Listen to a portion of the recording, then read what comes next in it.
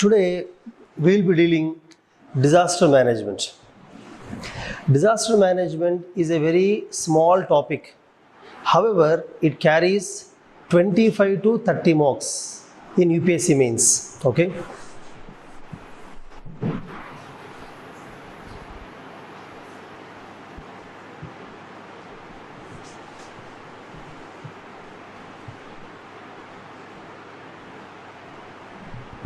See, in UPSC Mains,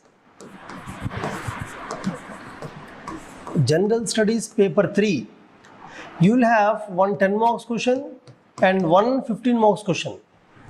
Roughly 25 to 30 marks questions will be from disaster management.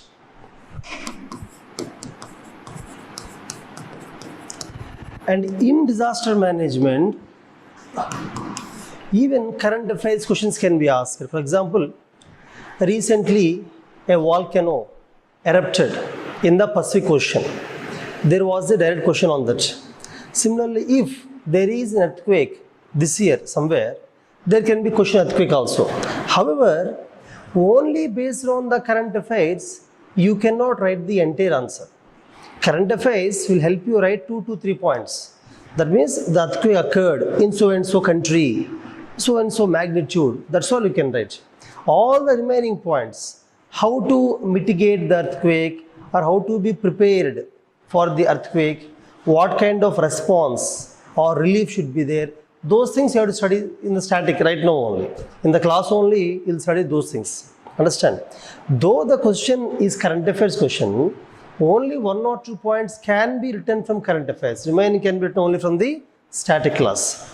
Remember friends, in disaster management, to score high marks, you should by heart, means remember, understand, you should understand, but remember some 20 to 30 common points.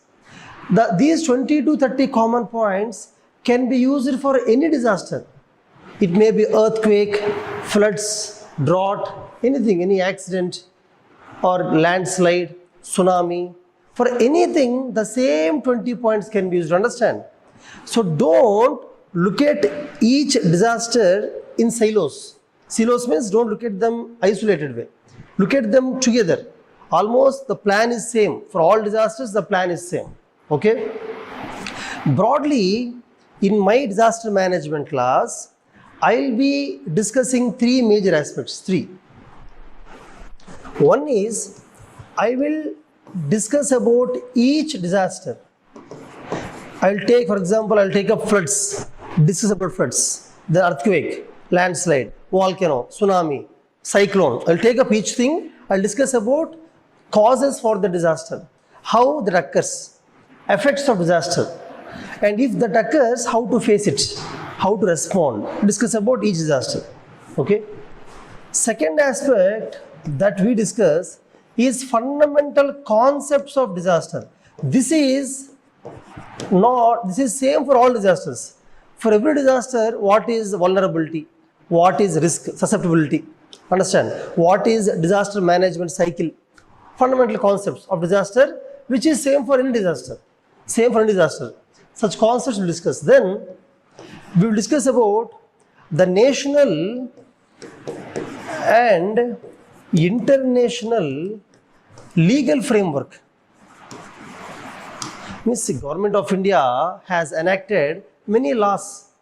There is disaster management policy is there, National Disaster Management Act is there, authority is there.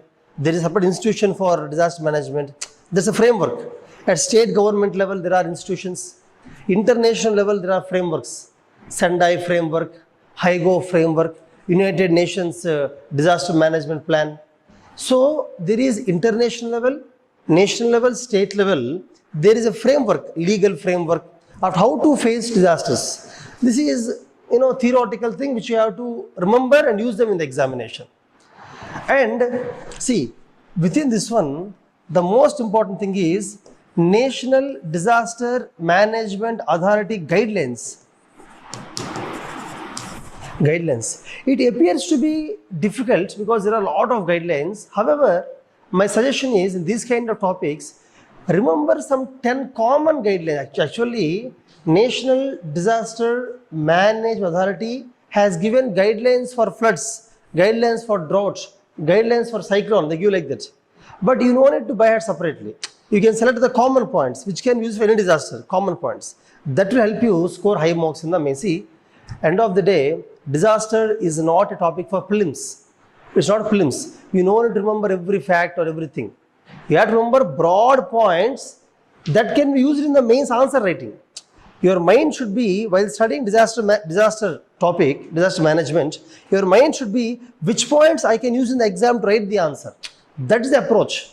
Approach should not be about knowing everything about disasters. That's not required.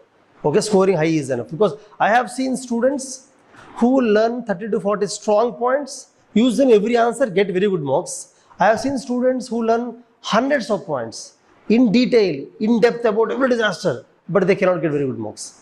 Understand? So, mains, scoring high in the mains answers is a different game that you have to play by using less time and be more efficient. Okay?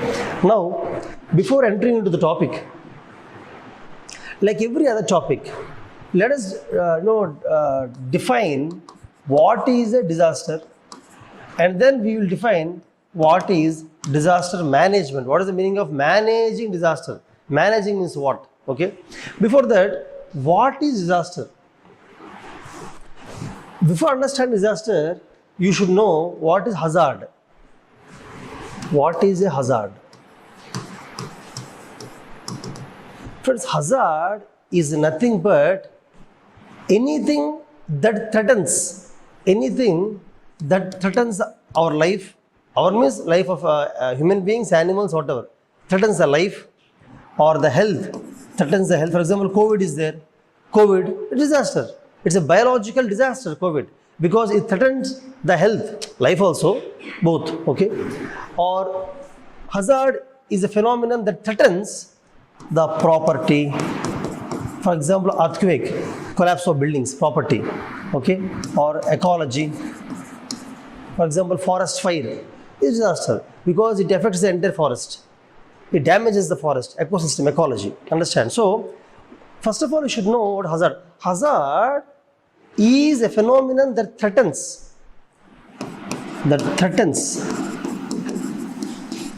these things. Hazard is a phenomenon, you can write it if you want. Hazard is a phenomenon that threatens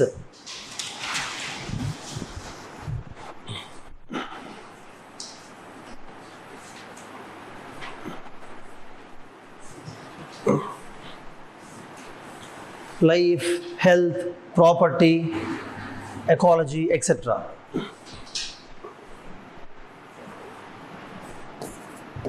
You can write down, it can be either natural or man-made or both. It can be either natural or man-made or both. For example, friends, earthquake. Earthquake is natural. Cyclone is natural. Cyclone is natural. It occurs natural. Human beings cannot create cyclones. Can human beings create cyclones? Earthquake can we create? Of course, there are some remote chance of, there is a theory that human beings can create earthquakes, but general earthquakes are natural. Volcanoes are natural. Okay? Natural. What are man-made? For example, rail accidents, chemical accidents. For example, Bhopal gas tragedy, Fukushima nuclear power plant tragedy, or COVID. Some of them are man-made. Now, see, there are combination of natural and man-made. Some people call it as socio-natural, but you can simply say combination of man-made and natural. For example, flood. If flood occurs because of heavy rainfall, it is natural. If floods occur because of heavy rainfall, it is natural. If floods occur because of cyclone, it is natural. But if floods occur because of the collapse of dam, there are dams, so we consider dams, right? Because of collapse of dam, If the floods occur, it is man-made.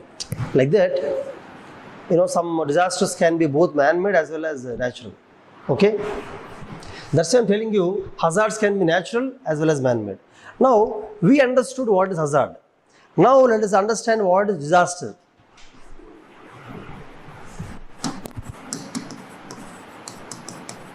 Friends, hazard only threatens the life. But if hazard really affected the life or affected the property, it's called disaster. Understand? Disaster is when, you can write down, disaster is when hazard impacted the life, health, property or ecology. Disaster is when the hazard affected or impacted the life, health, property, ecosystem.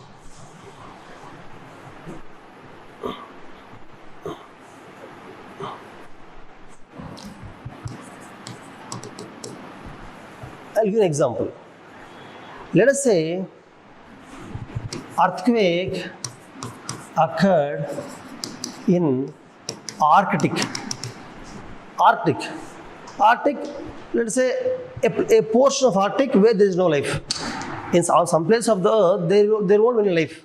In Arctic area, in Arctic zone, some places animals are there. Some places there is no life at all, completely cold. At such a place, if earthquake occurs, it is called hazard because it threatens the life, But in reality, it did not affect the life or whatever property, right? There is no property in Arctic, no life in some parts of Arctic.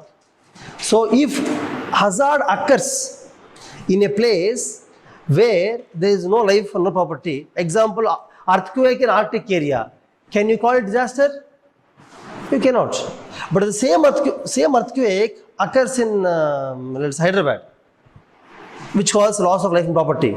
This hazard is called disaster. This earthquake is called disaster. That hazard is not called disaster. You understand the difference? Hazard only threatens the life or property, whatever. But if hazard really impacts the life, it's called disaster. That is difference. So you cannot call every earthquake disaster. For example, volcano which occurs in Pacific Ocean, where let us say in that place there is no real life is not there or nothing is there. It is, though the volcano is very severe also, you will just call it hazard only. You cannot call disaster. Disaster is only when there is a loss of life or health or property or whatever. Understand the difference? Okay. Now let's move on. Friends, I am discussing about floods. Just now I discussed about floods, cyclones, earthquakes, these things. No. Let us do one thing. Let us try to divide the disasters just for our understanding. In reality, UPSC never asks that what are the types of, they may ask, but as well they never ask it. Okay. What are the various types of disasters? What are the various types of disasters? See, there are different kinds of classifications. One classification I already told you, For example, natural. I told you natural disasters. What are natural? I told you what are man-made. And what are socio-natural. I told you, socio-natural. For example, friends, if you want only man-made, purely man-made, no interference of nature, you can write any kind of accident. Rail, bus, whatever, air, or water navigation, any kind of accident, or nuclear disasters. Chernobyl, nuclear disaster means if a nuclear reactor blasts, it impacts, it's called it actually creates radiation that impacts the life around the nuclear reactor. Okay, Chernobyl disaster, Fukushima disaster. There are names of different places where Fukushima is in Japan, where nuclear reactor blasted, or not blasted exactly, leakage. From nuclear reactor, there is a leakage of nuclear radiation. Once the leakage occurs, it impacts the life. Okay. Then chemical disasters or industrial accidents. For example, Bhopal gas strategy. In 1984, friends, in 1984, in India, there is a major chemical gas leak. It's called Bhopal gas tragedy. You know what happened in that year? There is a pesticide manufacturing company called Union Carbide of India. Union Carbide of India is a company, they manufacture pesticides. When they manufacture pesticides, the waste that comes out of it, waste, they store in another place, they store. That wastage has increased. They know that it should be dumped. They cannot store more than certain waste. It may cause gas leaks also. But they store it. Because of that, there is a gas leak. Many gases were leaked at that time, but among all those gases, many are poisonous gases. The most dangerous poisonous gas that released was methyl isocyanide. Methyl isocyanide, very, very poisonous gas. Everybody who breathed it died on spots. Certain gases may not kill people, they only cause them disability or health hazards, injuries. Some gases mixed with the groundwater, and it impacted the life for next 30 years. 1984 till 2014 also, some people born out of that area were physically disabled. They have got vision problems, hearing problems, brain problems, growth problems, hormone problems. You understand? The impact, immediate impact is there, long-lasting impact is also there. Because what is dissolved in the water will stay for a very long time, no? Groundwater. So you should write about the examples. It's very important. You should write this. 1984 Bhopal gas tragedy. Write down. 1984 Bhopal gas tragedy caused by the pesticide manufacturing company called Union Carbide of India. Pesticide manufacturing company called Union Carbide of India.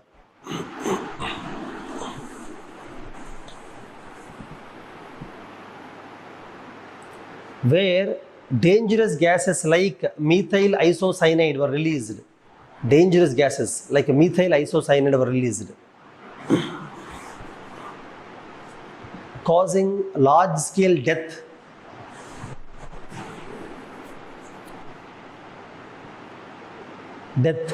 And health hazards for several years.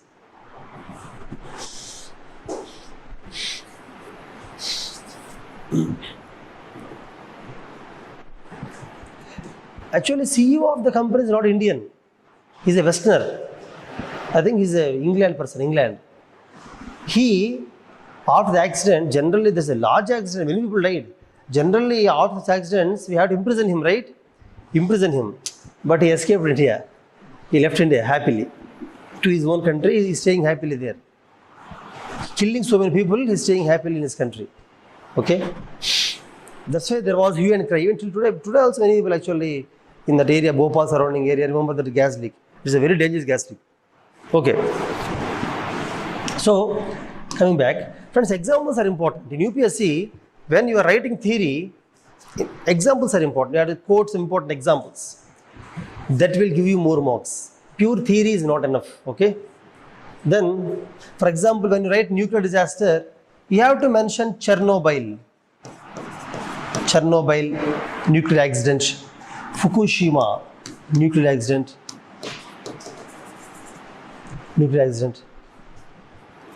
Okay. If you want rail, bus, air, you can give some examples. Major rail accidents, there are several rail accidents. Rajdhani derailment happened. Rajdhani derailment is a major accident. Like there's some major accidents you can write. In air accidents you can write. If you remember current affairs, also some accidents you have to mention. Major accidents you should mention. Okay. Then terrorist attacks. Terrorists means even Naxalites can also be. Naxalites are also in India. Naxalites are also called as terrorists because they use terror by killing people. Terror to meet their demands. If I have some demands and if I use terror to meet my demands, it's called terrorism. That's all. For example, the Dantewada attack. Read about Dantewada. Dantewada is a major attack by Naxalites. Read about the Dantewada attack. It's a Naxal attack, where 72 Jawans died, 72 police died in the attack. Okay.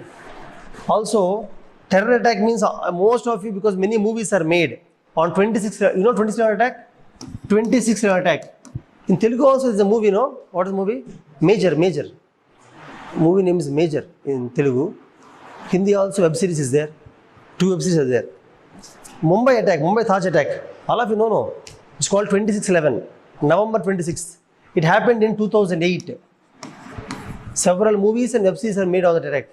It is also a major terror attack. Terrorists directly came from the sea, entered into India, came to Mumbai. They just took a few people came, took some guns, started killing. They had a killing spree, killing everybody who comes on their way. Finally, went to Taj Hotel, killed almost everybody in Taj Hotel. Almost, not all. But Indian commandos really did a very great job. We were able to catch them. One of them was caught alive. What is his name? Ajmal Kasab. He was caught alive. Remaining all were killed by the commandos of India, black commandos. And we were able to save several lives in the Taj Hotel. Taj Hotel is a prestigious hotel. Foreigners are there. Industries are there. Big people are there in the hotel. Many of them were killed. Okay. So such kind of examples you can write. So friends, there are even epidemics. You know, epidemics can be caused by virus, bacteria, any kind of pathogen. You know, example COVID, you can write COVID. COVID is epidemic. Pandemic. Okay, pandemic. So diseases, major diseases. For example, plague. You know, plague. The plague caused the death of several people in Europe sometime back. Almost 20% of Europe wiped out because of plague. India also, there was no medicine for plague previously. Many people died because of plague.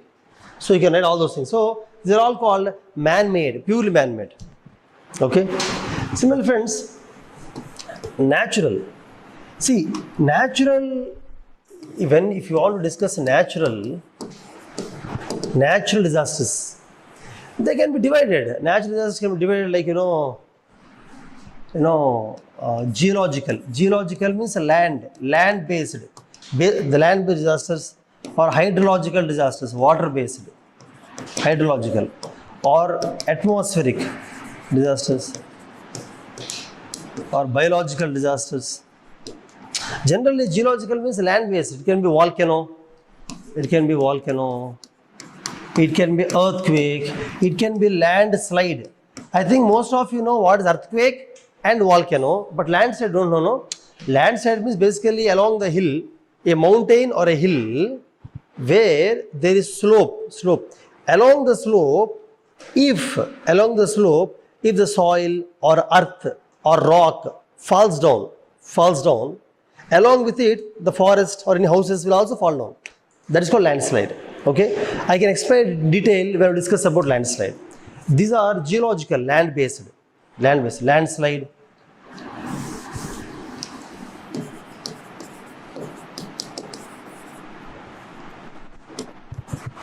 When hydrological means water-based. Water-based means tsunami.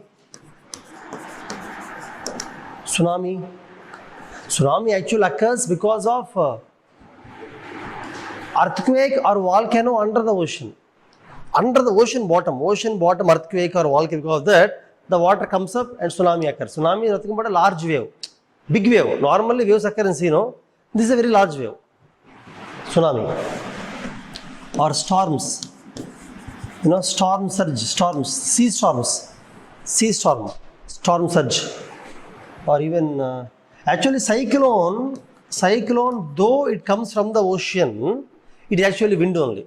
Cyclone is a wind rotating around a low pressure center. Low pressure center is there. Cyclone rotates like this. We will learn about geography very well. Cyclone. It originates on the ocean but comes onto the land. So it is atmospheric. It has nothing to do with the water. Atmospheric. Okay. For example, cloud burst. You know cloud burst?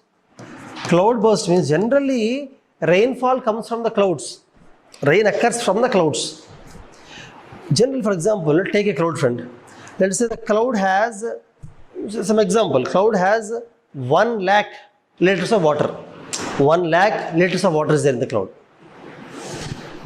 If rainfall occurs slowly, every hour 1000 liters like that. Hourly 1000 slowly 1000 liters. Like that, how many hours? 100 hours. In 100 hours, all 1 lakh liters are over. That is normal rainfall. But if all 1 lakh liters fall down within 1 hour, that is called cloud burst. Cloud burst means heavy rainfall, that's all, heavy rainfall. Okay. Cyclone, cloud burst. You know heat wave, friends? Heat wave. What are the bantar kada? Heat wave, cold wave. Wave means, for example, see, let us say temperature in the month of May in Hyderabad generally is around 43 degrees, let us say. But there will be some 1 week, May 21st, 27th, in that 1 week, an example, 1 week, temperature is 49, 50, 51, 49 and a half, like that.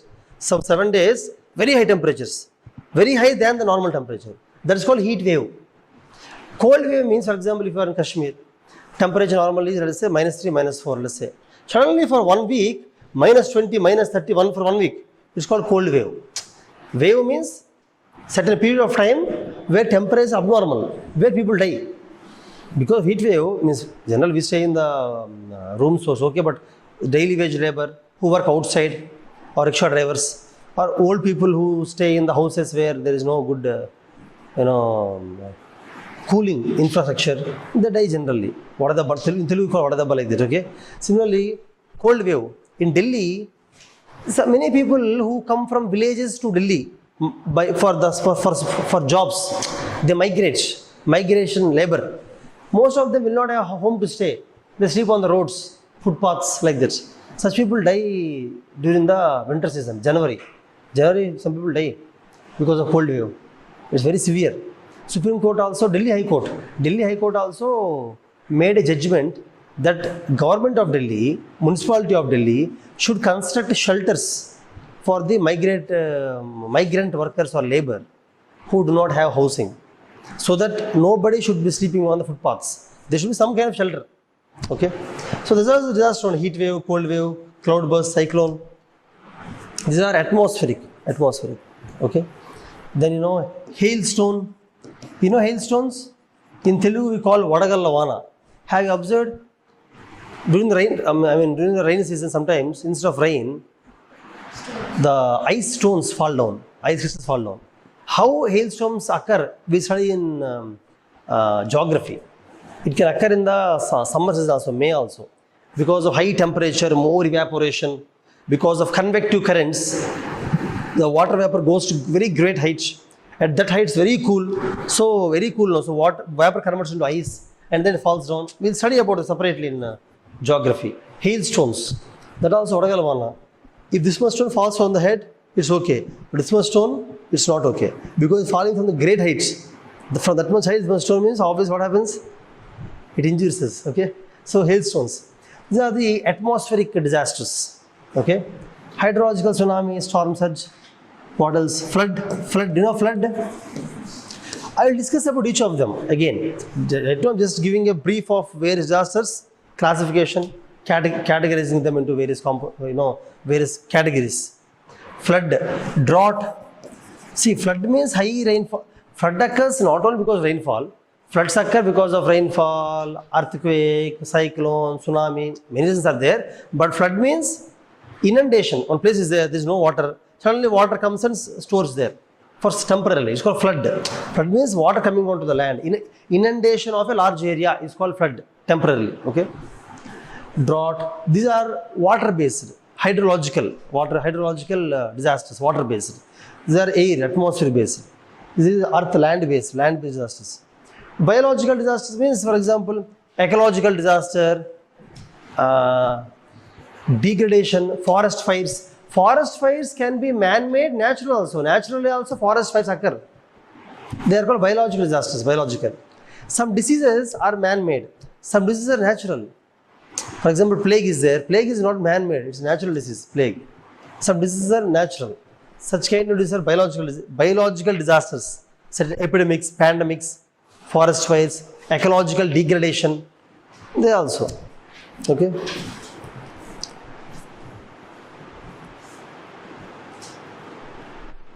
For example, in a movie, Surya works with the Prime Minister of India. No, sorry, Prime Minister, Chief Minister, Prime Minister, I think Surya works there. There they invent a pest. One scientist invents a pest. He sends the pest.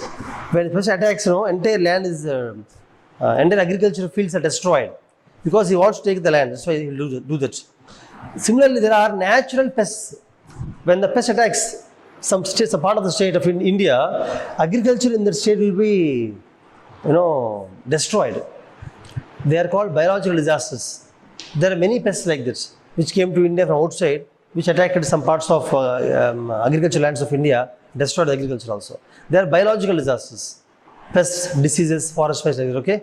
So, friends, you understand broadly the disasters I'm talking about? Okay.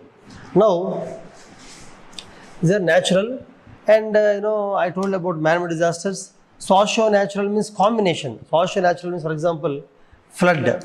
Flood can be naturally occurring or man-made. Even drought. Drought also can be man-made. Generally, why droughts occur? Because of no rainfall. But sometimes because of wrong agricultural practices. If you are using too much groundwater, not storing the rainwater, then also droughts occur. Okay, so droughts can be natural, man-made also. Landslide. Landslide can be natural. Naturally, the land may slide from the slope, or man-made because of cutting the forest. Deforestation. This is a mountain. If you are deforesting, removing all trees, then the land becomes loose, it falls down. So that is called man-made landslide, man-made flood, man-made drought, like that, okay? Now friends, you understood what is disaster. Now let us understand, I think you understood what is disaster, right? Disaster, you got a clear picture, right? Let us go to what is disaster management. What is disaster management? Disaster management means managing the disaster before it occurs. Listen carefully. Before it occurs. It's called pre-disaster management. Pre. During disaster. During disaster, you have to manage. I'll tell you what to manage. After disaster, after the attack, after the impact, post-disaster. Post-disaster. All the three you have to manage. Disaster management means not only managing while disaster occurs. You have to manage before it occurs, after it occurs also. Together is called as disaster management. To get a complete clarity, let us say different stages before disaster, what shall we do? In disaster management means before disaster what we have to do, during disaster what we have to do, after what we have to do. Let us see a cycle. It's called as disaster management cycle. Very famous cycle, you can find everywhere in the Google images, whatever. Okay. Let us draw to understand this better. To understand better, cycle is not required, but it's a very famous cycle. That's why I'm drawing it. Okay. That is impact. Impact means disaster occurred. It can be anything: landslide, earthquake, cyclone, tsunami, anything, disaster. Impact means cyclone occurred just now, or tsunami occurred just now, or earthquake occurred, landslide, something occurred. Impact. Immediately after the impact, after the cyclone has come, tsunami has come, immediately what will do after that? Response. Response. You will respond. Respond means, for example, when tsunami is occurring, response does not mean that is not response. Response means when tsunami occurs, what will you do immediately? Response. What will you do immediately? Generally, what will you do immediately? Immediately, what will you do generally? Evacuation. Evacuation means the people in that area who may be attacked by tsunami, we have to remove them from that place. Take them away from that place. Earthquake occurred in a place. What will you do? Remove the people from the place. Immediately relocate them. Relocate means remove, evacuation. You know evacuation meaning? Yeah. Similarly, search and rescue. Search and rescue. Search and rescue means you might have seen when earthquake occurred recently. People go there, search, because people were under the buildings, under the slab, under the chairs. You cannot see them. You search for them. Where they search for them? Sometimes hand, you can see the hand. Then remove the slab, take the person out. Search and rescue. During tsunami, have you seen the Dasavatara movie? Dasavatara. Towards the end, they show tsunami. When tsunami occurs, all the houses collapse. Some people are under the house, some people are under the vehicle, something. You have to search for them and rescue them. Rescue. Search and rescuing is called response. Okay. Then doing first aid. Write these things. It's important. Write them. Disaster management cycle is important. Write the cycle.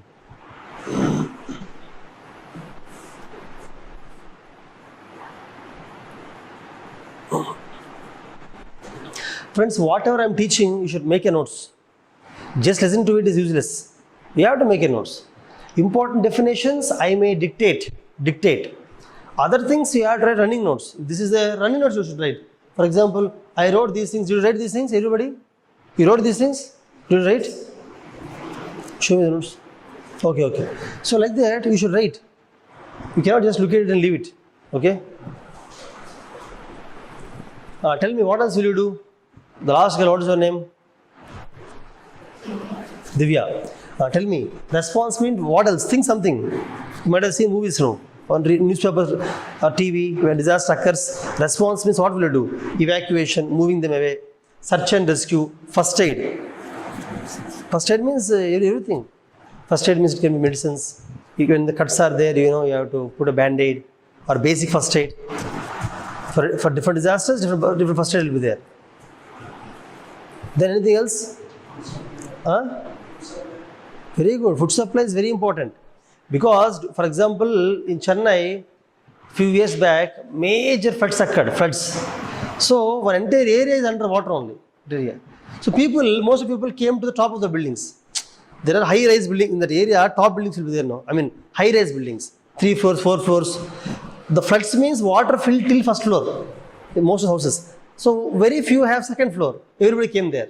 Second, third floor. They stood on top terraces. Everybody cannot be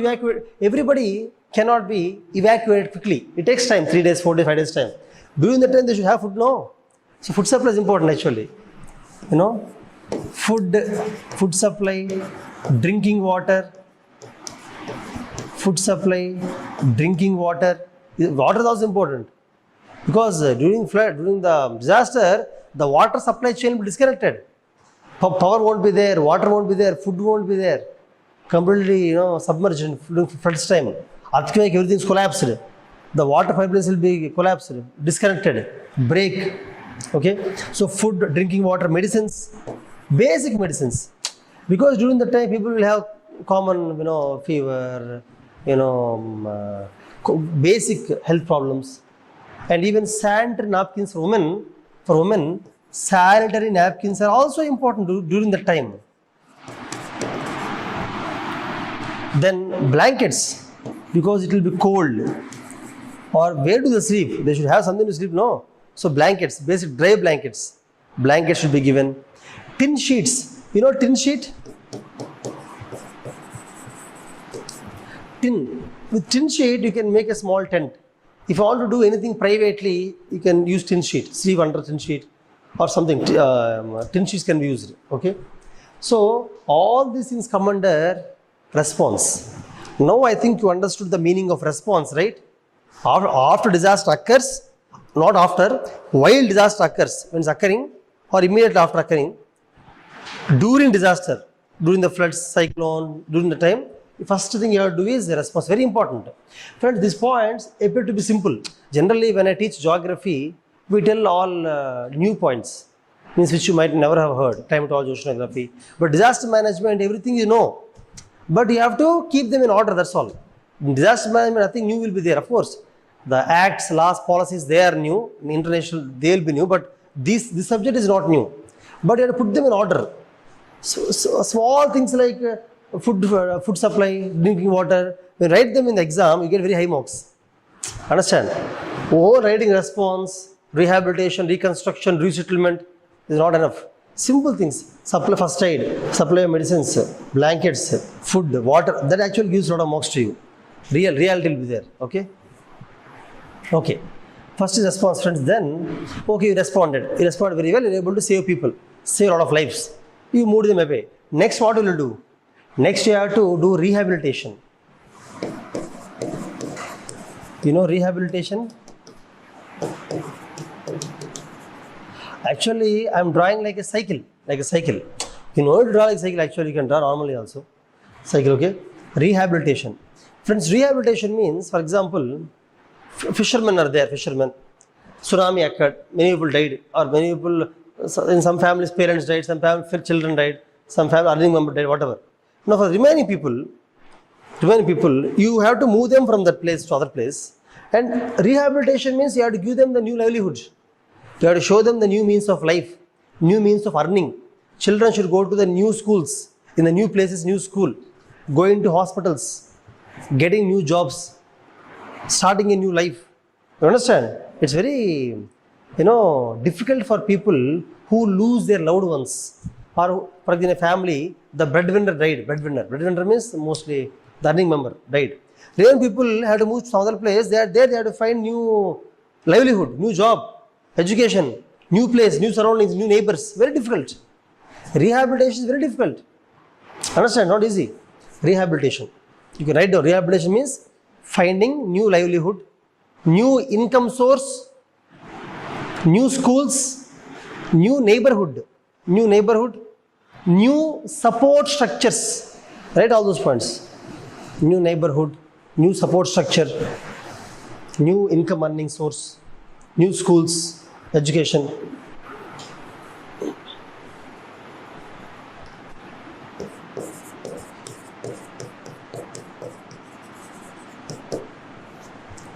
Government generally does something called as resettlement.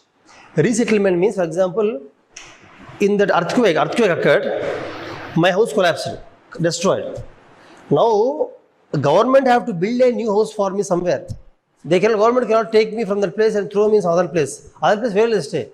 Where can I stay? Hotel or lodge every day? I cannot do that now. So resettlement. Resettlement means government have to take me to a new place. In that new place, I have to sit in the place. So government should give me new home. It's very important. Government is responsible to government only. Giving a new home, new job, all these things. It's called resettlement. That is also important. This is after disaster. Friends, response is during disaster response. Rehabilitation is after disaster, after. You understand? After disaster, you take them rehabilitation, resettlement, and then actually these things are called as recovery. It's called recovery. You know recovery? You have to recover from the pain, recover from the health problems, recover from the loss. You lost something, no disaster. Recovery. You have to use these words R, respond, recovery, rehabilitation, R like that. Resettlement. These are the keywords of disaster management which better to use in exams. Okay. Then friends, reconstruction and development. Now, what is the meaning of reconstruction and development? For example, cyclone occurred. A large village is completely destroyed. Will you leave the village forever, or will you come back to the village? After 6 months, 7 months, will you come back or no? You will come back, no, because you have the land, agricultural land is there, property is there in the village. Houses might have collapsed. Again, you have to come back, no. So, when tsunami occurs, many villages, coast villages are destroyed. But after 5-6 months, again people came back. Tsunami will not come every day, no. Tsunami will not come every year, no. In India, tsunami occurred 2004. In India, tsunami occurred in 2004. You should know that. You should write down. Very important. You know tsunami, right? It occurred 2004, tsunami. Tsunami occurred 2004 in India.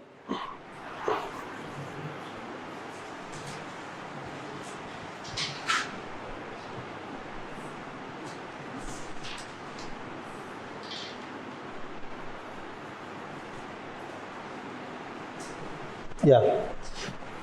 Reconstruction and development means, you can write down, write down. The villages that are destroyed because of tsunami or whatever disaster, after a few months, that village will be again reconstructed. In the village, whatever electric cables are gone, they will reconnect the power. They will reconnect power supply, reconnect water supply. For example, drinking water pipeline is broken. Reconnect the water pipeline, reconnect the power. Again, reconstruct the schools. Whatever schools are gone, again you have to construct the schools there. Construct hospitals. Many roads may be damaged. Reconstruct the roads. Basic infrastructure like roads, hospitals, schools, drinking water supply, power supply, communication lines. To some extent, houses also. houses also they'll reconstruct all, give some money to the people. With that money, people only construct. Government may not construct. They'll give some, some money. With that, they will construct their own houses. People, but the basic essential infrastructure is called essential infrastructure. Which one? Drinking water supply, power supply, communication lines, schools, hospitals. Those things they'll construct. It's called reconstruction. It's also very important part of post-disaster management. Very important, reconstruction. And it's also called development. You develop that area. The area that is damaged completely, you'll develop that. You will develop in such a way, for example, floods occur, buildings collapsed. Next time when floods occur, buildings should be strong. So they will develop in such a way that the buildings are resistant to the water, resistant to the winds. When cyclone occurs, if you construct a house where the roof is hanging, loose roof, when cyclone comes, roof will go along with cyclone. Okay, that's why you have to tie the roof. It's called wind bracing. Means you have to make the buildings resistant to the disaster. Earthquake occurred. Every building will not fall. Some buildings which are earthquake resistant. See, go to Japan and see, Indonesia, go and see. For example, when earthquake occurs in Indonesia, Japan, building moves like this. Again, it will stay. In India, after moving like this, it will not come back. It will fall like this.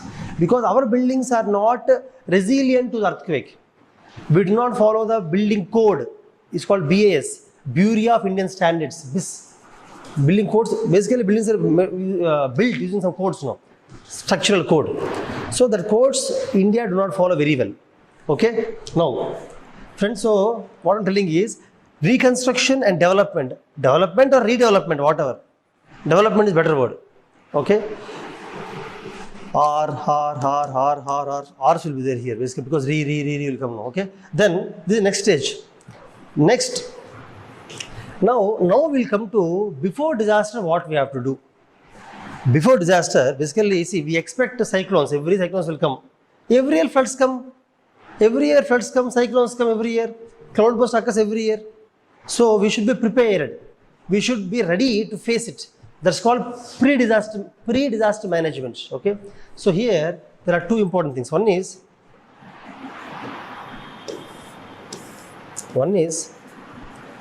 mitigation and prevention. Mitigation, prevention.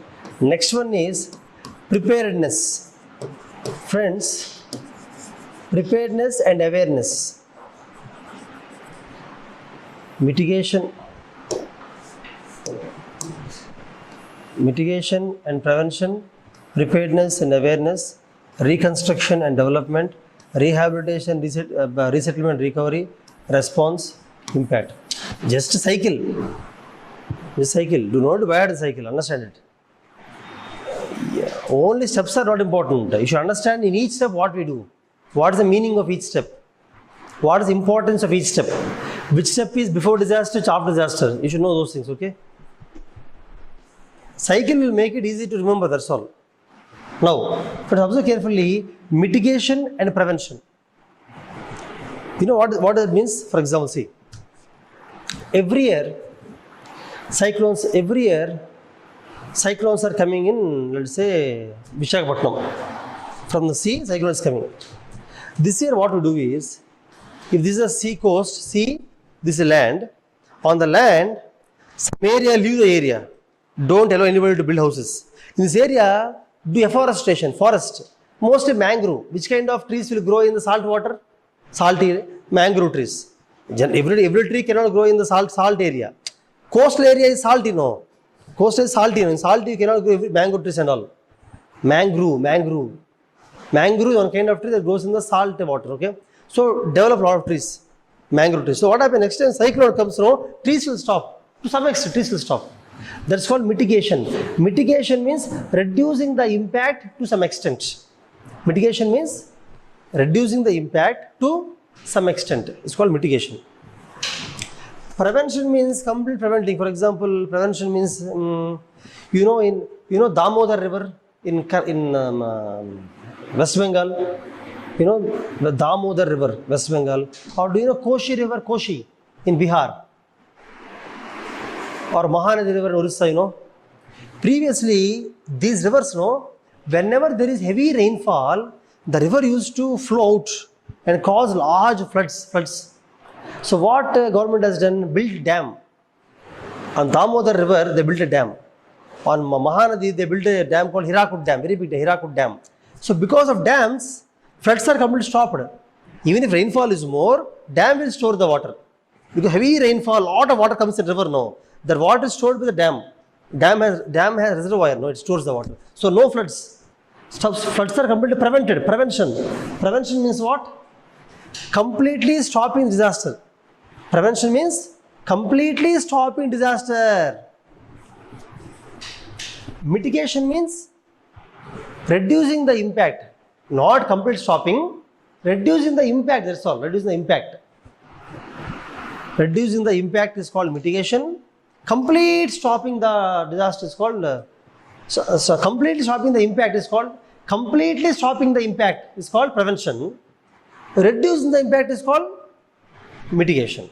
Okay. I will tell you, here place is not there. I will go to next board. I will explain you various mitigation measures, prevention measures.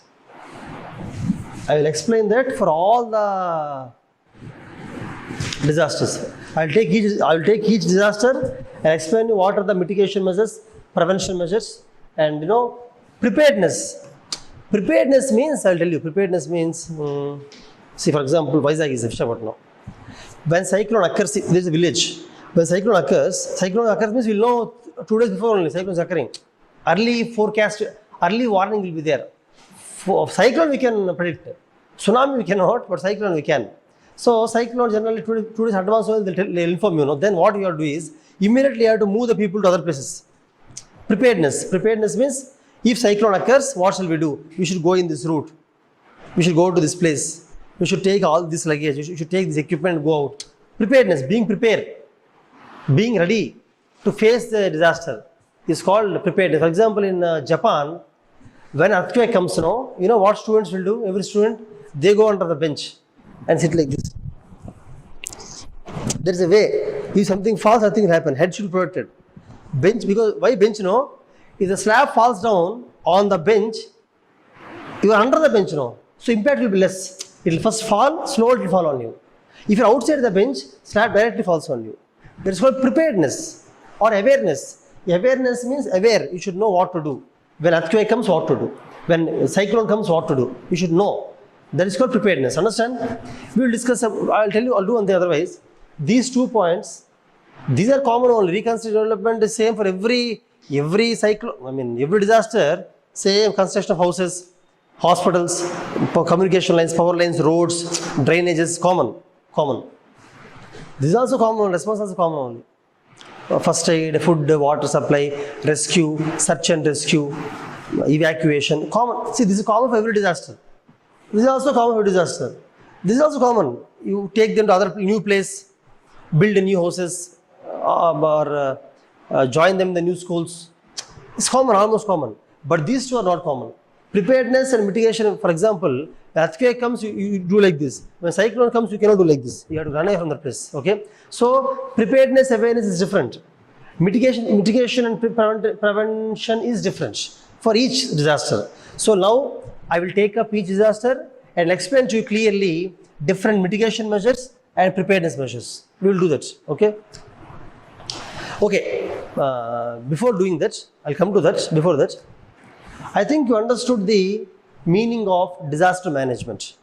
Disaster management is managing during disaster, after disaster, before disaster. These 2 are before, friends. These 2 are before disaster. Pre-disaster. We call these things as pre-disaster. This is during disaster. But disaster occurring during disaster. These two steps are called as post-disaster management. These 2 steps are called as post-disaster management. These 2 steps are called pre-disaster management. This is called during disaster management. Whatever. Okay. So overall, it's called disaster management. Understand? So it's a broad term. Disaster management is a very broad term. I think you understood it now. Now you understood it, no? So I think all of you understood what is a disaster very clearly. Types of disasters you understood, no? Then what is just management you understood, no?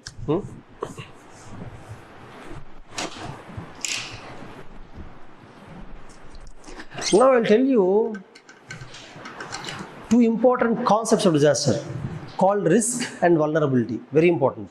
You should observe very carefully because the two words are very different. These are called concepts of disaster management. I'll try to understand.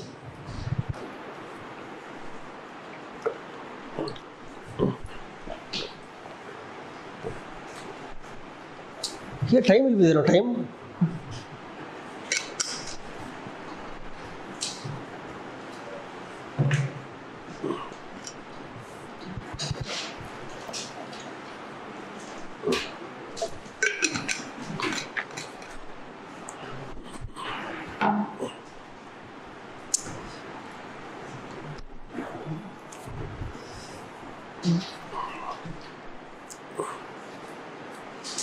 Friends, what is the, do you want this color or white color, which is better? This color is okay. What is vulnerability? And what is risk of disaster? Risk of disaster, vulnerability of disaster are important. First I'll give you example, then I'll define. It's better, right definition you will understand, okay?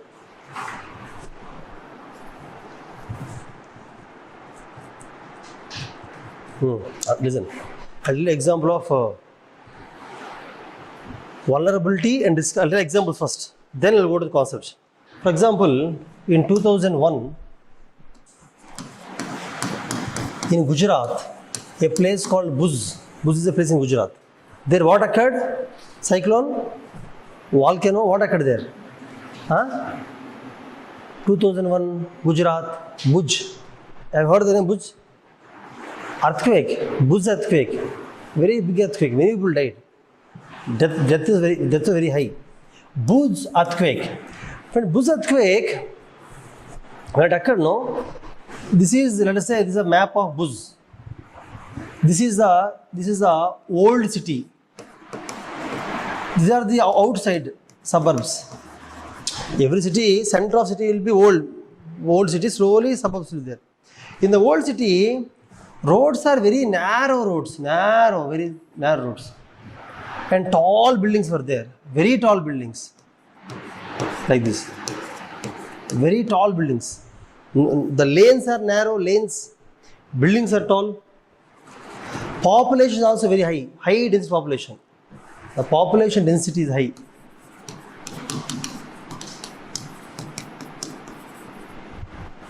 Whereas outside suburban area, very large, wide roads, small buildings, less population, very less population. Okay, now tell me, earthquake occurred in Bhuj. Earthquake occurred in the Bhuj. Who are more vulnerable? Means who will die mostly? Old city. That is called vulnerability. You understand the meaning of vulnerability?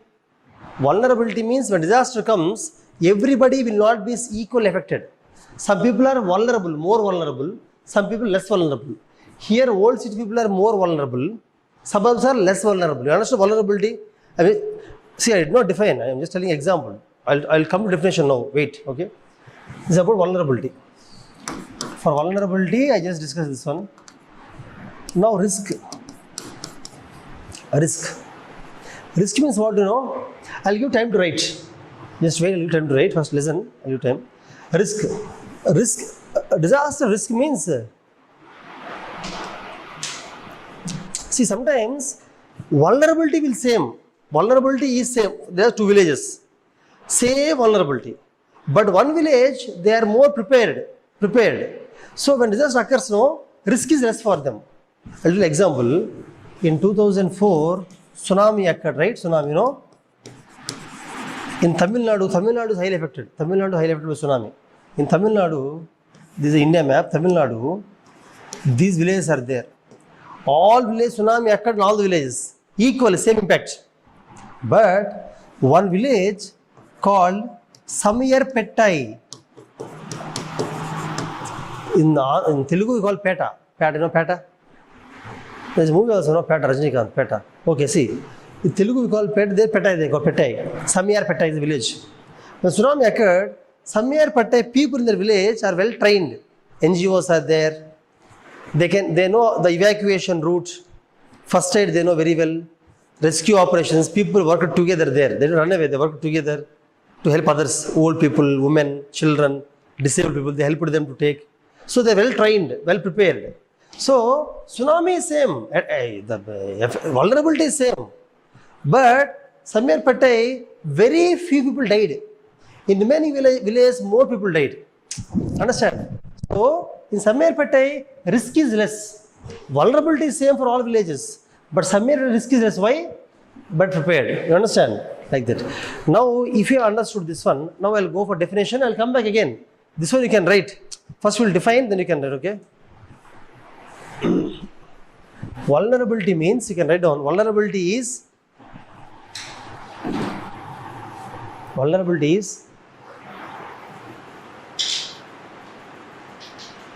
social, economic,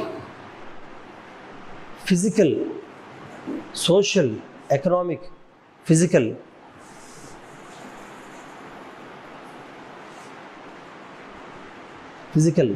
susceptibility,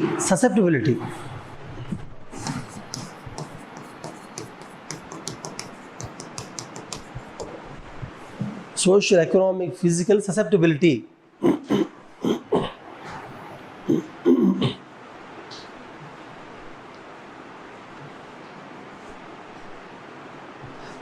To damage, susceptibility to the damage during the disaster.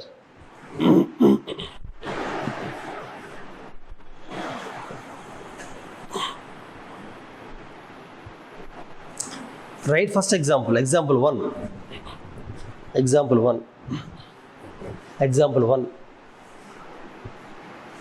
Social vulnerability, right, like that. Social vulnerability. First example is social vulnerability.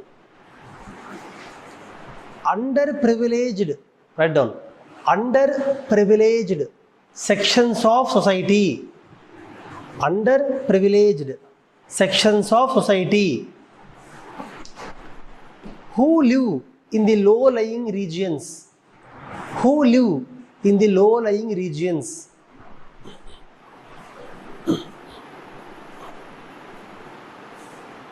Are more vulnerable to floods.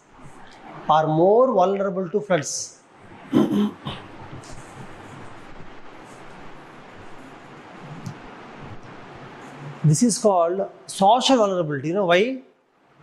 You wrote down, shall tell again. Okay, see. For example, friends, this is a land like this. This is a land. You always observe, you go to any state in India, observe always, in the near the river, for example, this is a river. When the river floods, when the river water comes out, the water goes like this now. Where impact is more? Here, low-lying area. Here nothing will happen. Here all impact will be there. You always see the houses here or people who stay here are morely poor people. Rich people won't stay there. Rich people always take a place which is not impacted by the floods. Poor people who cannot buy a land, who cannot purchase the land, agricultural laborers. Because here the land cost is less. Nobody stays there. Low-lying area, no. Whenever floods come, always it's full, always filled. So nobody stays there. So I told you, what I said, underprivileged. Underprivileged means basically poor, lower sections of society. They generally stay in the low-lying regions because when floods come, this is highly impacted. So out of all these people who are more vulnerable, this is more vulnerable. But this is based on the social status. See, the example I gave here is not social. Actually, old city is rich. Rich people stay here. This is not social vulnerability. This is physical vulnerability. Physical means here buildings are bigger. Here buildings are smaller. Here roads are thinner, like that. Physical vulnerability. This is social vulnerability. Basically, vulnerability means susceptibility. Whenever any disaster occurs, who are more impacted is called vulnerability. who are more susceptible is called more vulnerability. Understand? First example over now. You can draw diagram also if you want. Second example, you write this. You draw this one, write this one. No to draw, right? In the 2000 Bhuj earthquake in Gujarat, old city has more deaths. Old city has more deaths. Full stop. They are more vulnerable because, write down, because of more population, first point. Tall buildings, second point. Narrow roads, third point. More population, tall buildings, narrow roads.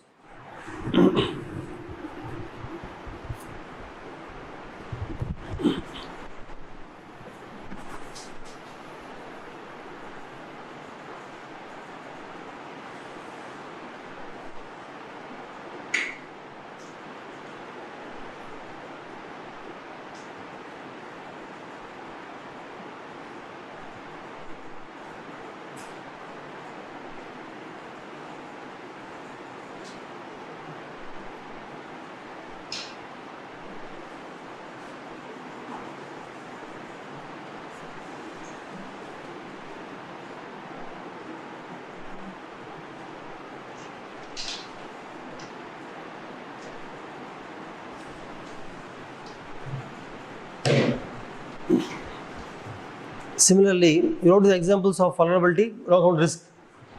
In risk, friends, you understood the example, no? Now risk, you write down. Risk is the probability of damage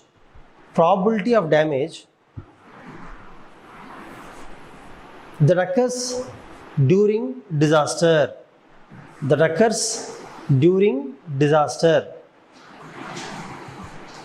Full stop. It can be reduced by proper mitigation and preparedness measures. It can be reduced by proper mitigation and preparedness measures.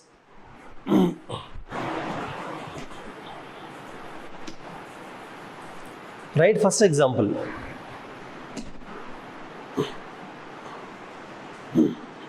First example. Samirpettai village in Tamil Nadu. Coastal Tamil Nadu, right? Coastal Tamil Nadu. In coastal Tamil Nadu, saw very few deaths.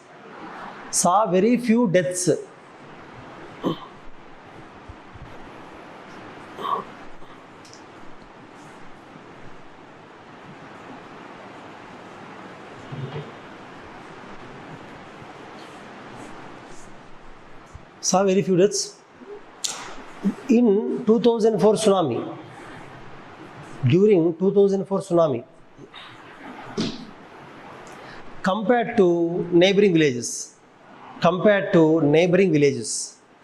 because people in that village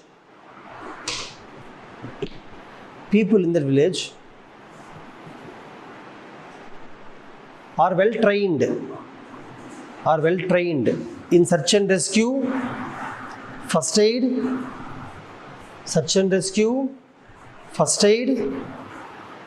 evacuation, by forming youth teams, and capacity building through NGOs. NGOs means non-government organizations. You know NGOs, no? Some people form as a group and they help the society. Capacity building means basically some NGOs, what they do in NGOs, they go to a village, there they'll train the youth, give training. If tsunami comes, what you have to do, how do you first aid? It's called capacity building. Capacity building means training the people to face anything. Okay? Now let us write second example. When earthquake hits a place,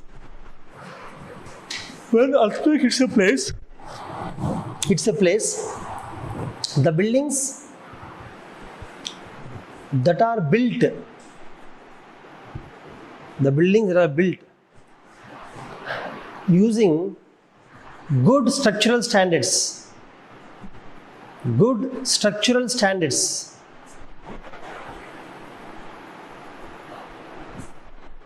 To resist the earthquakes. Good structural standards to resist the earthquakes. To resist the earthquakes.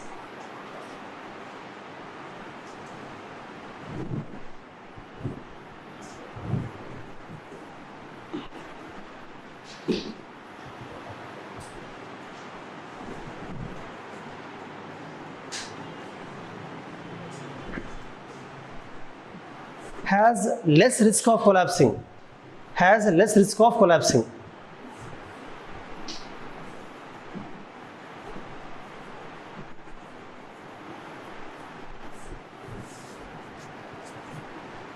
You are from October batch, no? October, November. November. You?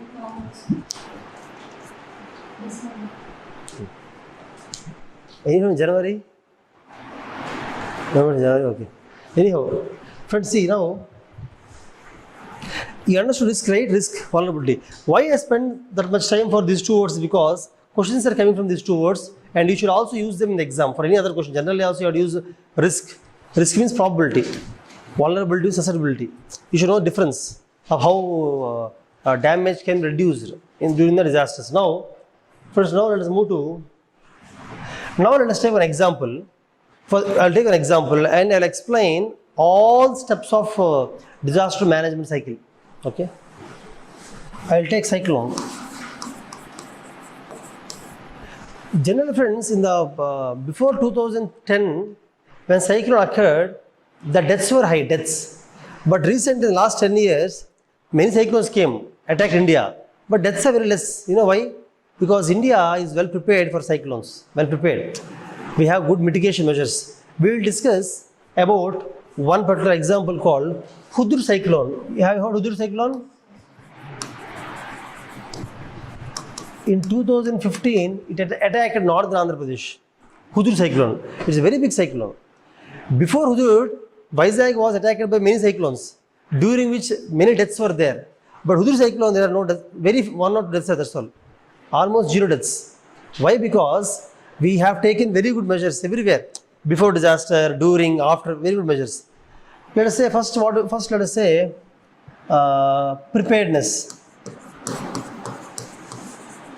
What are the preparedness measures? Or awareness? Let us discuss them. Then we will discuss about what are the mitigation measures or prevention measures.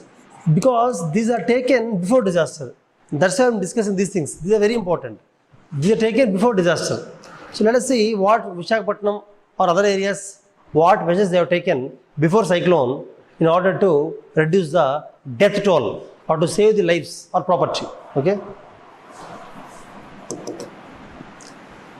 You know, friends, we used forecasting. Means we are able to forecast cyclone before 4 or 5 days only. Cyclone is going to come in 4 or 5 days like this.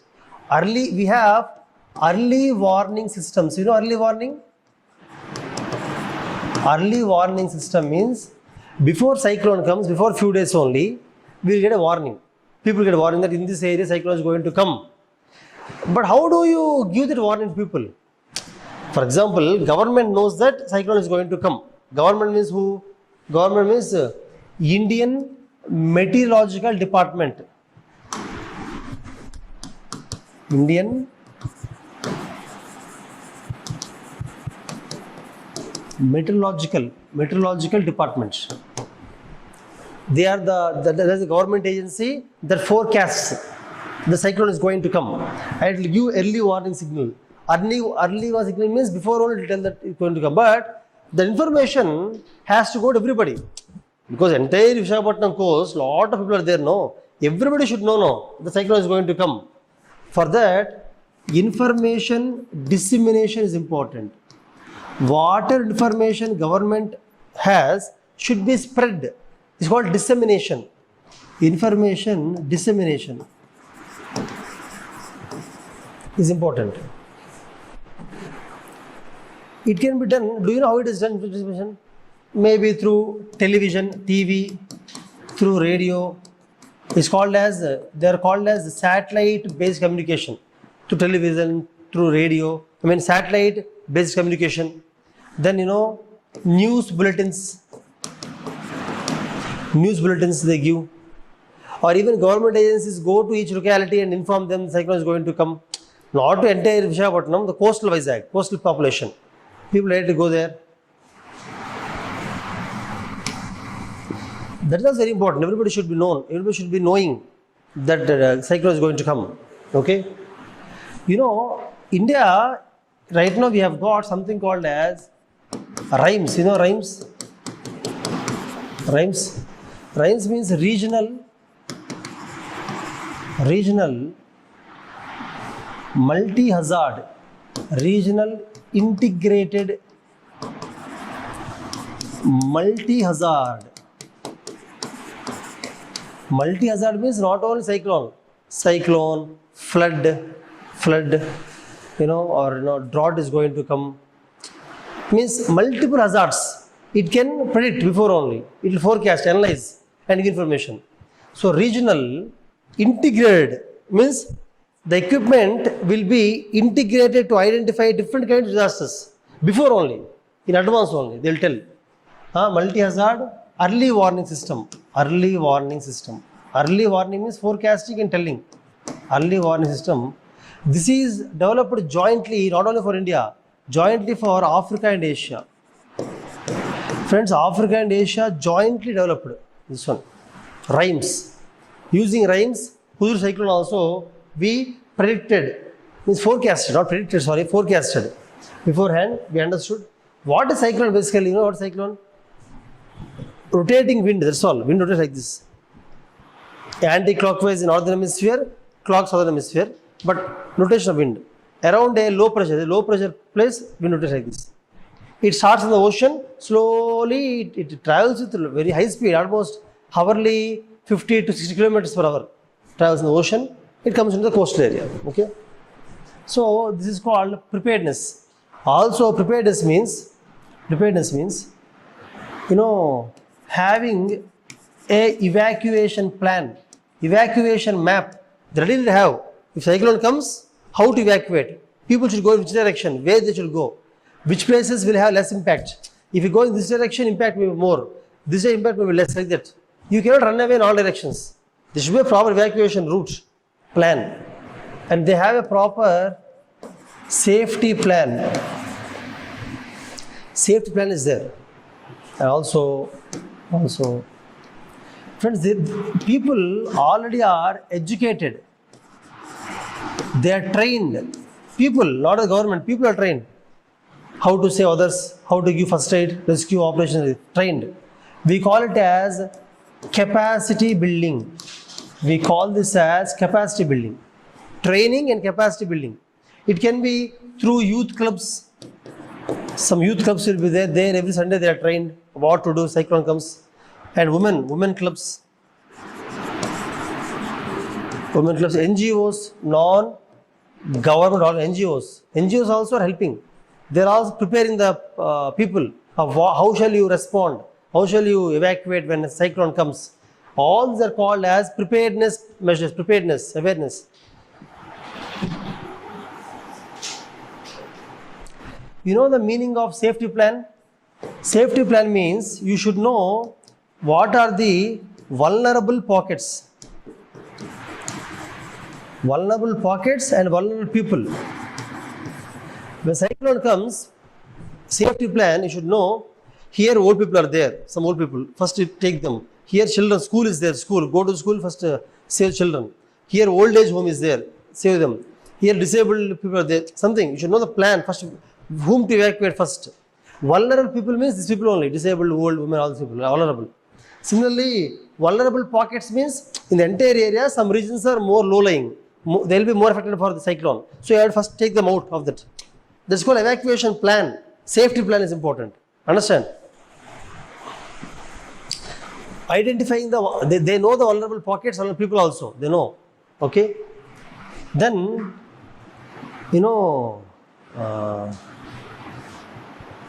Basically, many are there, but these are the preparedness awareness plans. Similarly, what are the mitigation or prevention?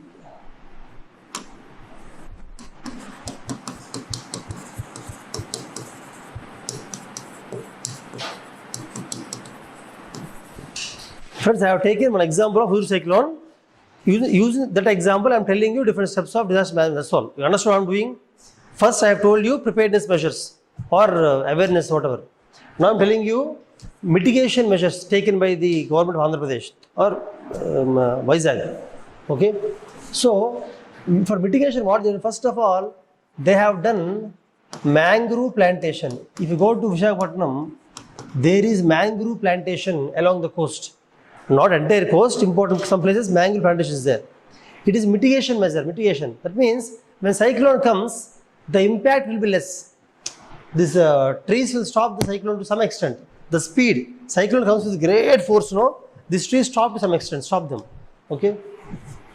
Then some houses are built on stilts. Some houses are built on stilts. Stilts means, see, if this is a house, there will be small stilts below, slightly raised, so that during cyclone water comes, a lot of water. That water will not enter into the house. That water will flow under the house.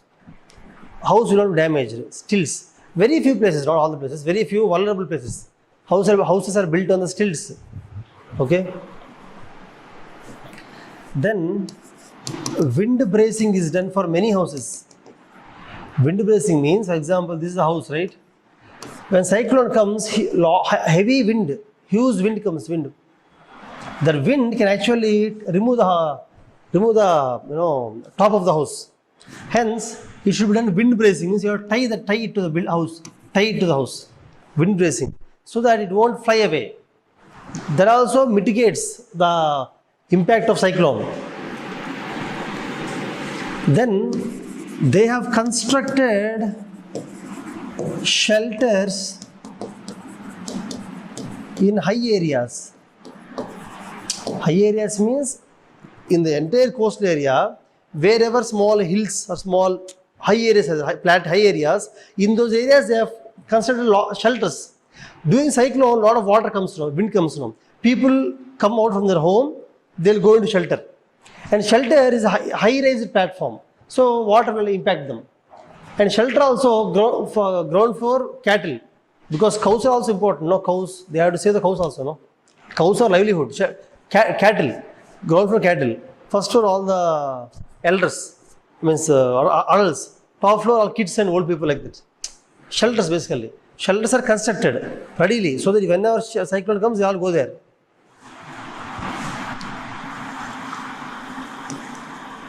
Similarly, friends, can anybody think of some more measures? You tell me. Any other mitigation measures or prevention measures? Leaving buffer area. Leaving buffer area. With whichever area they think more impact will be there, in those areas don't allow anybody to stay. Not only during cyclone, generally also don't allow construction of houses. For example, where earthquakes can occur in large scale, you should not allow construction of apartments. Like that, where cyclone impact is higher, don't allow construction of houses. Example, low-lying area, don't allow construction of houses. That's also mitigation, prevention. Okay. Like that, friends, these are the mitigation plans. Okay. Now, this is before disaster. What I told is before pre-disaster, before cyclone. But after disaster, how do you respond? That I think you know. I know, tell again, you know, right? Response. First aid, that blankets, food supply, water supply, search and rescue. Search and rescue what? Shelter, tin sheets, evacuation. All those things come under the response. Then I know to tell about the reconstruction, resettlement, rehabilitation, development. I know to tell now. Basically, in the development,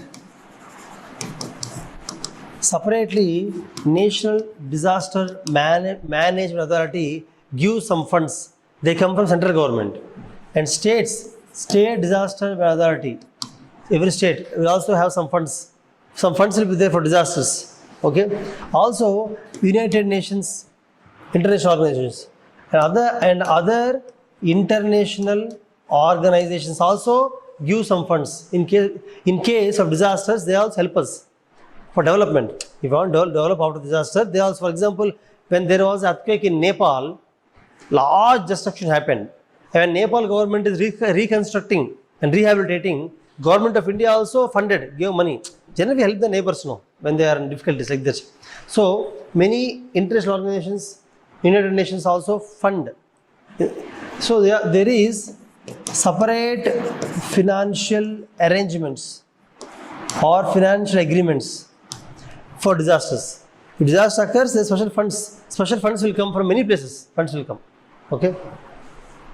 When there were floods in recent floods occurred, when many movie stars, heroes also gave funds. Prabhas gave some 40 lakhs, something 30 lakhs. So disaster that recently has occurred. Okay. So friends, disaster means, see,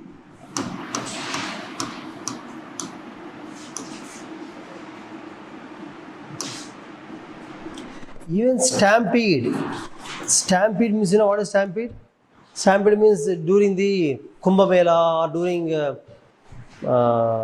large scale gatherings, suddenly when people run away or the disturbance, stampede. Stampede means people die because of other people walking over them. Stampede? That is a disaster only.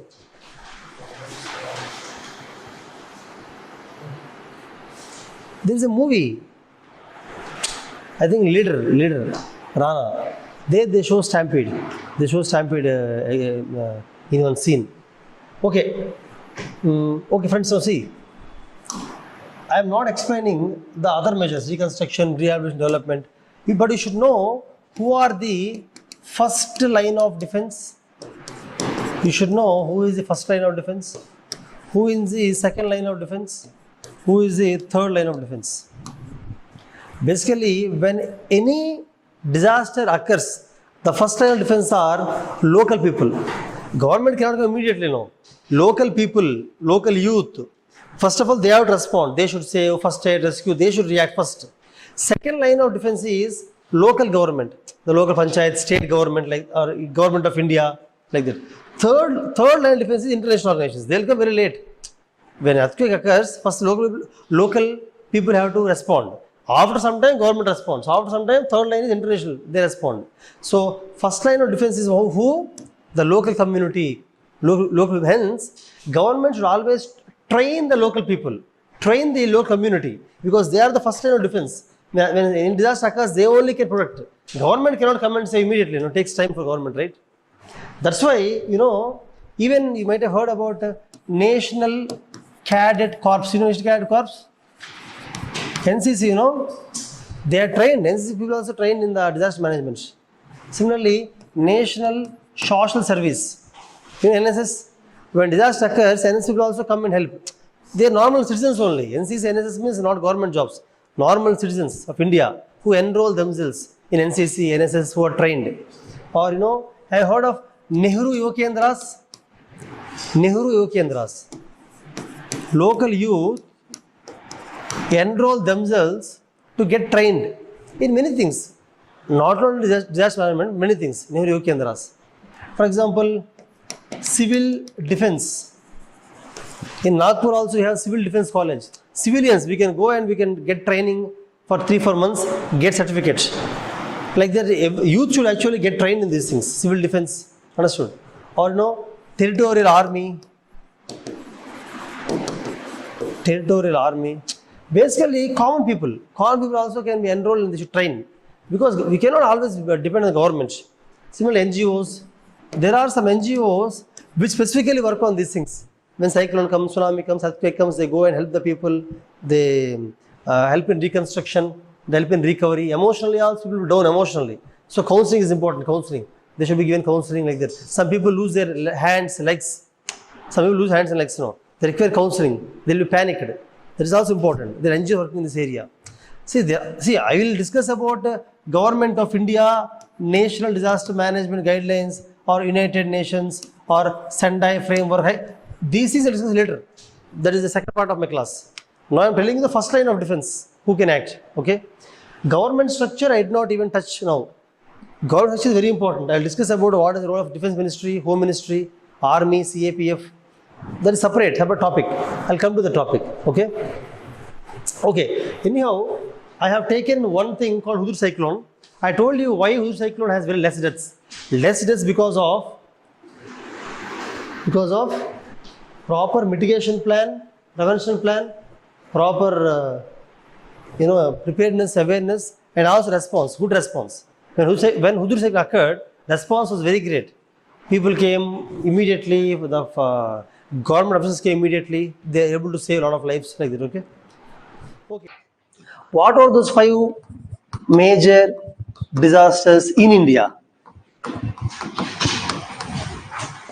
Definitely earthquake. India is prone. I'm not telling earthquake comes every year. Earthquake comes rarely only. But a lot of India is prone to earthquake, prone. Similarly, flood. Flood frequently comes in India. Floods frequently occur in India. Then drought frequently occurs in India. Drought also. Before independence, we used to have famine. Famine means extreme drought. But now famine is not there. Now drought only. Okay? Because now, in olden days, in the British times, when there was drought, there is no food to eat. But now, government is taking food from one state to another state in case of drought. At that time, there is no water to drink also. But now we have water tankers, pipelines are there. At the time, government never even funded the people who are dying with drought. But now they are giving loans, they are giving farm loan waivers, they are giving some funding for the drought prone areas. Now things are good because now we are not under British rule. However, even today there are many problems still that occur because of drought.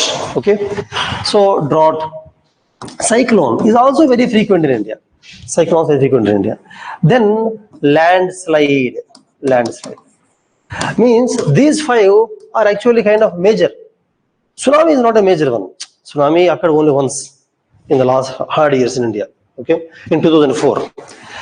But still I'll discuss about those things also. But today we'll finish this 5. Now friends, we will take each disaster. We will take each of them. We will try to study. First of all, we will try to define. First, we will try to define what is cyclone, what is landslide, what is earthquake, how it occurs. Definition means how it occurs. That is very important. You should know how it occurs. Okay. Then you will study about the causes. What are the because only if you know the reasons for disaster, you can control that. You should know the reasons behind disaster. Then you can control it easily. Okay. So there are causes. Then we will study effects.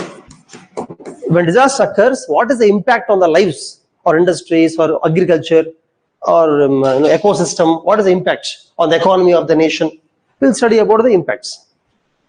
Then we will study how to mitigate, means how to reduce the impact or how to prevent. See, some things, earthquakes cannot be prevented, but drought can be prevented. Earthquake can be only mitigated. You can reduce the impact. You cannot stop the earthquake. You can reduce the impact. But drought you can prevent also. Like that, mitigation and prevention we'll study. And we'll study preparedness, how to be prepared. And we'll study how to respond, means relief measures. When earthquake occurs, what shall we do immediately? What shall we do immediately? If tsunami occurs, what shall we do immediately? If flood occurs, immediately what we have to do? That is called responding. Immediately what we do, that we will study. Preparedness means before it occurs, before the flood occurs, before cyclone occurs, what shall we do? Preparedness. And how to prevent it or mitigate it, and these things. So we'll take each of the disaster and we'll discuss all these things. Okay. We can make one thing. See, when I teach geography or history, I will dictate the notes. But here, I think you can write down. You can write down the 5 major disasters and what are the various things you will study about each of them. You can write down. Okay. Anybody want to dictate the notes? Or you can. I will dictate important definitions or examples. These things you can write down, running notes. Okay. Shall I slow down? Okay. If you want me to slow down, just raise your hand. No problem. Okay.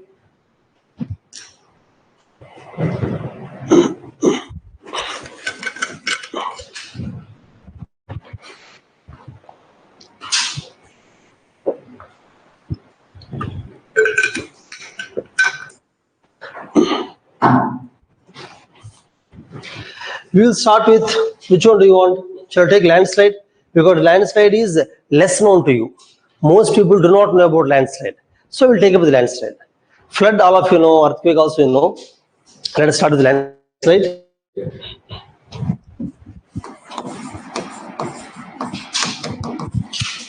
Friends, as I told you, we'll first try to define the meaning of landslide.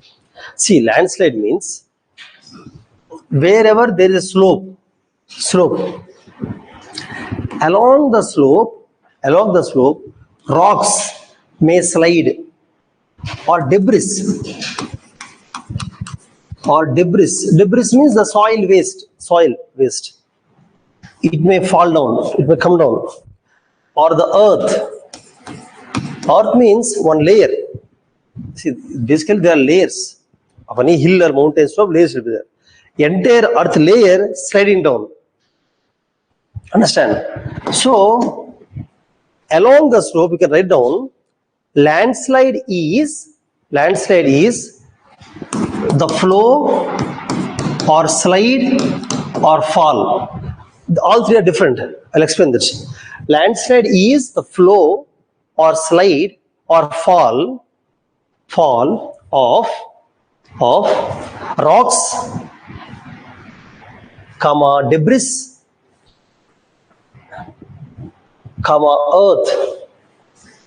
earth under the influence of gravity.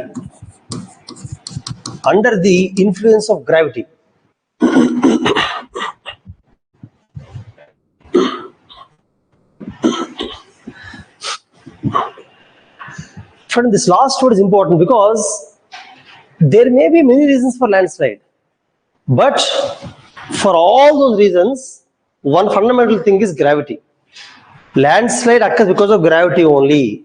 See, because of rainfall, because of drainage, landslide may be triggered, but finally it occurs because of gravity only. So you should never say that landslide occurs because of rainfall. Landslide occurs because of something else, you cannot tell. Because of gravity only occurs. Gravity is a fundamental point. This is important from prelims point of view, also for geography point of view. This one point, geography also, it will be there. Okay. Now, friends, there are many reasons for landslide. There may be 10 reasons for why landslides, 10 reasons, but out of all those reasons, the final reason is called trigger point. Trigger means the final reason. For example, I'll take an example to make you understand better. Let us take an example of Uttarakhand. Take Uttarakhand.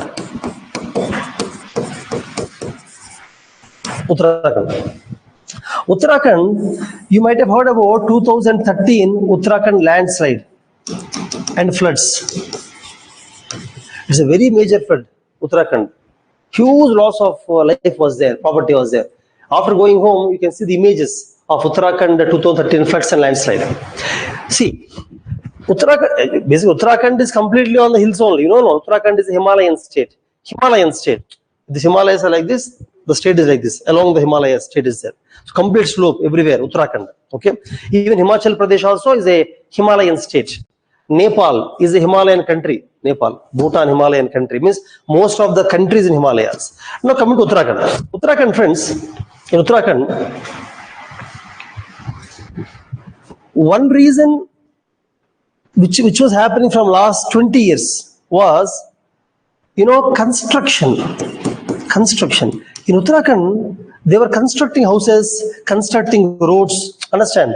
Because of which they are cutting the slope. Actually, slope is like this, no? They cut the slope to construct the houses, to construct the roads for development purpose. They cut the slope cutting. I am telling you about Uttarakhand. I'll come to the topic once again. Just give you an example. Similarly, they are also doing mining and quarrying.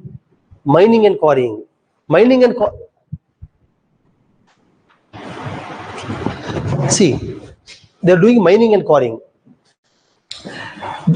Along the hill, there are some minerals for which they do mining. They do quarrying for the sand, rocks, whatever. Because that also, the slope vibrates. Vibration occurs, They use vibration.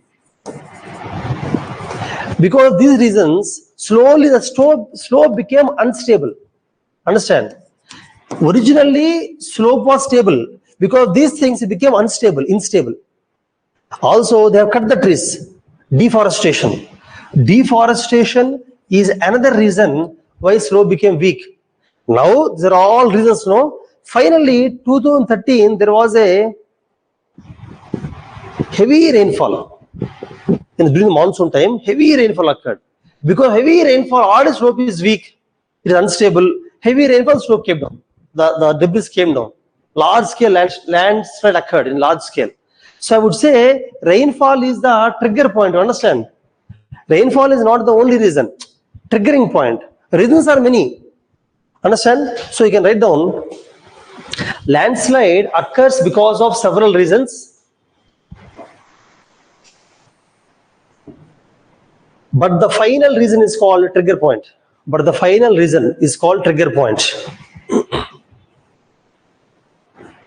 Example, 2013 Uttarakhand landslide. 2013 Uttarakhand landslide has many reasons. Shanmukh, నేను క్లాస్లో ఉన్నా, హైదరాబాద్లో క్లాస్లో ఉన్నాను. ఏదైనా కూడా you can take your own decision.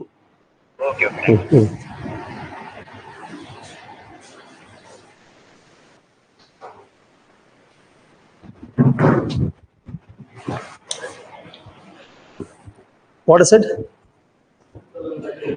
Uttarakhand landslide is because of deforestation, construction of houses and roads along the slope.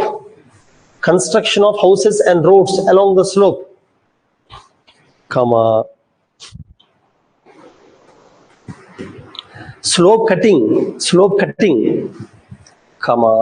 mining and quarrying,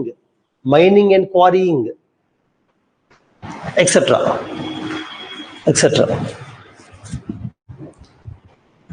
Full stop. However,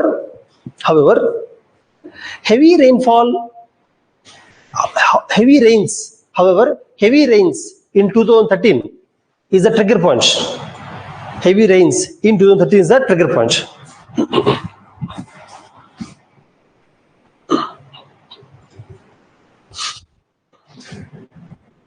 Friends, there are different types of landslides. See, landslide is not a similar phenomenon. In all cases, not similar. There are different types of landslides. For example, this is a slope. Sometimes the movement of the earth is imperceptible, means very slow. Sometimes the movement of the earth is imperceptible. That means you cannot even understand. The movement is so slow. Are my hands moving? Like you see, are hands moving now? Yes. Now, yes. Now, very slow. Now, they're moving. You're able to see. I know they're moving. Basically, they move so slowly that you cannot even perceive it. Such kind of landslide is called creep. Creep is a imperceptible movement of land. Imperceptible. Then how do you know it's moving? By observing the trees and poles. There are trees now, trees or poles. After a few years, if you see, the poles are like this. Means they keep on bending. Every year, if you observe, the poles are bending. Based on the inclination of trees and poles, you can tell creep is occurring. Otherwise, you cannot tell. You cannot see it. Such kind of landslide is called creep. First variety. You can write. Creep is a landslide that is imperceptible due to extremely slow movement of the earth.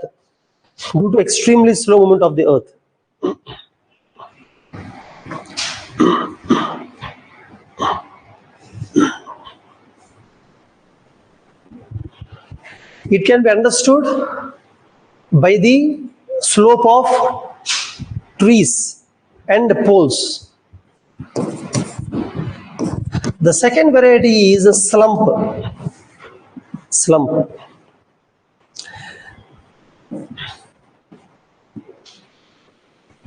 Friends, slump means, for example, this is a hill or slope, whatever. Now, this is a hill, okay? Now, you know, the material, this is material, earth material, it moves like this. See, this material comes like this. Understand? Rotates like this and falls down. So basically, along the slope, if the earth or debris falls down by rotating, it's called as slump. It's also one kind of landslide, that's all, where the material rotates along the slump. Okay, so you can write in your own language, you can write that slump is a landslide where the debris and rocks, slump is a landslide where the debris and rocks fall down by rotating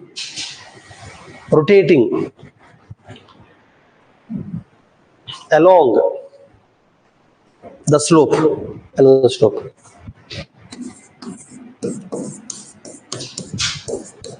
The remaining things, friends, at the level of general studies mains, you can write in 1 or 2 lines. Basically, in geology, those subjects, you learn in deep about differences. For example, rock slide and rock fall. If I tell you now, basic definition is very simple. It's like funny, like kids think. For example, rock fall means when the slope is like this, see, the slope is like this, the rocks directly fall, freely fall. When the slope is like this, the rocks slide.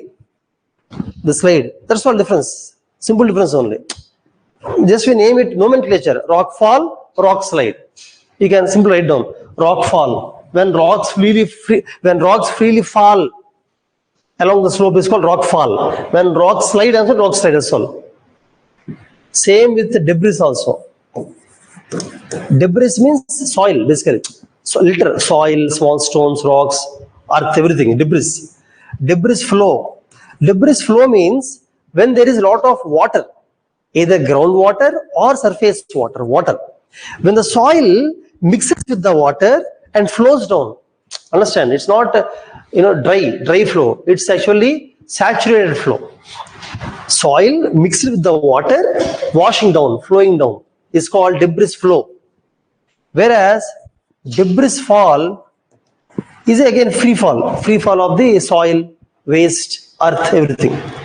So the debris flow is one thing that's interesting. In fact, it's actually a very large study, but it's not required. It's not required to. You don't need to write it in the general studies mains. Okay. Debris flow is where the debris mixes with the water, surface water, and flows down. It's called debris flow. And the debris fall. That's all. Okay. These are the different types of landfall.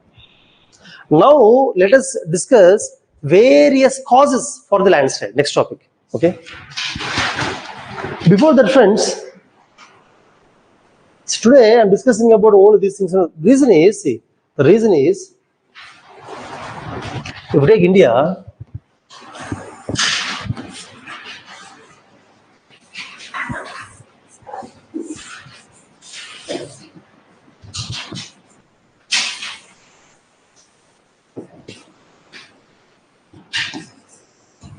friends, if you take India, South India could not draw completely. Okay, if you take India,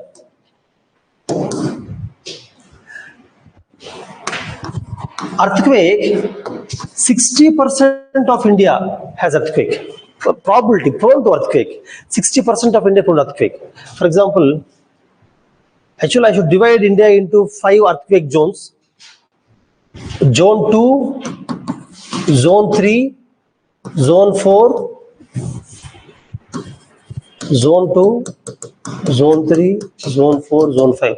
Zone 1 is not required. Basically, up to Zone 2, Zone 1 and Zone 2, you know to bother about. Earthquakes will never come. Even they come, they're very slight that you won't feel. Do you know right now earthquake is coming? Are you able to feel it? It's coming right now, earthquake. You cannot feel every earthquake. What earthquake, friends? Basically, earthquake is a very simple thing. Earthquake means this earth. I am standing here. Okay? The center of the earth. Somewhere here, there is a rock. Basically, Earth is full of rocks only. One rock is bending, and it has bent beyond its elastic limit. It breaks. When the rock breaks, a lot of energy is released. For example, see, generally, even if I drop a pen, when the pen draws from here to here itself, so much energy is released. The energy is coming out as sound waves. Are you able to hear? Sound waves. How they came? Basically, when I drop a pen, when the pen hits the bench, initially when I keep the pen like this, it has potential energy. When I drop it, it is converting into kinetic energy. When it hits the bottom, it converts into sound energy. That sound energy, how are you able to hear? Because sound energy travels in the form of waves and hits your ears. Similarly, inside that somewhere, when the rock bends, a lot of energy is stored in the rock, stored. When the rock deforms, the stored energy is released in the form of seismic waves, not sound waves. This is sound waves. From the light waves. Electric energy converting into light energy. Similarly, here the elastic energy converts into seismic waves. This seismic energy from here, it travels like this. Seismic energy travels like this, in the form of waves. There are P waves and S. We'll study in geography about S waves, P waves, L waves, these things. Okay, seismic waves, they are coming out of seismic energy. Every energy travels in the form of waves. Like that, when these waves hit the surface of the earth, when they hit, the earth will tremble, it will move. That is earthquake. For example, say I'm speaking now. I'm speaking, are you able to hear? No. Just because unable to hear, do you mean to say there is no sound? Sound is there, but so low that you cannot hear. For example, keep quiet. Are you able to hear any sounds? AC is there, switch off the AC. You cannot hear. It does not mean sounds are not there. Lot of sounds are there, traffic sounds, but we cannot hear it, that's all. Similarly, inside the earth, lot of energy released every day.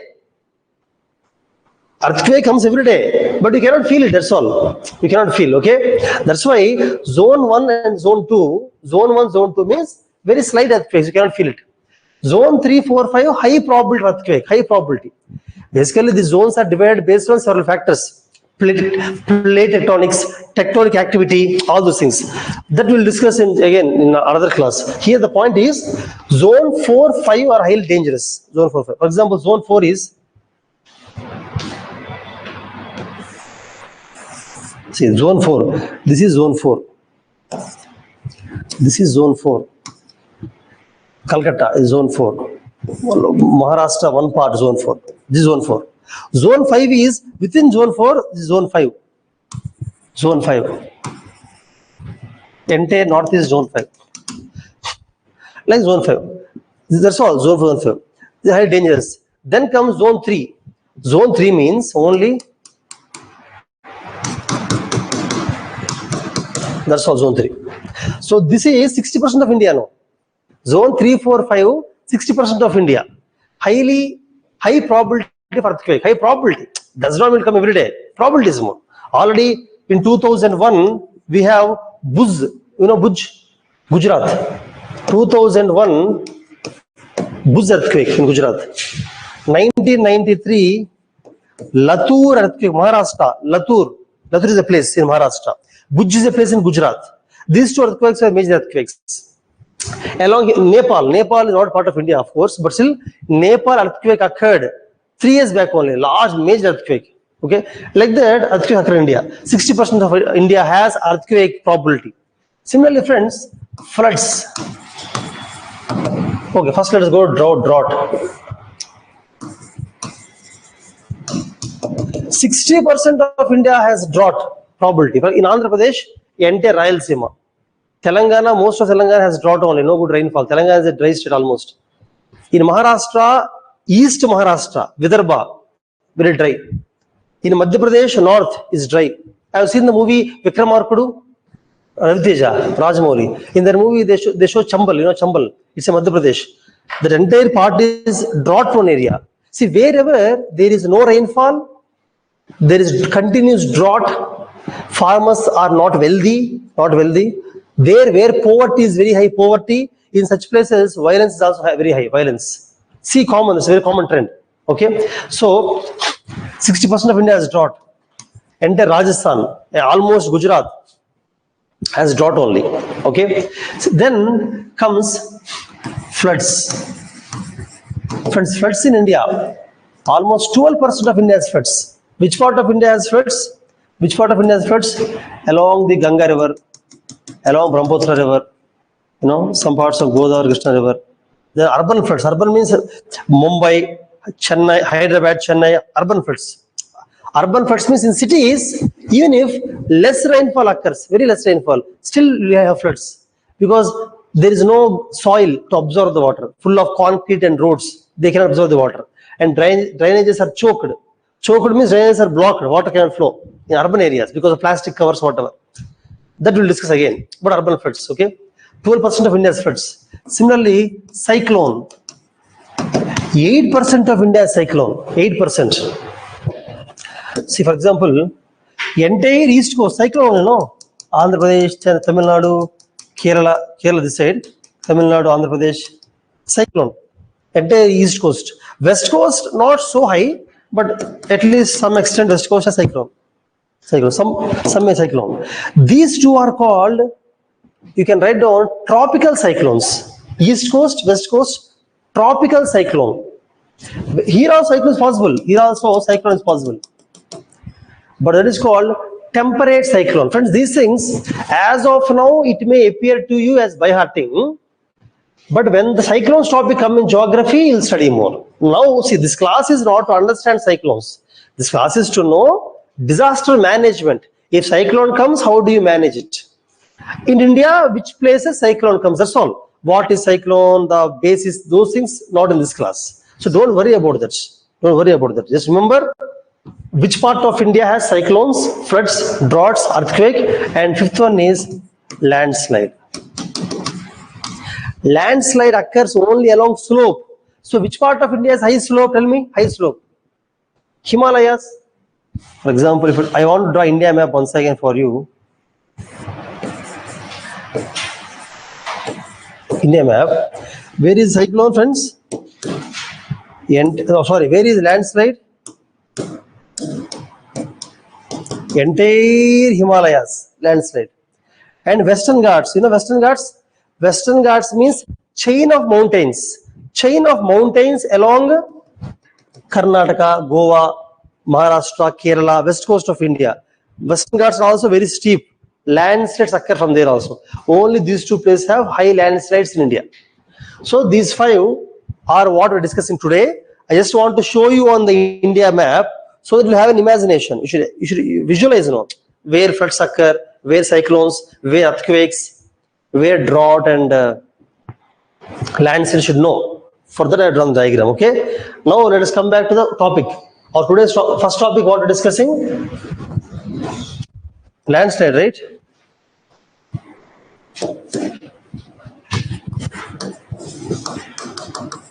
Now let us look at the causes of landslide. Causes of landslide.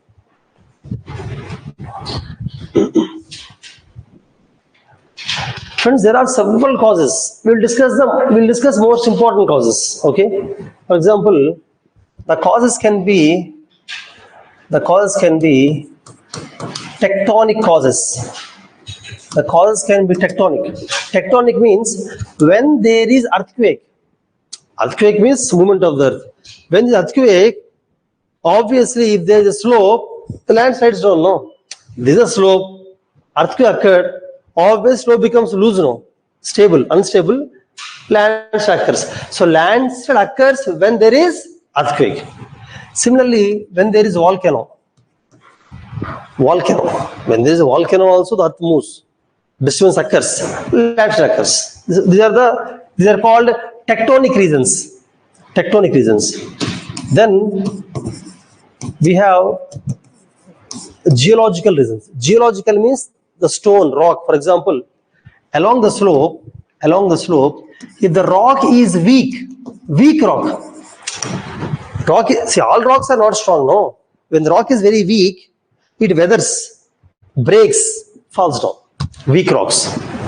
Or when there are more fissures in the rock, Rock is strong, but more cracks are there in the rock. Fissures means cracks, more cracks. Then also rock becomes weak, it falls down. These are called geological. Geology means study of the rocks. Okay, so based on the rock also it occurs. Which one? Lands occurs. Then you have morphological reasons. That means if the slope is very high, I mean steep slope. Hey, I don't know about this quality. Okay, friends, see, steep slope. Okay.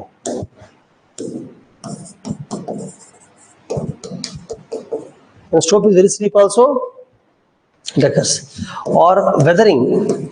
Friends, weathering is a concept. Weathering is a different concept. Weathering means, general weathering means, see, this is a land, rock, this is a rock. This is a rock on the land generally.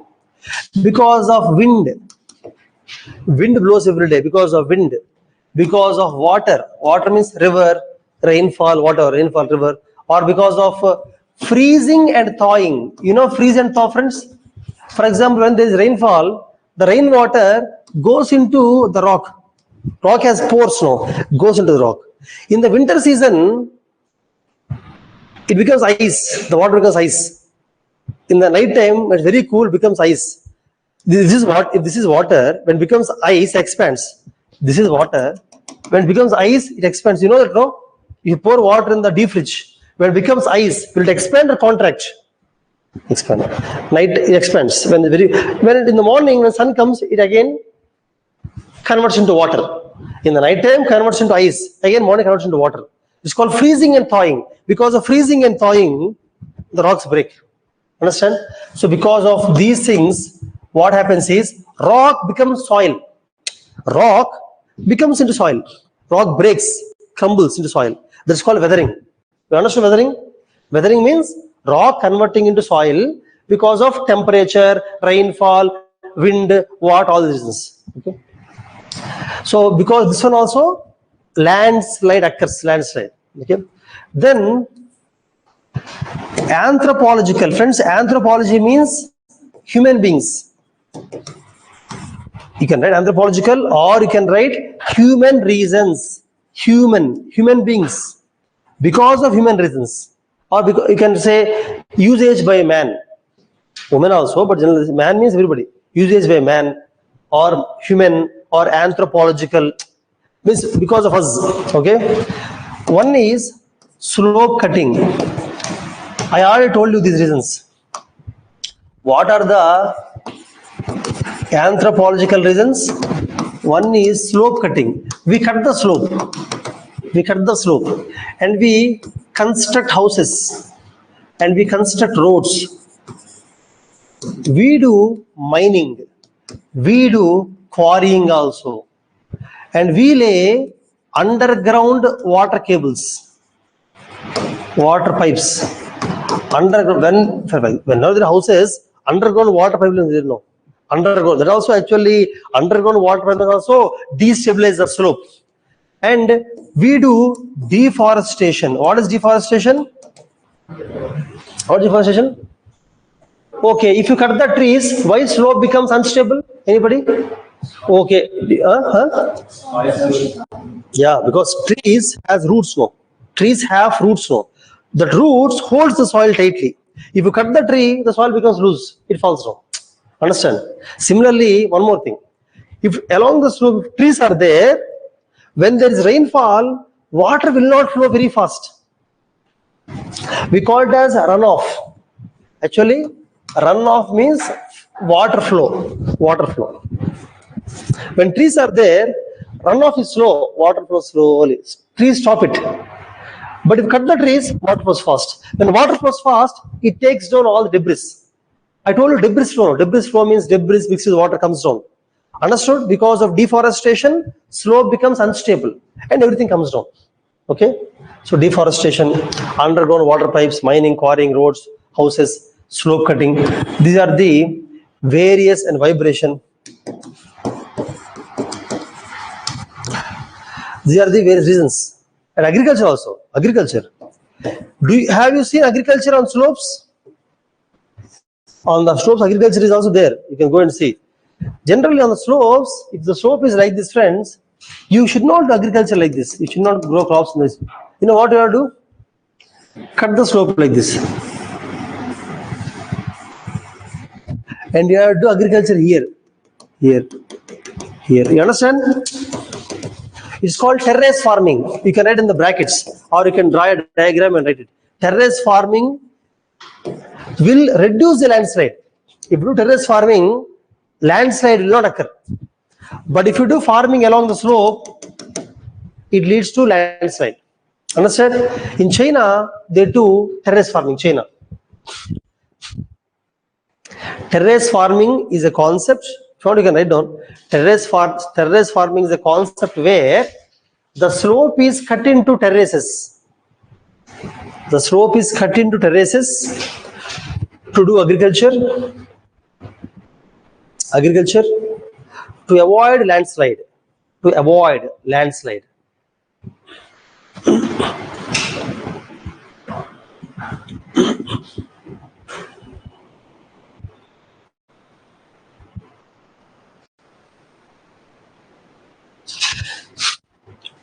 Okay, you understood the reasons? I am just mentioning the reasons for landslide. That's all. Reasoning for landslide. They are the reasons for landslides. There are more reasons. One more reason is, rainfall, heavy rainfall, or floods. Floods also cause landslide. Floods, a lot of water flowing because heavy rainfall also. That also leads to landslide. Okay.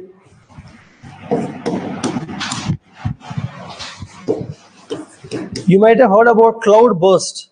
I told last class cloud burst. It happened Uttarakhand 2013 Uttarakhand landslide because of cloud burst. Cloud burst means basically, I told you, if there is a cloud, in the last class I told let us say the cloud has 1 lakh liters of water. Generally, the rainfall is very slow. Every hour, in 1 hour, 10,000 liters fall down. Entire cloud falls in how many hours? 10 hours. Each hour 10,000 liters. 1 hour 10,000 liters. 10 hours 1 lakh liters. Slowly. Cloud burst means entire 1 lakh, all 1 lakh liters falling as rain within half an hour or within 10 minutes.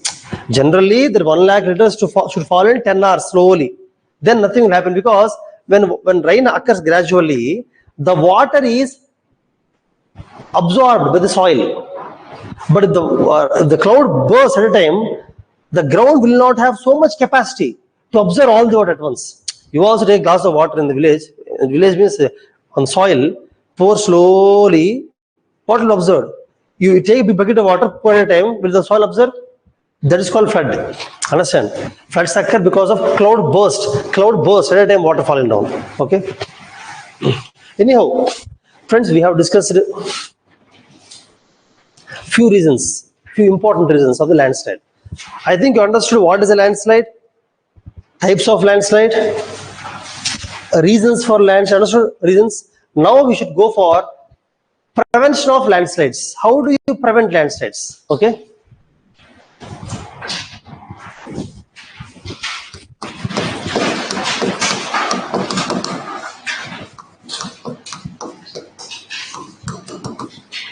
Friends, how do you prevent landslide? There are several measures. Let us discuss some important measures. Okay. See, first I'll start with simple measures. You have to protect the vegetation. Vegetation means the forest or grass cover. Every slope may not have trees. Some of them may have grass. That is also important. Grass cover or trees. Vegetation means it can be trees or grass cover shall be protected. You cannot do deforestation. Protect. For example, if it is grass cover, don't encourage open grazing. Friends, open grazing is harmful. You should not do that. What you have to do? Stalled grazing. That means if you have cows, generally what we do, sheep and cows, we take them to the slope, we leave them. They will do open grazing. They leave everything on the slope. Open grazing, that is dangerous. That will actually make the slope weak. If you want to feed the cows or sheep, keep them in the near the house only. You bring some you bring some leaves, grass from somewhere, and make them feed the grass or leaves in your backyard. You should not take them and allow them for open grazing on the slopes. It's dangerous. Should never allow for open grazing on slopes. We have to go for stalled feeding. Stall means stay there and eat. Okay. Basically, you should avoid deforestation. You can do afforestation. Afforestation is something you have to do. All these things come under the single point: protection of vegetation. That's all. Encourage afforestation, discourage deforestation, encourage stall feeding, discourage open grazing. Everything falls under one point. Then, friends, build check dams and counter bunding. Check dams and counter bunding are very, very important. You know what are check dams? Anybody can tell what is a check dam? What is a dam? Dam is a large structure that stores the water. River water, generally river water flows into oceans, flows into sea. All the river water gets wasted. It goes into sea only, river water, right? But by building a dam, you will store the river water. You don't allow all the water to go into the ocean. So at least some water you store. When you build a dam, when you build a large dam, say for example, river water is coming like this. You build a large dam. Some water stops there, no? Water stops there like a lake. It's called a reservoir. That water you can use for drinking purpose or irrigation or fishing, for generation of electricity, power generation. You can use the water now for that purpose. One purpose. Second purpose is, in case of drought, when there is drought, during drought times, rivers dry. You can see some rivers dry in drought time. That time you can use this water. Other advantage is, when you stop the water now, the water goes into the ground, because of which groundwater increases. Groundwater, understand? Second, other benefit is, when heavy rainfall is very heavy rainfall, in the river, water increases so much that floods occur. Floods. When dam is there, dam can stop the floods. It can store the water. So it can stop the floods, help in the drought time, help in power generation, irrigation, drinking water, whatever. So dam has many benefits.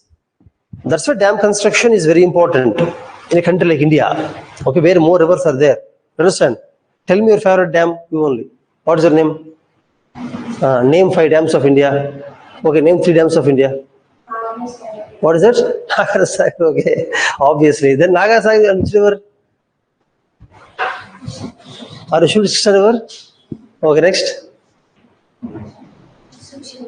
Srisaila. Okay, it's a which river?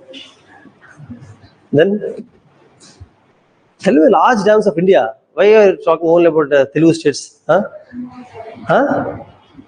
You are just telling the river name and telling the dam, no? Okay. Then anybody? I told yesterday, no? Yeah, good. Hirakud Dam, Orissa. Then Bakranangal, very good. Bakranangal was one of the earliest dams built in India. Earliest dams. Okay. Anyhow, friends, see. So dam had many benefits. So anyhow, what is check dam? Check dam means small dams. See, basically constructing a dam is not easy. A lot of resources are required, manpower, planning, construction, cost, everything. But check dams you can construct in a village. Check dam is nothing but in a village, whenever there is rainfall in the village, most of the water goes as surface runoff. It won't go into the soil. It runs away and joins with the nearby rivers, whatever. So you have to stop that. You have to stop the water. If you stop the water, at least the water will store in the groundwater. So you build this much height dam only. This much height, that's all. Or this much, that's all. No large dams. Just this much height dams using simple material to some length. Like that, build a lot of dams at many places in the village, particularly on the slope, so that water will not go waste. Water will stop there. If water stops, groundwater increases. If groundwater increases, what advantage? Well, in villages, basically, you use well for water. You see, in villages, wells dry up. wells dry in the summer season, no water is there. Why? Because the rainwater is not going into the soil, it is going away. To stop that, build check dams. Similarly, along the slope also, you should not allow rainwater to go very fast. If you allow that, it will cause landslide. So build small check dams like this, here, check dam. Understand? Even counterbunding. Counterbunding means this is a slope like this. Build small. Use stones or bricks. Build small this height only. It will stop the water. Understand? This is also important measure for preventing landslide. Okay. Then friends, regulating usage, regulating land use. That means, okay, you can build houses, but only in few places. You cannot build house everywhere you want on slope. This is a slope. Government has to give permission. Okay, here you can build houses because very strong here. Here very strong. Here weak. You should not build like that. Regulate the land use. Regulate. Similarly, friends, regulate the mining and quarrying. Regulation. Then, have you heard? I told you about terrace farming, no? Terrace farming.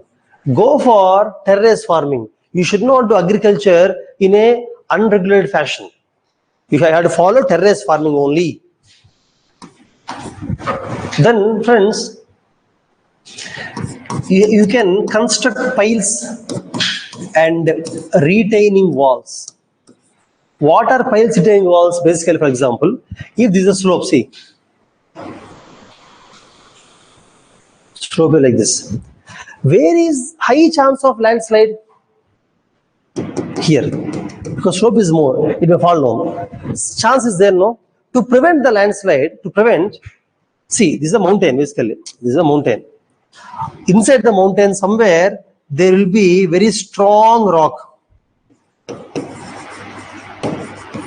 So here, pile construction of piles they use in the bridges. Piles means, generally, where they use piles in construction.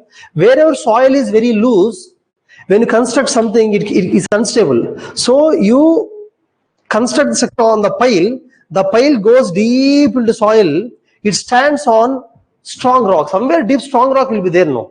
So piles will be there, still the strong rock. Of course, there are something called friction piles that you learn in civil engineering, but generally piles means they have to go till strong rock. So here you construct a pile like this, see, pile, so that the debris will not fall down.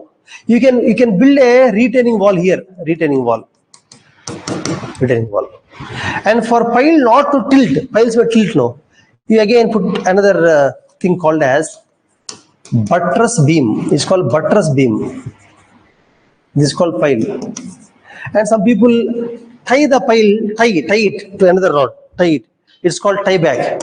Basic, I'm telling, you know to remember everything. Piles is enough.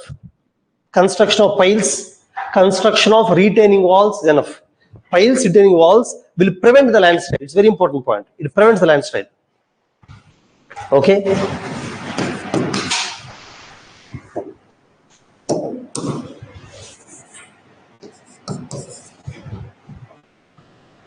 Anybody can think of any other measures of how to prevent landslide?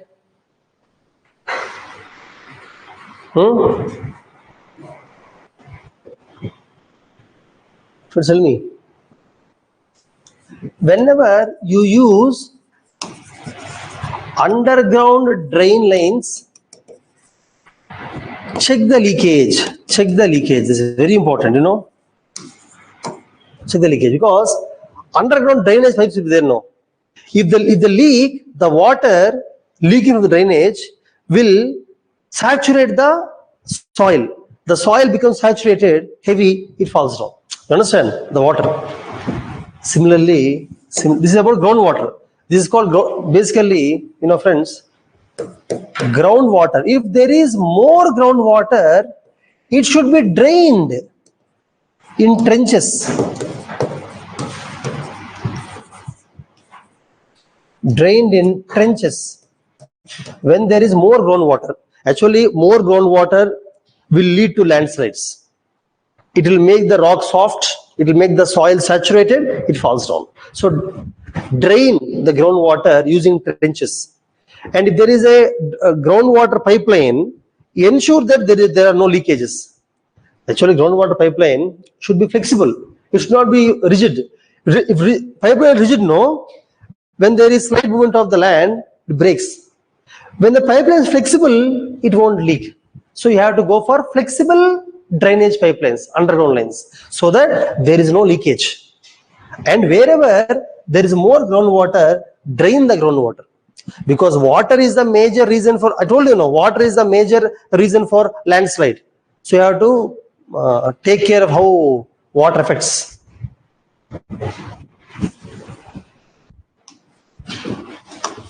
If at all, along the slope, if at all, there is high flow, high surface runoff.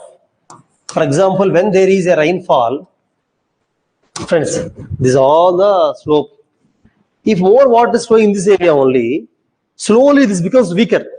So divert the water, divert. You can simply divert by constructing a small canal. You can divert some water now. So that is very important. Diverting the water. Diverting the surface runoff.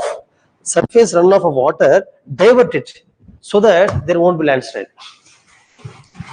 Other thing, friend, do you know why landslides occur mostly? This is a slope. This is called head of the slope. This is called foot of the slope. Okay. In the head, if it is very heavy, it will fall down.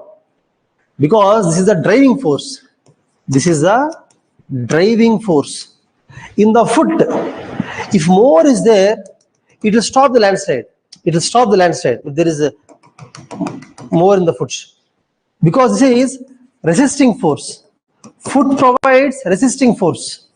Head provides driving force. So what you have to do now? You have to cut the head. Cut it and throw it out. Excavate the head. So you have to excavate the head. And what you have to do? Foot has to be buttressed. So buttress the foot. Buttress the toe. Foot or toe, both are same. Toe should be buttressed. Put more material. Head, excavate, put less material. Then what happens? Driving force will not be there. Resisting force will be there. Understand? Is this point understood to all of you? Anyone has doubt this? Friend, one more thing is, loose material shall be replaced by strong material. Loose material shall be replaced. For example, along the slope, it is all made up of shale. Shale is very weak, shale. So you have to remove the shale, and what you have to put? Some sand, sandy soil. Sandy soil is strong. Shale is weak. Sandy soil is strong. So wherever shale is there, remove it and put it sandy soil. See, you have to do these things if there are houses. If there are no houses, if it is a normal mountain where nothing is there, no need to do these many things. If there are houses, you have to protect the houses. No. If landslide occurs, what is landslide, friends? For example, this is a slope. Your house is here. Today night you slept in the house. Night time, if landslide occurs, when you wake up in the morning, you will be below the slope. You will come below the house. Mostly you will die, but if you are alive, you will be below the slope. Landslide. It's very dangerous. Okay, so we have to take all measures. And you can do grouting. You know grouting? Grouting means, this is say, put some holes. Into the holes, pour concrete. So that concrete goes inside, it strengthens, it becomes very strong. Understand? Concrete. Put some hole, pour concrete inside that. After going inside, it solidifies, it becomes strong. So entire slope becomes stronger. Grouting. Understand? Friends, what am I teaching? You remember the topic I'm teaching? Prevention of landslide. Sometimes when we tell more points, you'll forget what is the topic. Okay, so prevention of landslide. Prevention means I told important measures. You know, remember more than this. Actually, 10 is enough. Okay. Now let us go to Next is impact, effect of landslide. If landslide occurs, how does it impact the life, property, economy, geography, whatever? Okay. Now let's go to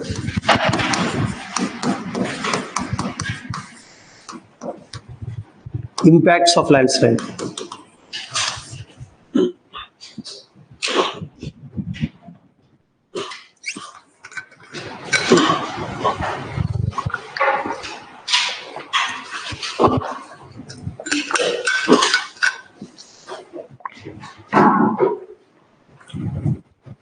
Friends, see, impacts are also many impacts will be there. You cannot try 30-40 impacts. 5-6 are enough. Important impacts. Okay. For example, first one is when there is a landslide, it causes floods. Previous what I told you, floods cause landslide. No, landslide also causes flood. I'll tell you how. See, for example, this is a land. If heavy rainfall is there, floods because of lot of water, landslide occurs. No, that you already know. Now I am telling opposite. Landslide causes floods. You know how? See, this is a slope. Here river is there. For example, this is a mountain. See, this is a mountain. So, this is river. When there is landslide, all the debris, rocks, all of them come down. They fall in the river. When they fall in the river, water will come up. No, you take a glass of water, throw stones and mud. Water comes out. Water comes out. Similarly, because of landslide, the river gets silted. Silted means, see, basically, siltation. Siltation means any water body, if a lot of mud and rocks fall in the water body, that is called siltation. Because siltation, water comes out. Water comes out. This is called floods. Understood? I'm telling impacts of landslide. Because of landslide, what is the impact? What is impact? Landslide causes floods. It also causes siltation of irrigation tanks. Siltation of irrigation tanks and canals. Landslide causes floods in rivers. Floods in rivers. In rivers, it causes floods. Sometimes in the on the ground there may be irrigation tank. Irrigation tank means basically in India, friends, in India,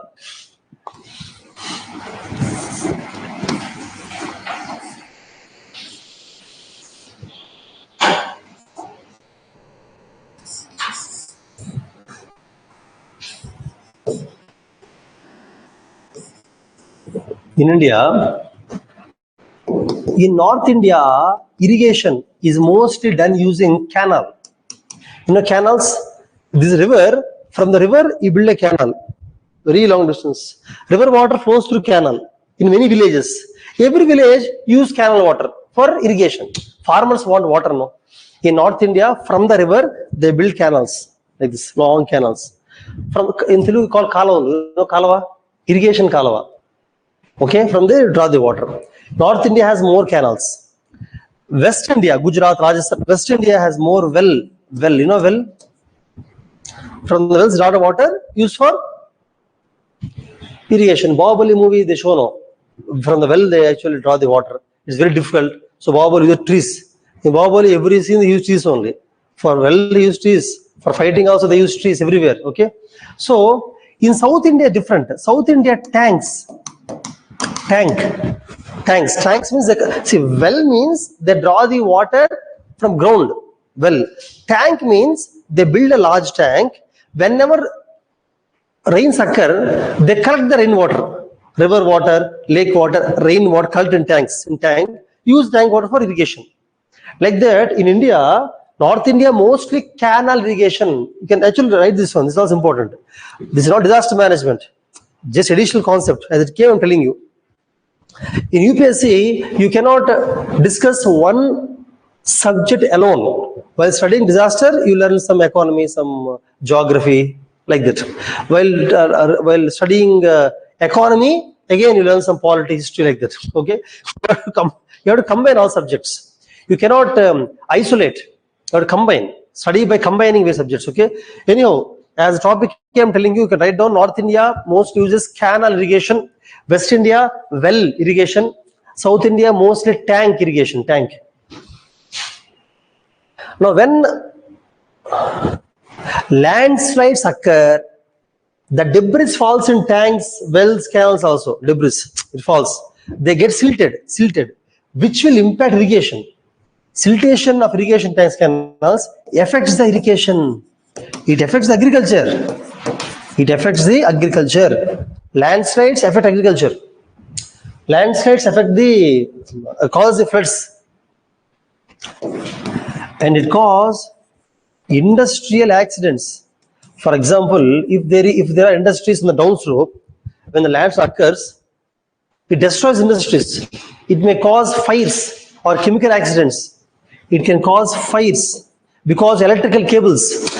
There are electrical cables, wherever houses are there along the slope.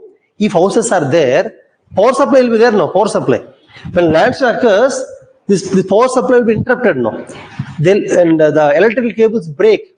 They get damaged, because of which fire may occur, fire accidents. So industrial accidents, fire hazard, industrial accident, chemical hazard, chemical accident, all of them may occur because of landslides.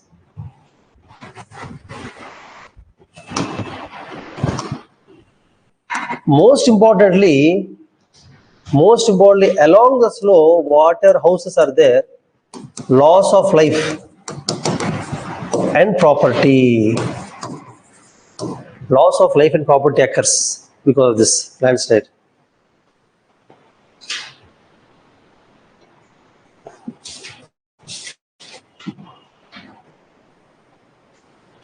Friends, like that, landslide has severe impacts on the life, on the economy, on the property also. Okay, 2013 Uttarakhand floods. Read about it. It's a case study. Should read about it. See the images. I can show images now, but I think it's okay. You understand now. 2013 Uttarakhand floods. How it was. The landslides only caused intensified the floods. So how it impacted the entire economy of Uttarakhand. The economy of Uttarakhand came to a standstill. 2013 floods, landslides. Entire Uttarakhand was devastated. Large scale landslide occurred. Loss of many industries, agricultural loss was there. Lakes are covered with the debris. River flooding occurred. Fire accidents occurred. Ecosystem destroyed. Forests are destroyed. Huge impact was there. Okay, it actually destroys the ecology also. Ecology. Not only human beings, life of animals, plants are also destroyed because landslide. Okay, this is the impact of landslide. Now, let us discuss rehabilitation measures or response. What are the response measures or relief measures? Rehabilitation, reconstruction, resettlement. We'll discuss about all these things. I told you now, when disaster occurs, immediately what you have to do first, initially respond, save the people, relief. For example, definitely you have to evacuate, immediate evacuation, because when the lands occurs, people will be stuck in debris. People will be inside the debris, inside the rocks, under the earth. You have to rescue them. You have to search. You have to rescue them. You have to evacuate them. Particularly vulnerable pockets. Vulnerable pockets in schools, hospitals, they cannot run away now. Schools, hospitals, people cannot come out easily because they're vulnerable. They're weak basically. Schools, children are weak. Hospitals, patients are weak. So you have to first of all go and rescue those places. Schools, hospitals. I call them as vulnerable pockets. Means where they require more support, more help. Then you have to provide basic first aid. Same points, friends. Supplying medicines, supplying food, supplying drinking water, supplying blankets, supplying tin sheets, whatever. And after that, these two steps the two steps are initial measures. When land occurs, initially you should do these two things. Immediately you should respond. After that, after doing these things, then you give emotional support for the people who lost their families or lost their body parts. Okay, emotional support for people who lost their body parts, who lost their family. They'll be going into mental trauma. They require a lot of emotional support. That's very important. Rescue means, support means not only giving finances, funds, you have to support in this way also.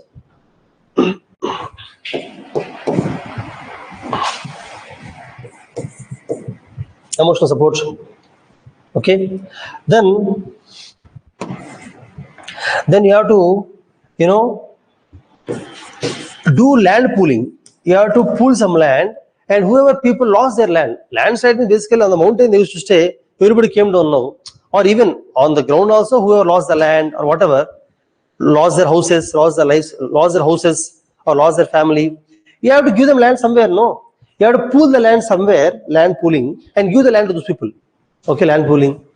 And the lost documents, whatever education documents, pension documents, government scheme documents, marriage certificate, life certificate, property certificate, whatever documents have to be given immediately back. Generally, any document if you want to get back, it takes a lot of time.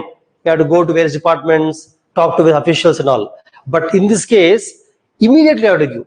Identify. For that, you can give landslide card, victim cards.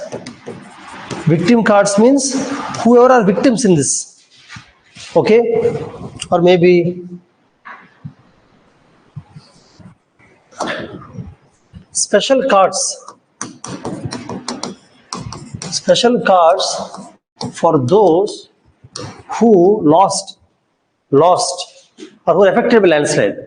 Those who are affected by landslide, with that card, wherever they go, they should be given importance in enrolling in the schools. If they are children, education. If they go with these special cards, they should be enrolled in any school immediately. They should not be delayed. Education or hospitals, they should be given access to hospitals immediately. Or any documents, if they go to any government departments for asking for some proper document, I lost my documents, I lost whatever, ration card, they should be given immediately. If they go special card should have that importance. After disaster, this is very important. Special cards for everything. And employment. For example, if many people apply for job during the time, job means normal daily wage, whatever. Based on the special cards, they have to be given livelihood, employment immediately, quickly, because they lost everything in their life now. So when they're coming to a new place, difficult for them to find all these things. That's why these cards are given. Okay, so employment, new livelihood. They should be taught new skills. Previously, they used to do one kind of job. Now the job may not be there. So they should be taught some new skills, and they should be given some kind of livelihood opportunities, some income earning opportunity. Those who became orphans, who lost their parents, should be enrolled in orphanages. Old people who lost their children or whatever, they should be in the old age homes. Government only should take care. In the orphanages, old age homes, enrolling them, giving them social support. Government only should take care of all these things. During disaster, see, these points are important not only for landslide. Now I'm discussing these things now. Next I will not discuss. For earthquake, I will not discuss. Earthquake, same points you can write. Earthquake also same points only. Immediately after earthquake, first two things you do. Immediately after earthquake, first two things. After some time, these things. That's why write them properly. Write them properly, because same things can be applied for all topics of disaster. See, causes cannot be same. Impact slightly same. But the rehabilitation, relief, response, reconstruction is same. Everywhere same. Okay. Then what to do is, you do reconstruction. I told in the last class also. Friends, reconstruction means whichever place is destroyed, the destroyed place, after everything is over, reconstruct, develop the place once again. Reconstruction means power cables, water supply, gas supply, everything. House construction, road construction, school construction, hospital construction, whatever, you have to reconstruct the place. You have to reconstruct the place. Develop the place. For that, you will get funding not only from government of India, friends, not only from Indian government. You also get funding from international organizations. Many international bodies, organizations, other countries also give funds for reconstruction, resettlement, and development. This is called rehabilitation. See, these measures are called rehabilitation. This is called rehabilitation. These are called resettlement or reconstruction. Both are different. Rehabilitation is different, reconstruction is different. Both are very important. Resettlement. These two are called relief.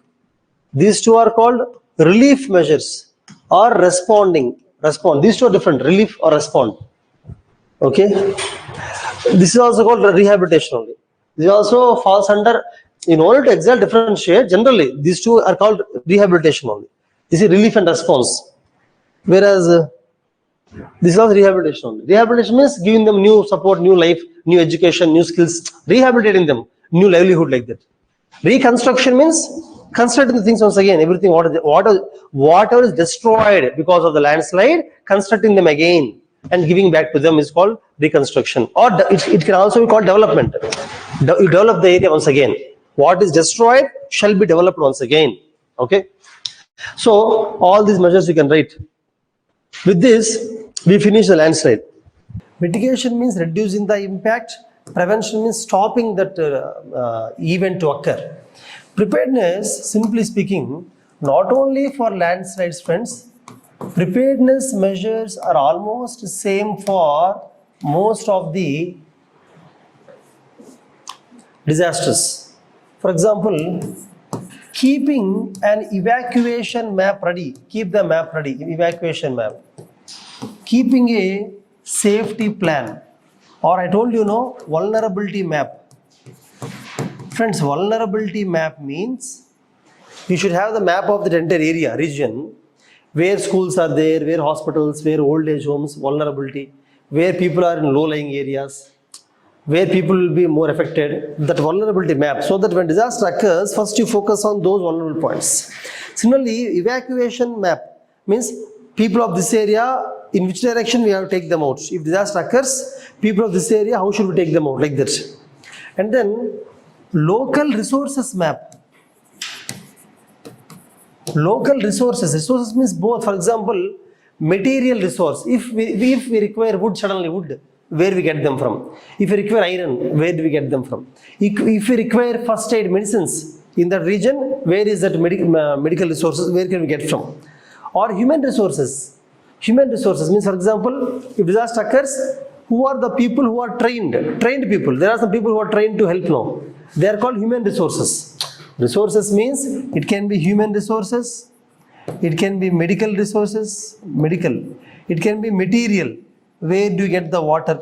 Even if everything is destroyed, still there will be some place where you get the water tanks, water. For example, if it is a cold wave, where do you get the wood for fire? Something like that. Okay. If it is a tsunami or cyclone, where do you get the wood? So that you wooden planks where you can, on which you can get on to wooden planks in case of floods like this. Okay. So local resources map is very important. Similarly, friends, training and awareness or capacity building. That means both for the public, for the people also, you have to tell them, if landslide occurs, how should you respond, where should you go, whom should you approach, what items you have to take from the home and run away. Generally, you have to keep all the documents or important food items one place, take them and run away when it occurs. You cannot carry entire house with you, So what are the most important items in the house? They should be in some place in the house. You should know that if it occurs disaster, generally we are not prepared for disaster because this place is not disaster prone. But places where disaster probability is very high, people should be trained. Of course, nobody expects disaster, nobody wants disaster. But if it occurs, when you run out of the home, what should you carry? There should be some basic things to carry. Okay? So capacity building is important. Particularly the youth.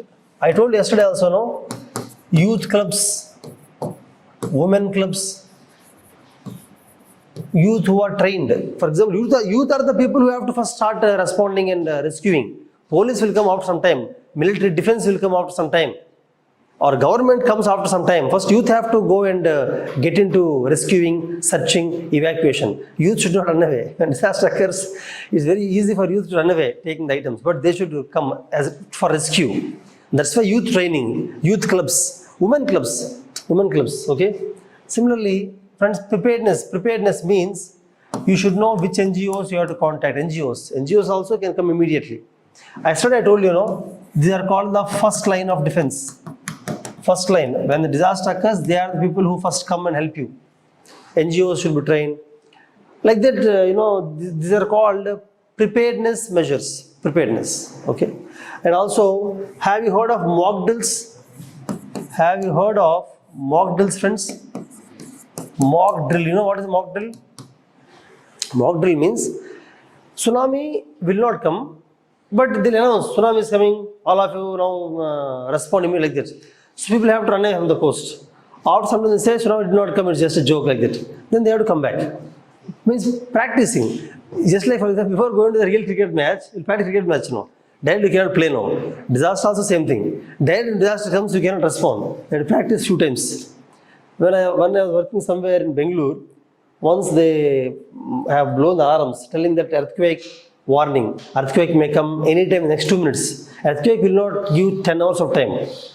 Predicting is difficult. Floods you can predict. Floods you can tell before some time. Cyclone you can tell before 3 days. But earthquake you cannot tell. Earthquake you can tell 5-10 minutes maybe when the tremble starts. 2-3 minutes. Okay. So they have give alarm. Immediately you should know how to run away. We cannot use lifts because everybody has to go at the same time now. So you have to go down. You should not panic. Because panic, stampede. Stampede means what? I told stampede no.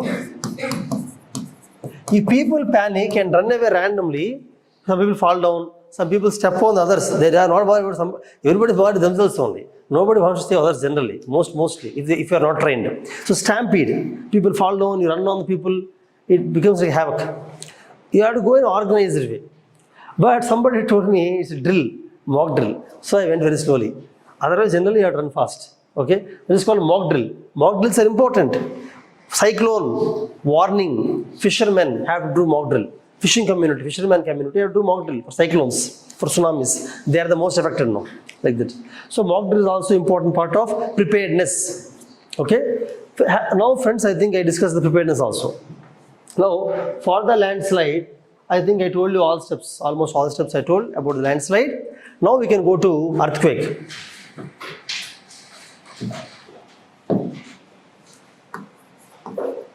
Now, let us discuss the earthquake, the next disaster. Earthquake also, I want to give a brief introduction. I want to define the earthquake. I want to introduce the earthquake and define the earthquake, friends. I told you already, earthquake means inside the earth, when some energy is released, seismic energy. This energy travels in the form of waves and hits the surface of the earth, because of which the surface of the earth trembles, it moves. Okay, that's called earthquake. You can write down. Earthquake is the movement of the surface of the earth. Earthquake is the movement or tremble of surface of the earth. Surface of the earth. When seismic waves hit the surface, when seismic waves hit the surface, full stop. Full stop. Seismic energy is released.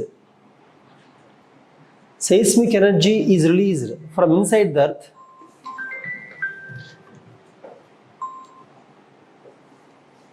Class lo thorough chestanu.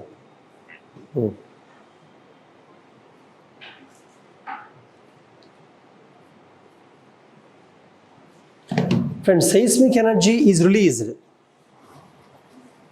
from inside the earth when rocks bend beyond their elastic limit. When rocks bend beyond their elastic limit and rebound or break.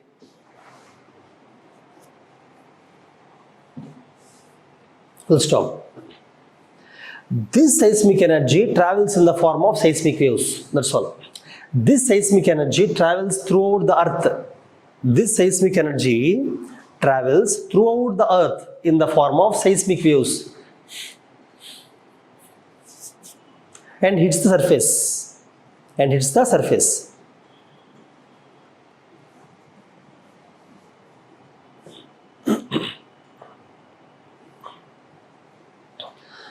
You understood, right? Basically, inside the earth, see, inside the earth, rocks, there are some rocks that rebound when the load on the rock is beyond the elastic limit. The rock may break or rebound. In either cases, seismic energy is released. The seismic energy travels throughout the earth and reaches the surface. When these seismic waves hit the surface, when they hit the surface of the earth will tremble, move. That is called earthquake. Okay. Now, how do you measure earthquake? See, generally, earthquake is measured using different scales. One scale is called Mercalli scale. One scale is called Richter scale. Another is called moment magnitude scale. There are different scales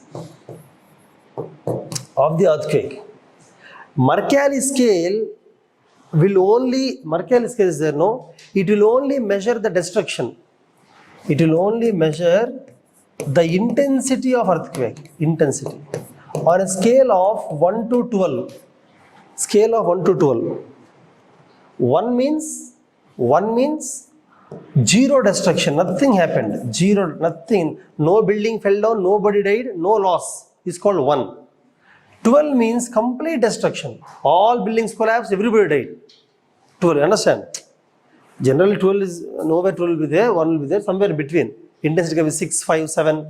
Means it only measures the intensity, the impact of earthquake. Mercalli scale, only the intensity. 12 means complete destruction. Complete destruction. This is zero destruction, 1 means. So scale of 1 to 12 is Mercalli scale. But generally Mercalli scale is never given in the news. In the news, they always give moment magnitude scale. You always see a 7.2, 6.5, 5, that is moment magnitude scale. Moment. This measures the energy of earthquake. Energy. Richter scale measures logarithm of amplitude. You know what is amplitude? Seismic wave, for example. Again, seismic waves is topic I will discuss in geography. Seismic waves are two types: body waves, surface waves. Body waves means these waves which come in the body. Surface means which come on surface. So the surface waves. What is the friends? What is amplitude? Tell me. What is amplitude? This is amplitude. What is wavelength? This is wavelength, right? So the amplitude is measured. Logarithm of amplitude comes under Richter scale. Richter. Moment magnitude scale measures energy. Mercalli scale measures intensity. There are different measurements of earthquake, that's all. And you should write down that earthquake prediction is difficult. Earthquake prediction is difficult. Early warning is difficult. Early warning is difficult. You cannot warn easily. Landslide, at least you can understand. You can write in the brackets, separately in the brackets, because this topic is earthquake topic, but I am just adding landslide on point. When the point is not in continuation of the topic, you have to write in the box. Put a box, separate, okay? Landslide, for example, this is a slope front. You can sometimes predict landslide is going to occur. You know how? I'll tell you. When the trees or poles are slightly bent, one is from the trees or poles you can see that landslide is going to occur, may occur. Second, you know what? Bulging of earth at the foot. Bulging of earth at foot. That means this is a slope, no? If you are bulging, slowly bulging, that means material is coming down. Material is slowly coming down. That way also you can bulging of the earth. Bulging of that way also you can predict the landslide can be predicted. Even water at foot, here water, what does it mean? It means that here already the land is completely saturated. Saturated means already the soil has completely absorbed water. It is unable to take any more water. Generally, take a sponge and pour water on the sponge. It can absorb to some extent. Let us say 1 liter it can absorb. After 1 liter, if you pour, it absorb sponge or it release the water. Release the water. That is called saturation limit. Saturation means till what extent you can absorb the water. A sponge can absorb the water, maybe half liter it absorb. Once the sponge is saturated, saturated means it cannot take any water. From then onwards, every drop you pour, it comes down from the sponge. Similarly, when the entire soil is saturated, it cannot take any more water. It releases the water, releases. Released water comes to where? Foot only, no. That means it's saturated. So when water at the foot, it means the slope is saturated, it's dangerous. Landslide can come anytime. Another thing is cracks in the foundation of buildings. Cracks in foundation of building. For example, on the slope, there are some buildings. Foundation is there. The foundation, if cracks are there in the foundation, it means land is sliding. Land is sliding, cracks occur now. Looking at the cracks in the all cracks in the rocks. Cracks in the rocks. So I am just telling you indications, that's all, indications. Landslide you can predict. Landslide may occur, prediction is possible. Looking at cracks in the building, cracks in the rocks, water in the foot, bulging of the earth, movement of poles and trees. Many indications are there, see? Many indications for landslide. Earthquake, no indication. Earthquake comes at once. Maybe few minutes before seismometer may understand. Seismometer means, see this earth now, everywhere we put seismometers. When an earthquake occurs now, first one wave comes, it's called P wave. Next second wave, S wave. After that the main L wave comes. So when the P wave comes, seismometer understand some waves are coming, earthquake may occur immediately. Within next 5 minutes earthquake occurs. 5 minutes gap will be there, prediction, earthquake. Seismometers, they get the waves, but seismometer after seeing the waves, for example, somewhere seismometer is there, some government office, there they see the waves. From there they inform us, no? Information is not so easy, they cannot call all of us and tell that, okay, earthquake is coming friends, 5 minutes. They cannot tell like that, no. TV, radio, everything, I may not see TV right now, I may not see radio right now, difficult. Prediction is okay. Or predicting dissemination of information. Dissemination means giving the information is difficult within 5-10 minutes. Very difficult. That is the problem with the earthquakes. Okay. Okay. Now, friends, you understood the meaning of earthquake, and then you understood how do you measure it, and then how prediction is difficult. Prediction is difficult. Now we will see in the earthquake. Now we will see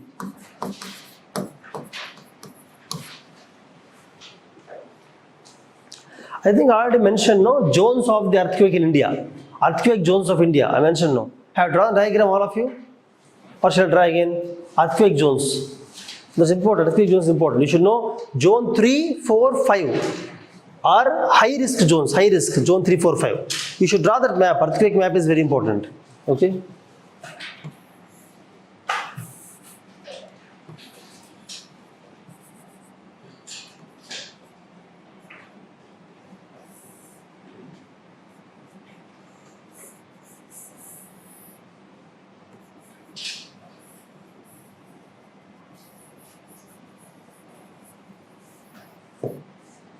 Most important is zone 5. Zone 5 are the place where earthquake occurred. This is zone 5. This is zone 5. Zone 5. High risk zone 5. Entire zone 5 only. Northeastern zone 5. So, this is zone 5. Then zone 4.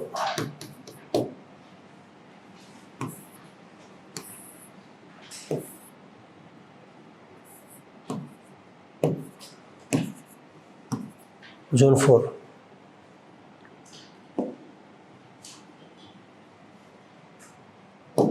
Then I'll draw Zone 2.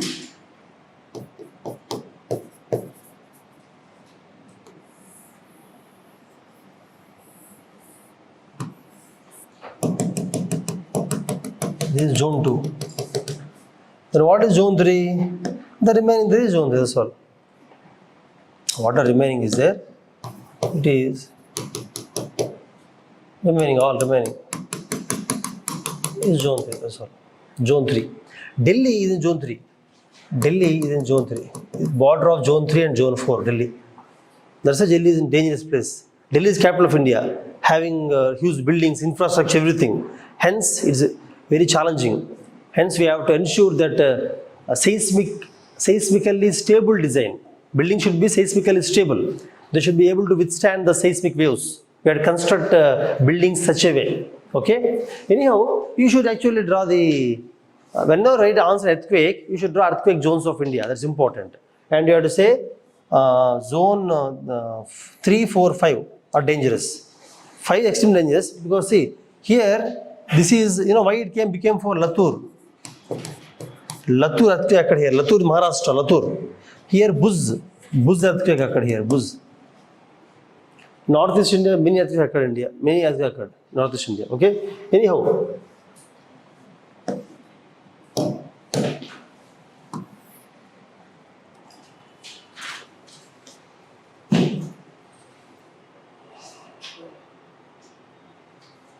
Friends, earthquakes basically are natural. See, earthquakes mostly occurred in the interplate.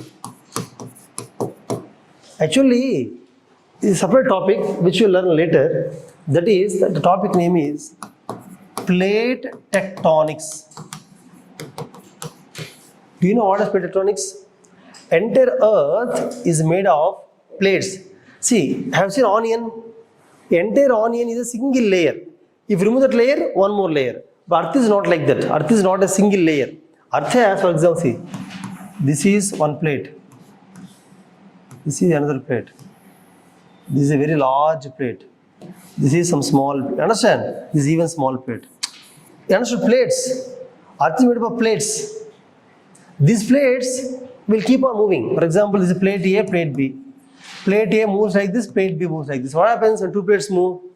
One plate goes below, light plate. Heavy plate goes below, light plate goes up like this. There mountains will form mountains. Sometimes plates will go away like this. Volcanoes will come. Sometimes plates will move like this, see. Like this. Earthquakes will occur, earthquakes, like that, okay? So, interplate means between the plates. See here. See. Understand? Between the plates. You understood? When two plates between the plates. That water plates, how do they move? That is a different topic. The topic is called plate tectonics, which we'll discuss in geography again. Okay? But you should know that earthquakes mostly occur between the plates. But sometimes earthquake may occur inside a plate also. That is called intra-plate earthquake. Between the plates is called, I think all of you know the meaning of intra, right? Intra-college competition means within the college only mechanical, civil, you play sports. Inter-college means JNU versus AU or OU, between the colleges. Like that, within the plate is called intra-plate. Between plates is called interplate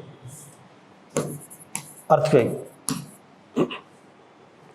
So, reasons for earthquake generally is when plates move, at the junction of the plates, there is rupture, where earthquake occurs generally. Okay? It can be studied in depth in the geomorphology, geography again. Now,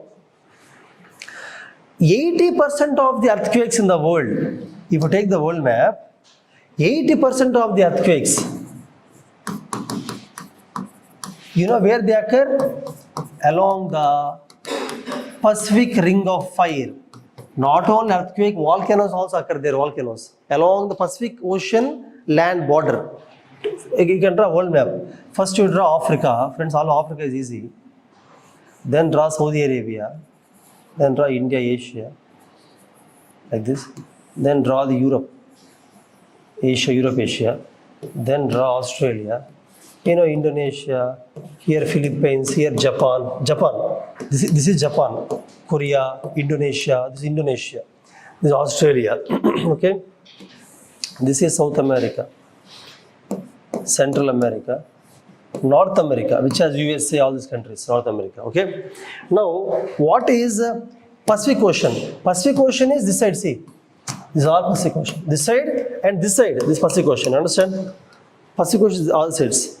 This is Atlantic Ocean. Atlantic Ocean. Atlantic. This is Indian Ocean. There are only three oceans: Indian Ocean, Atlantic Ocean, Pacific Ocean. Now, where Pacific Ocean and land meet land, see, this is land, Pacific Ocean, where they meet here.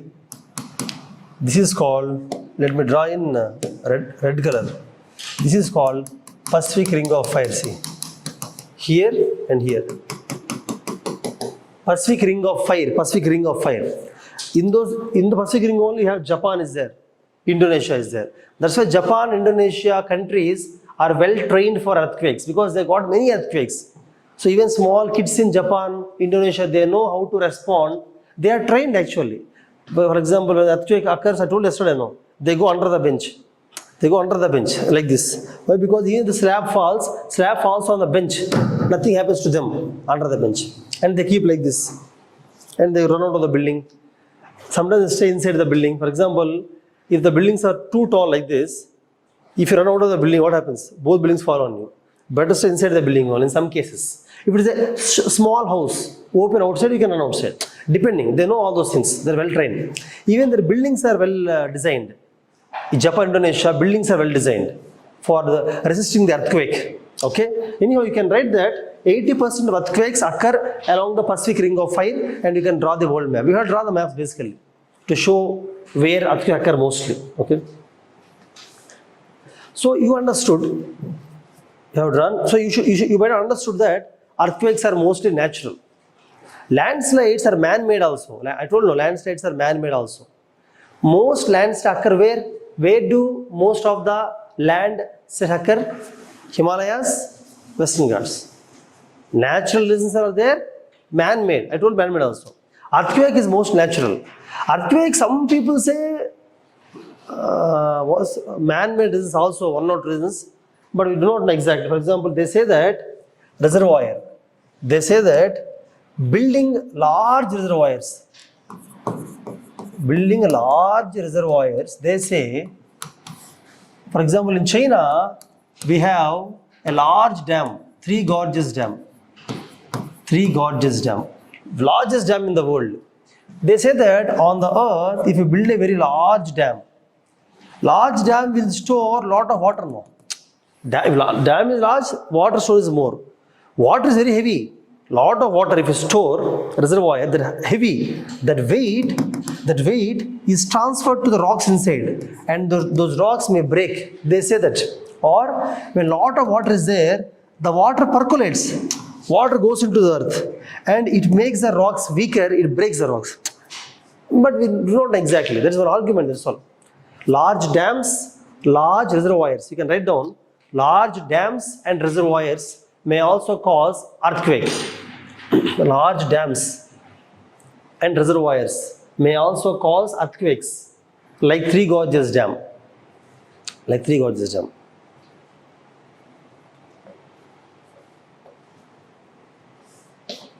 Even some people say, in 1993, when Latur earthquake occurred, Latur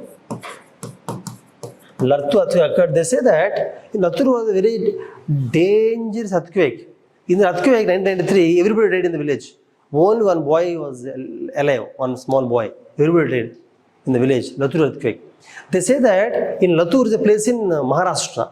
In that place, there was a small dam, reservoir is there, reservoir. Exactly very near to the earthquake occurred. So they say that reservoir may also be a reason for Latur earthquake. One explanation also, okay? These are the reasons for earthquake. You know about earthquake, no? You understood, no? Now we will go to how do you prevent earthquakes? Can you prevent earthquakes? No, you can prevent. How can you mitigate the impact of earthquake? That we can study. Prevention we cannot study. Landslide prevention is possible. Landslide you can prevent by piles or construction of retaining walls or even fences. In the landslide, I told landslide, construct pile or retaining wall or even fences. You can construct in the landslide. If a large rock is there, it may fall. Construct a fence. You can stop the rock fall. They tell you about fences. You can write in the landslide. Go back, write down construction of fences around the rocks. Rocks means not small rocks. Large boulder, very large rock. On the slope, if the large boulder is there, anytime in future it can fall down. No? So build a fencing, heavy fencing around the boulders. You can write down in the landslide. You can write down heavy fencing around the boulders. One point, just I'm adding one point to the landslide class. That's all. Now the point is, prevention of landslide is possible, like how I told you to some extent. Earthquake cannot be prevented, cannot be. Then what can be done? Friends, there is a famous quotation. You can write the quotation. Earthquakes do not kill people. Structures do. Poor structures. Earthquakes do not kill people. Poor structures do. Poor structures do. That means what? For example, take this area. Let us say earthquake occurred. Earthquake. But every building is very strong. No building fell down. Will people die? Let us say very small earthquake occurred. Very small earthquake. But buildings are weak. All buildings fell down. Will people die? So who is killing people? Earthquake or poor structures? So earthquakes do not kill people.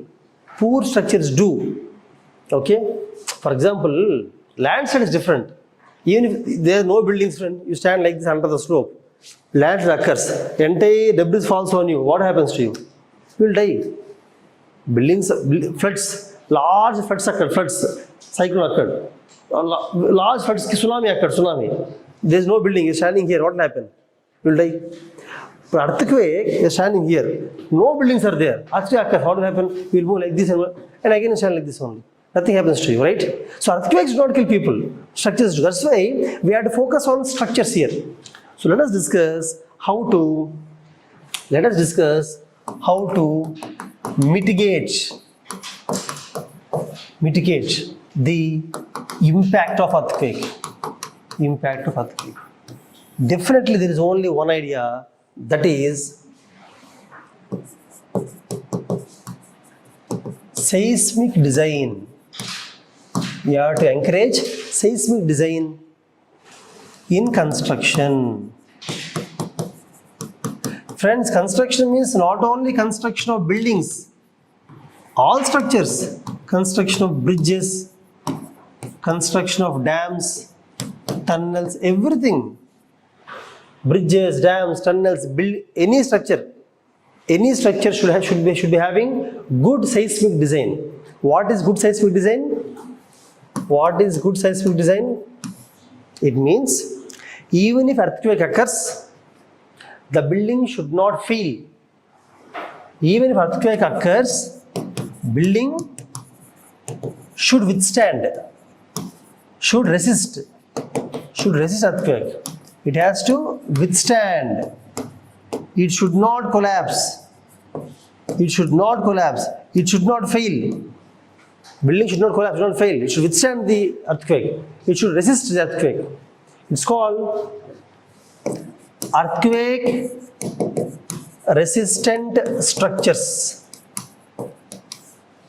For that, you have to follow Bureau of Indian Standards code. There is a code. We have a code, Bureau of Indian Standards, BIS code. The code will clearly mention for what kind of soils, if it's loose soil, rock soil, sand soil, silt soil, based on the soil, what structure you have to build. Soil, material, what kind of material you have to build, you have to use, or height of the building. It will tell to what height you can, depending on the probability of earthquake, zone 3, zone 4, what height you can build, what material can be used in the building, based on the soil they will tell. Understand? And what kind of structure you have to use. We'll discuss about all these things. BIS. BIS means Bureau of Indian Standards. This means Bureau of Indian Standards. Bureau of Indian Standards, BIS code. It's a BIS code. We have to follow actually most of the builders are not following the code. Even municipality is giving permission. That shall be actually regulated.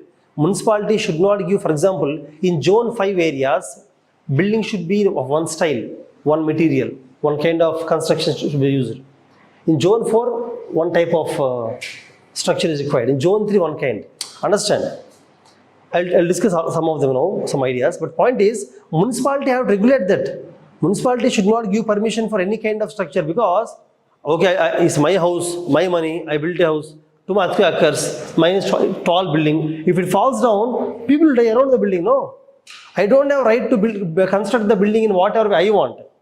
I have no right to affect the lives of others. Municipality should not allow. Municipality should not allow high-rise buildings in the high-risk zones. For example, I want to build a 10-floor building, 20-floor building, but that is zone 4 or zone 5. They should not allow. They should regulate it. That's called land use planning. Okay, so municipality, municipal corporation or municipality, whatever, in cities, villages anyhow, no problem. Village, nobody is going to build 10-story, 20-story buildings. Okay, municipality should definitely ensure land use control. Land use should ensure BIS code. Friends, for that, awareness required not only for builders. Even financiers also, financiers, those who are financing the building, they should also know that they should not finance to some buildings. The accountants, auditors, whatever, auditors or accountants, finance, whatever. Or even the builders, or even the many municipal commissioners do not know what zone they are in, which zone they are in, what kind of buildings they do not know. Okay? So engineers should know, everybody. Engineers should know, financiers should know, builders should know, municipal corporation officials should, everybody should know about the BIS code. Without BIS, having proper BIS code, they should not consider. But most of the real estate people do not study about BIS code and all. They want a beautiful building to sell the building, that's all. Okay. Now let us go to various measures, various construction measures. Seismic,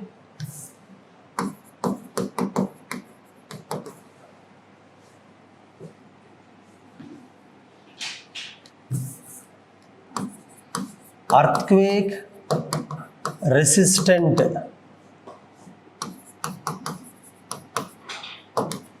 structural designs. We will discuss some of the designs, some of the measures to mitigate the impact of earthquake. How do you reduce the impact of earthquake? Some measures we'll discuss. For example, one measure is, friends, use hollow concrete bricks. If the building falls down, whatever, generally in the earthquake areas, building should not be heavy. Heavy buildings fall easily. So the bricks, instead of using heavy bricks, use hollow bricks. You know hollow bricks? Concrete hollow bricks. Lightweight bricks. They will not be heavy. They will not fall down easily. Generally, when the earth moves, heavy structures fall quickly. Light structures will not follow.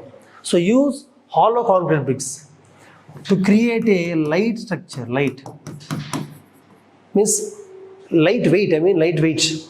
Okay. That is one measure that you can take. Second thing is, the places where the risk of earthquake is more, ground floor should not be open. Generally, ground floor should not be open. Generally, see, if this is our land, how to build building? Ground floor, you leave for parking, right? You'll have only pillars. Ground floor, only pillars. On that first floor will have walls, beams, everything. First floor will be a complete house. Second floor will have, but ground floor will be only pillars. They generally open the ground floor open for parking. There's a common construction style they follow, but you should not do that in the places which are highly prone for earthquakes. You know why? If it has only pillars, it cannot withstand all the load during earthquake. Normally, okay, earthquake comes, no, it collapses, it bends. All the pillars will bend to one side, the building falls down. It cannot withstand the weight of the building. This kind of is called soft story. Story means floor, ground story, first story, second story, there no. Soft story means a story which is very soft during earthquake. It breaks easily, falls easily. That's why ground floor should never be open for parking, whatever. You have to build walls. Hyderabad okay, but generally, earthquake prone areas, second thing you should not do. Okay. Third thing is you can use. Third thing is you can use base isolation method. Base isolation means, for example, see, these are the ground floor pillars. This is the building, remaining building. Okay, building. Now during earthquake, see, generally when earthquake, what happens? If building is tall, it falls easily. Small, it will not fall easily. You understand? So when you build tall buildings, the building moves like this now, entire building. So that force should not come onto the pillars. For example, building is moving, friends. When building is moving, if that force comes to pillars will break. That's why between the pillars and the building, this is a base, foundation base. Between the base and building, you go for base isolators. These are called base isolators. They can be made of lead plus rubber, steel plus rubber, whatever. There are many materials. The material, what happens, even when the entire building moves during earthquake, this will isolate the building and the pillar. So building moves and again becomes stable. Building moves like this and again becomes stable. If these isolators are not there, if pillars are directly connected, when the building moves this side, all pillars will move, it falls down. Building falls down. So you are isolating the base. The base and the building, you are isolating the base, separating the base. So that the building becomes flexible. You don't understand, no? You understand what I said? You only. You understand what I said? Okay, you last girl. You understand what is your name? Tell me, base isolation means what you understood. Why should we keep this kind of rubber leads or lead bearings? They are separate bearings, lead bearings. Tell me why. Who can tell? Can you tell? You only. Yeah. Tell me. It helps building to not fall. Yeah. Fundamentally, building will not fall down. Okay. But how it will stop from the falling down of the building? Anybody can you tell? Tell me. How these rubber lead bearings are? Shifting the center of Huh? Shifting the center of Shifting center of mass is slightly difficult word to understand for non-engineers, or non-physics students. General, tell me. Basically, when the building moves, if the pillars are attached to the building, when building moves, pillars also will move. When pillars move, they fall down, But between the pillar and the building, if you use isolators, when the building moves, pillars will not move. These isolators there, pillars will stay like this only. Only building move. Out moving sometimes again becomes stable. You have to ensure that the foundation is strong. If the foundation is not moving, it's enough now. If foundation is moving, building falls down now. Okay? So you're just by hearting, By hearting also okay. This is not physics or mathematics to understand. Okay? You can by heart and write also. Up to you. Then, there are something called seismic dampeners. For example, if there is a large building, friends, Large buildings are there. In large buildings, what happens is, when earthquake comes, no, when one part of the building moves, that shock goes to another building. Shock. They're going in the car. They're going in the car. Suddenly, one bump has come. Wheels will move up. Wheels. Let us say wheels move up like this. Will entire car move up like that? No. There is suspension. The wheels will move, but car won't move much. In expensive cars, you see Land Rover or very good cars, speed breaker has come. Suddenly, you went to a speed breaker. Wheels may move, but inside the car, you won't move much. You go for some very low cost cars, low quality cars, small bumpers, entire car will jump like this. Why? Because in expensive vehicles, there is shock absorber. There is suspension. Means water energy comes to the tires, the energy will not be transferred to the car. Similarly, in large buildings, let us say one part of the building is heavy. This part of the building is heavy because earthquake is moving. If it is moving, that shock energy should not be transferred to other part.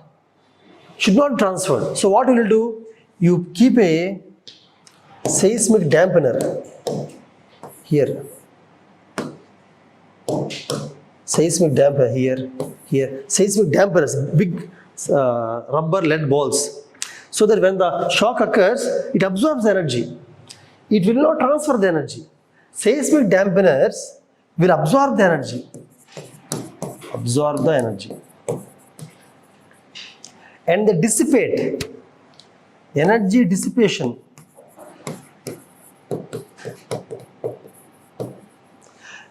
Dissipation of energy means energy gets dissipated. It won't stay. It will go out. It won't stay in the building. You understand? You don't understand, no? You understand what is seismic damper? You understood? Okay. What is your name? Okay. Seismic dampener. Your name is only difficult than this for me. Okay. Anyhow, friends, seismic dampeners means it absorbs energy. It dissipates. It won't transfer the energy. Understand? Now, there are many other techniques like, for example, in a building, columns should be strong. Columns should be strong, but the beams should be weak. Beams should be lightweight, weak beams. Beams are strong, they fall down easily. Columns should be strong, they should stand. Beams should be weak, they should not be heavy. Example, in the same Latur earthquake, during Latur earthquake, some buildings did not fall down. They stayed like this only. You know why? These columns are strong. The columns, you see, this column is strong. See the beam, see the beams. The beams are weak. But in the buildings where beams are very heavy beams, they fell down. Understood? So column should be strong, beam should be weak. Another technique. Then, for example, friends, if you take a building,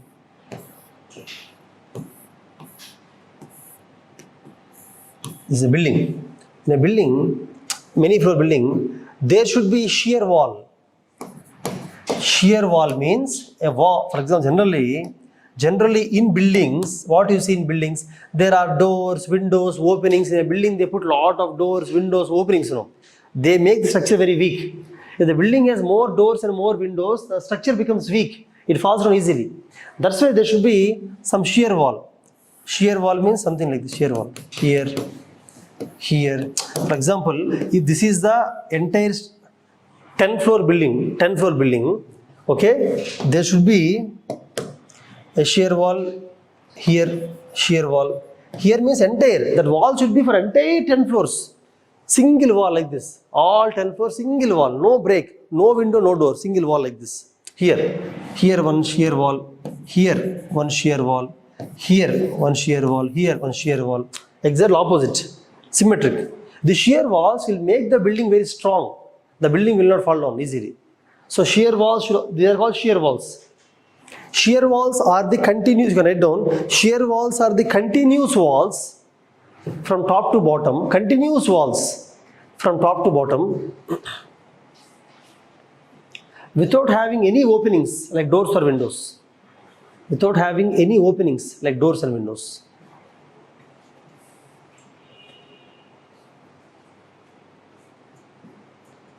They should be placed symmetrically. They should be placed symmetrically.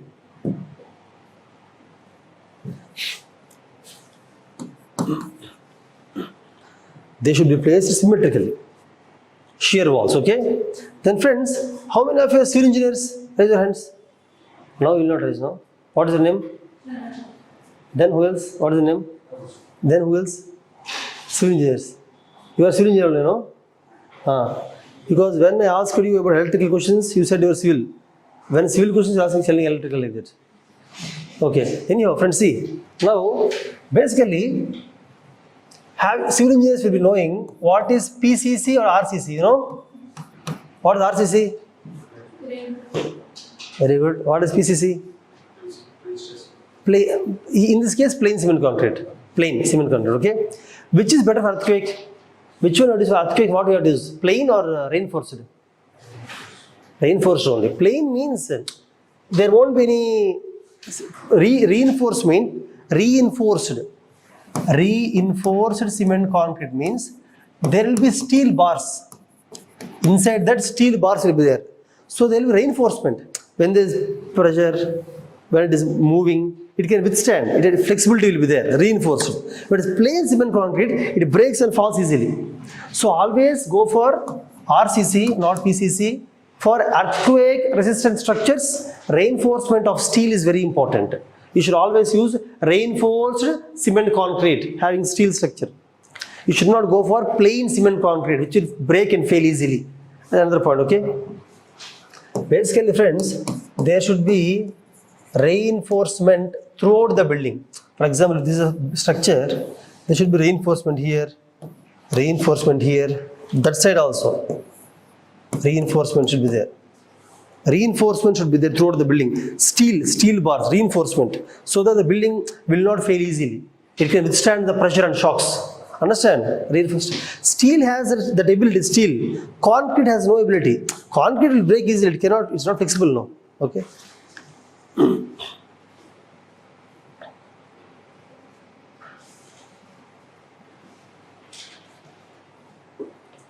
These are the mitigation measures. Mitigation measures of the earthquake. I told you earthquake means you will not talk about earthquake. Earthquake means you will not talk about earthquake. Talk about buildings. Because earthquakes do not kill people. Poor structures kill people. That's why you have to go for structural design. What kind of structures you have to use? What are the methods or techniques you have to use while construction so that it won't collapse during the earthquake. Okay. Now, friends, preparedness. What are the preparedness measures of earthquake? Preparedness, same things. You should have evacuation map, safety plan, vulnerability map, mock drills. You should have mock drills. Same evacuation. I wrote no previously. Evacuation plan, safety plan, vulnerability plan, mock drills. Training, NGOs, preparedness, same. Then rescue, then relief. Relief also same. Landslide relief also. First aid, search and rescue, evacuating them, reconstruction, rehabilitation, emotional support, special cards for them, educating them, pooling the land for them. Same points only you can write. No difference. That's same one. Okay. International funding, state funding. Friends, in tomorrow's class, today I will discuss about tomorrow I will tell you about the National Disaster Management Authority. National Disaster Management Authority, NDMA. NDMA gave guidelines for every disaster. What are the preparedness measures, response measures, rehabilitation measures, mitigation they gave? I am telling this almost same only. What I am telling in today's class, most of them are given by National Disaster Management Authority. They gave guidelines. And in UPSC also they will mention what are the NDMA guidelines for the mitigation of earthquake. What are UPSC mains questions will be like this only. What are NDMA guidelines of mitigation of floods, preparedness for floods, responding for floods. Like this they'll ask. You can write the same points, no difference. Same points you can write. What I'm telling you can write. All these points are there. You can write any point, it will be there in NDMA guidelines. No need to by heart NDMA guidelines. Right? Any point it will be there in any case. Okay? Okay, friends, now almost rehabilitation, response also same, development also same, everything is same. So earthquake is over. I told you no. I will never repeat the preparedness and rehabilitation and response. It will be same. I told you no. So I'm not writing it again. Same thing, you can use it. Okay? Now let's go to the next one. That is drought. Drought.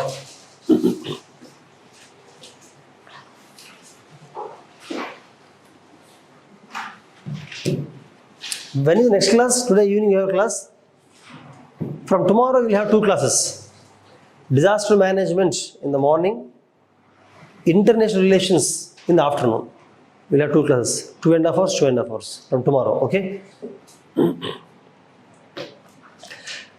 Only if you listen to IR classes properly, you can understand newspaper really well. In the newspaper, every day there will be some news on Israel, Hamas, or Pakistan, China, Africa, something. So to understand that news, we are finishing the IR now only. For your batch, initial stage only, we are going to finish IR. You can understand the news very well, okay? Now friends, let's go to drought. Friends, drought means what? Water is not sufficient, that's all. You can write down. Drought is the insufficiency of water. Write down. Drought is the insufficiency of water for a long time,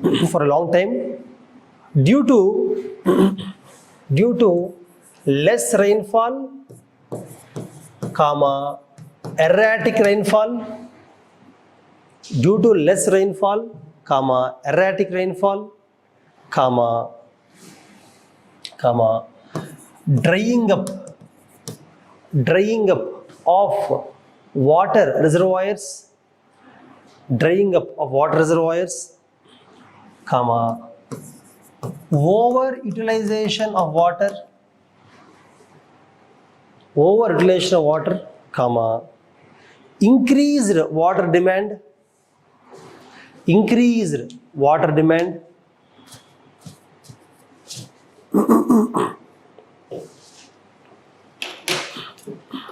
etc.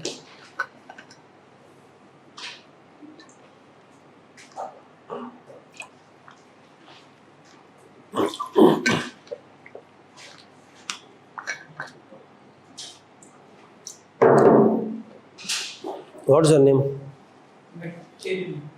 Tell me what you understand by drought. Have you ever read about drought in the newspaper? Read about drought anywhere? Heard about drought? You might be seeing articles in newspapers, no? Where farmers has no water for irrigation, the crops are drying, no enough drinking water, people walk for long distance, no water for cattle, or the rivers are dried up, lakes are dried up, rainfall is not sufficient. India is agricultural country. Almost 55% of Indian population depend on agriculture only. 50% in India. That's why if the rainfall is erratic. See, in some places there are perennial rivers. Perennial means continuous flow rivers will be there. In those places, if rainfall is not there, that's okay.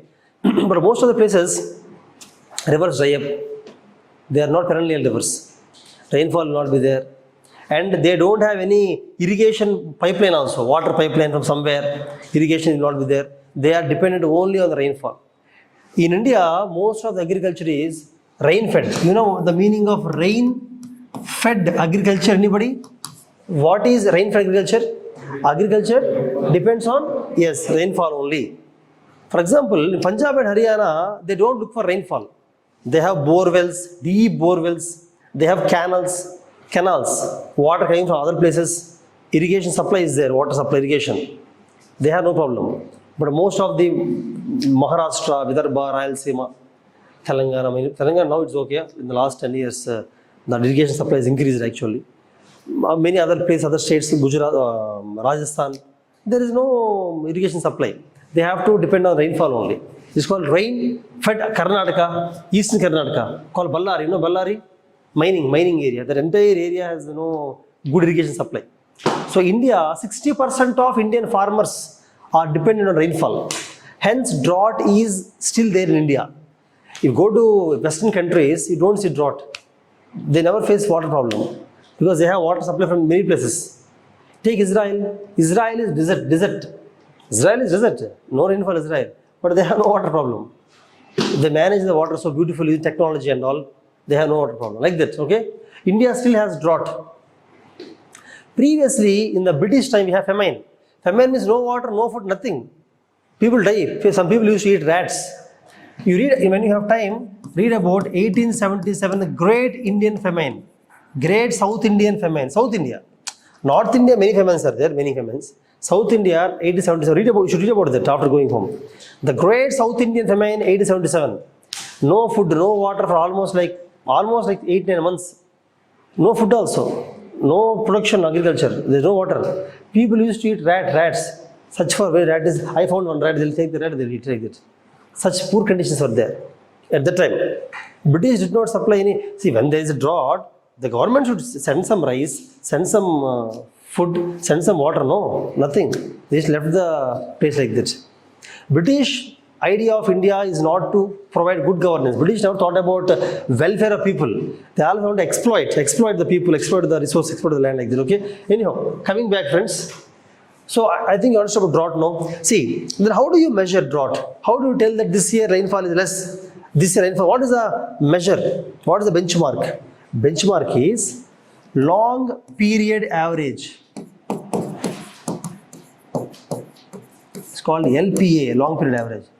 From 1951 to 2001, they have taken the average rainfall.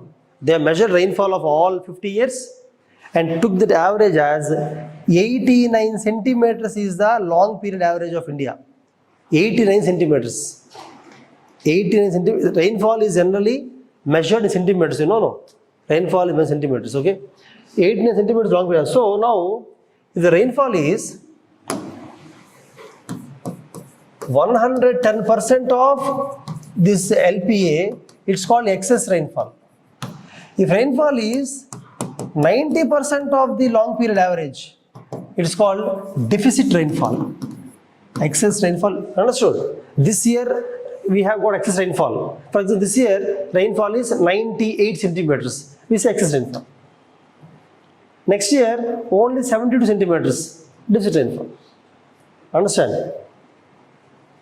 Like that we measure the sufficiency of rainfall based on the, generally India gets 95% of the rain comes in which months?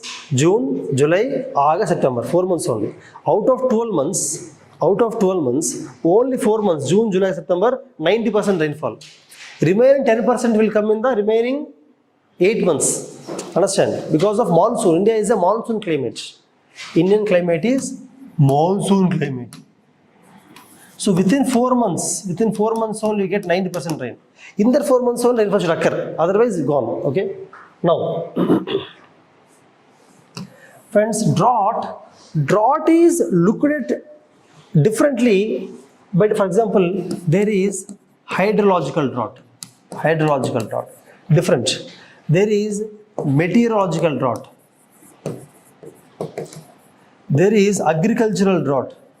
Means what the point is, or municipality will look at drought differently. Agriculture drought means water is not sufficient for the crops. That's all. In the soil, enough moisture is not there. The soil should have some moisture now for crops to grow. If moisture is not there, agriculture drought. Meteorological drought means they won't look at rainfall. This year rainfall is 80 centimeters only, 70 only, drought, that's all. Looking at the rainfall, they will tell. See, actually, let us say this year rainfall is less. But everybody has water.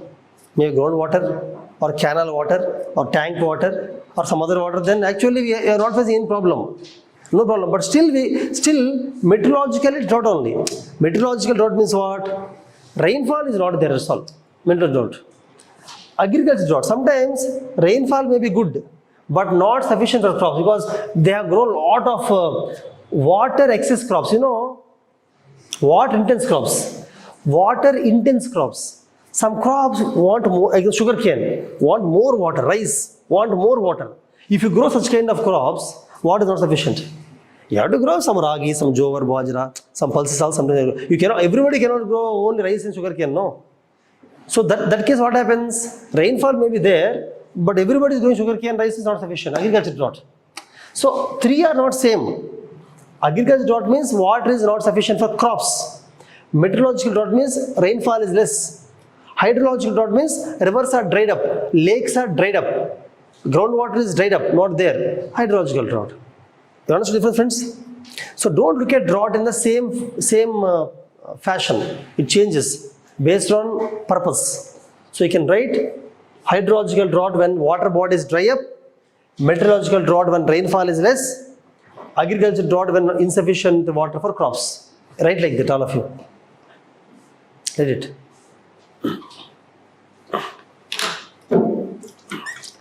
Municipality drought means no drinking water, that's all. Municipality is concerned only about drinking water, friends. It's not concerned about rainfall, all these things.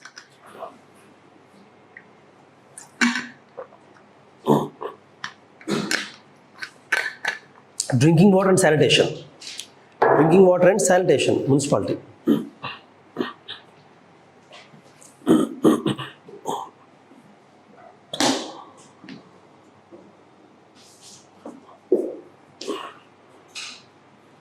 You wrote down all the three.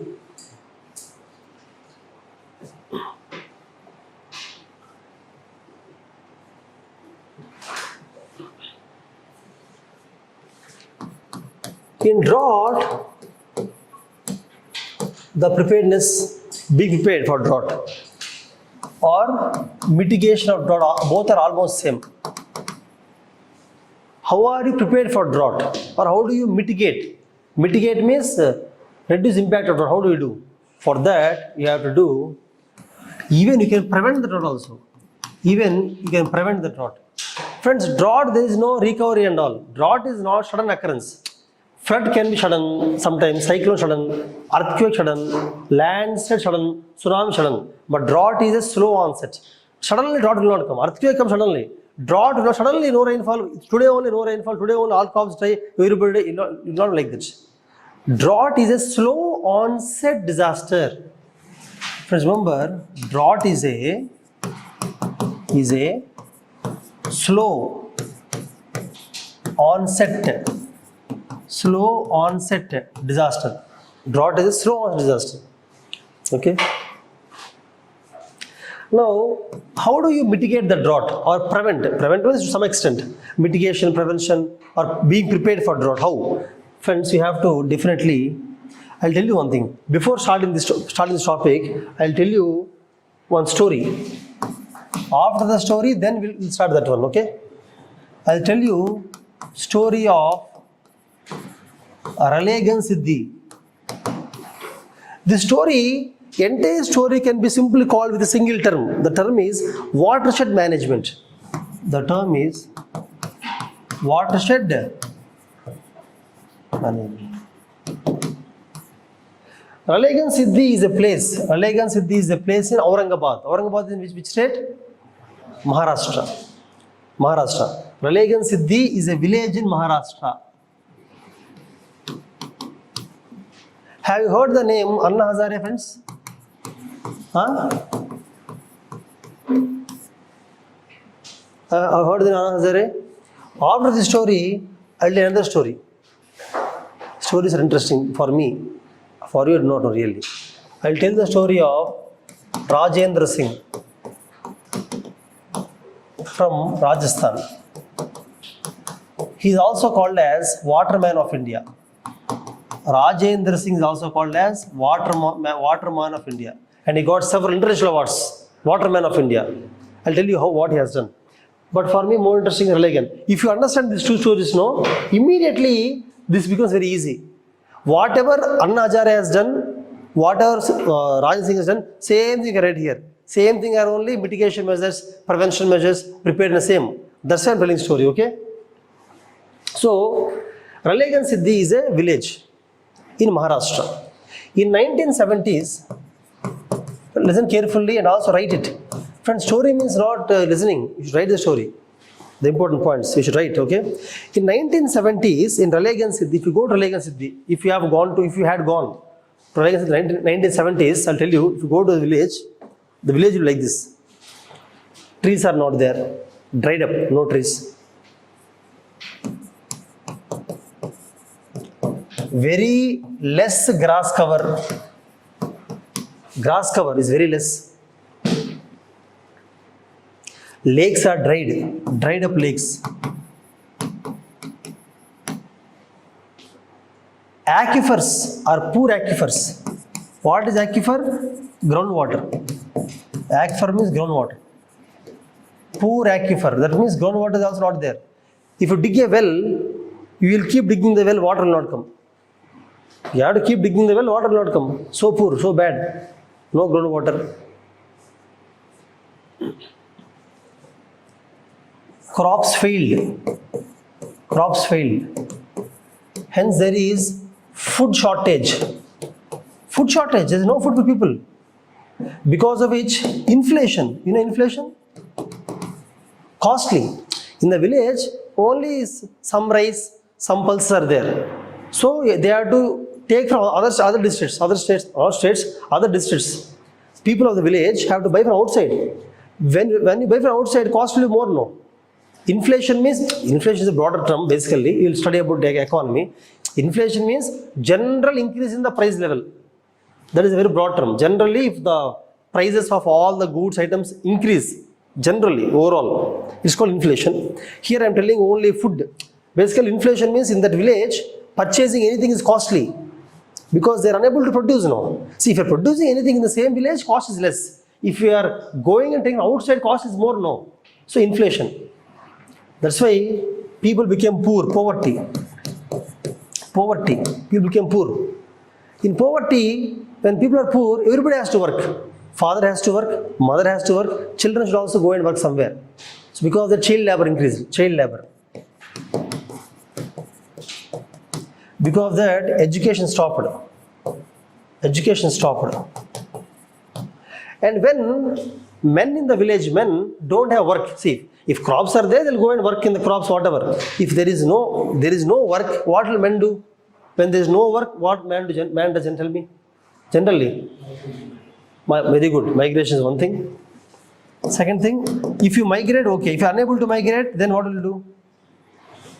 Drink. It's very common. A jobless man who is unemployed, jobless for a long time, he will consume alcohol. He cannot take it. So, alcoholism increased. And can they purchase good alcohol? No. So what happens? Cheap liquor will come. I will also make liquor. I will also buy some barley, everything, make some cheap liquor and sell the liquor. People die also. Cheap liquor. So there is liquor mafia. Liquor mafia also came into the village. Cheap liquor. Liquor deaths are increasing. Tell me, when it is very poor, extreme poor area, poverty is there, no money, will there be increase in the robberies, thieves? Increase will be there? So there are more robberies. Will there be violence? There will be more violence. Always see, poverty leads to more violence. Poverty always leads to more and more violence. So violence increases there. Okay? Cattle died. Cattle has no food. People who have no food, how can cattle have food? Cattle died. Okay? And whatever rainfall occurs now, the rainwater is going as surface runoff. When the water falls, it is going out because there are no trees, no grass, going away. Wastage of all the water. This is the condition and no good hospital. Health problems, malnutrition. You know malnutrition, friends? What is malnutrition? Food is not sufficient. You become weak. Malnutrition is there. Education not there. Health problem. Violence. No safety for women. No employment. Employment is not there. Unemployment. Friends, unemployment is a major problem. Don't neglect that.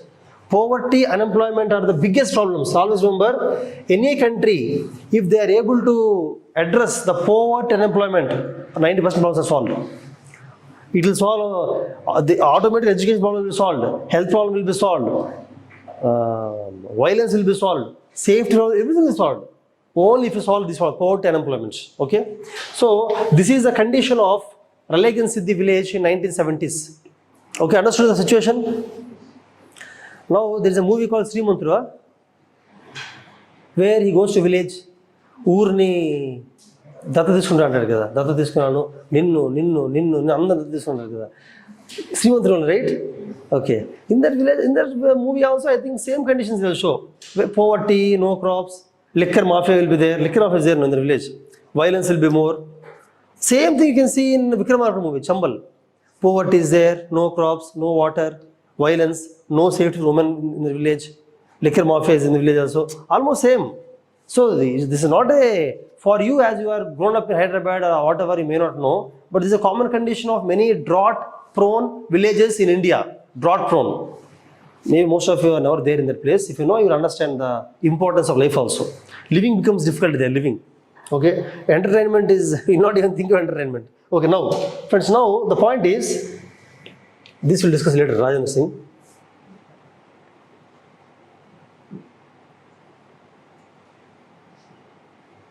Now, in 19 towards 1980, from Ralegan Siddhi, one young man went to army. He went to serve for army, one young man. While serving for army, he came, in between he came for village. He came back to village in between. Generally, army they come to village now. In 1980s, he came to village. While coming to village, he met with a great accident. Major accident, sorry. He met with a major accident. Almost died, but he lived. Then he got a realization that, see, I would have died, but I lived. That means my life has some value. I should do something for village. While coming to village, he met with the accident, major accident, but he lived. So he felt that I will not go back to army. I will stay in the village. I will do something to the village. I will do something to the village. That's like, but Srimantra is different. Srimantra, he'll let 10 lakhs check, 20 lakhs checks he'll give. That is not possible. That is, in reality, it is not correct also. Okay.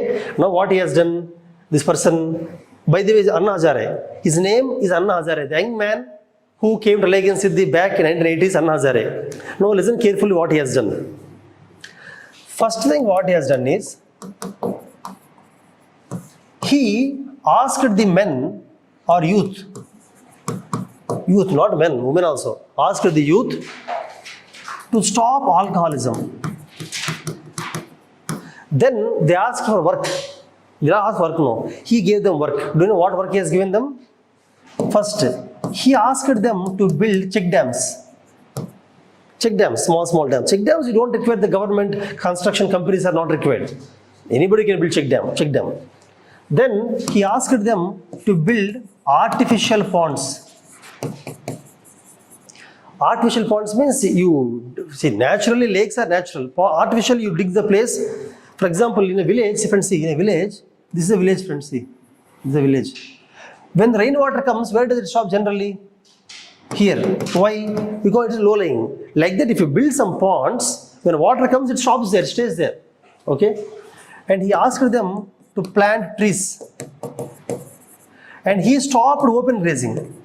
Previously, the cattle used to graze openly in the village. That's why all the grass is gone in the village. Grass is gone. Now he stopped the open grazing. He encouraged what? He encouraged stall feeding.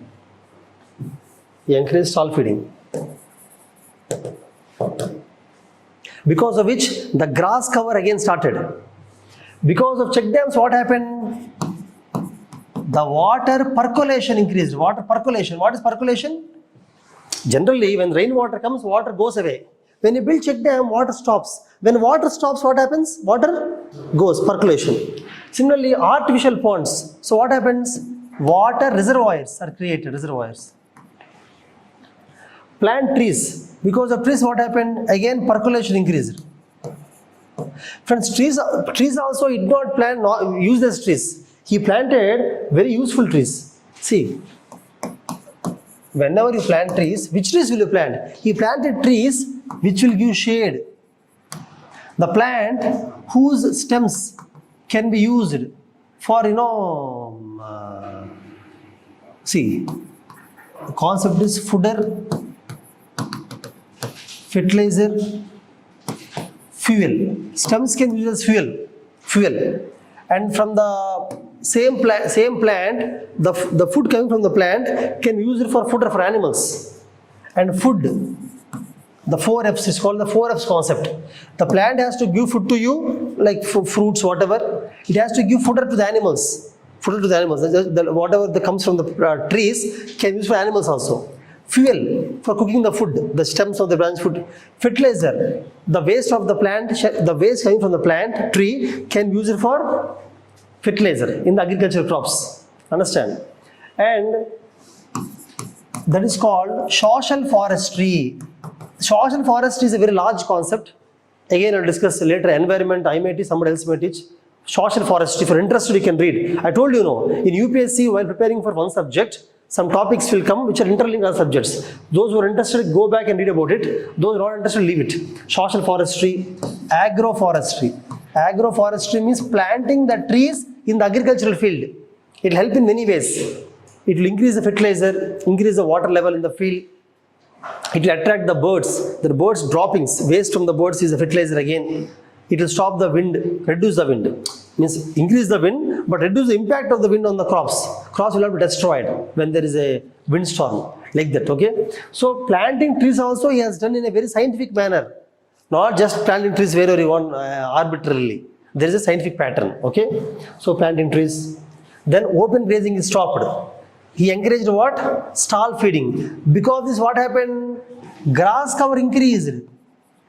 Friends, when grass cover increases, when the grass increases, again the water, rainwater will stop there. Grass. So water percolation increases, water percolation. Because of water percolation increase, wells increased, wells. So they have dug wells. They have dug wells. Previously told you, when you dig the wells, there is no water.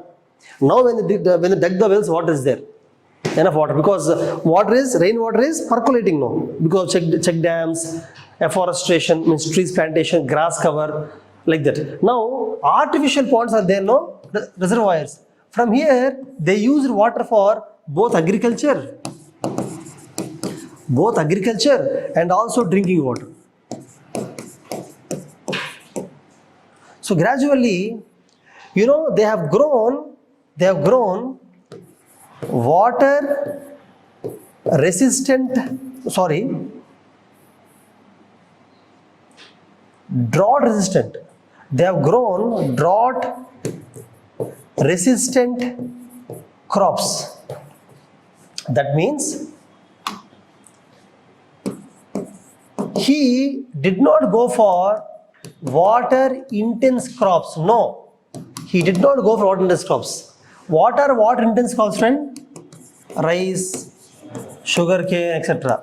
He went for ragi, bajra, some pulses, groundnuts, these kind of crops which require less water. Understand? So he went for them. And those things he asked the women to sell them in neighboring villages. That means he increased the trade. Trading. You sell these crops, with their money you buy other crops. Trading. Then he asked, with that money, the money they got by trading, agriculture crops, agriculture trading, with that they build their own schools and their own hospitals. It may look strange, but the village gave salaries for teachers.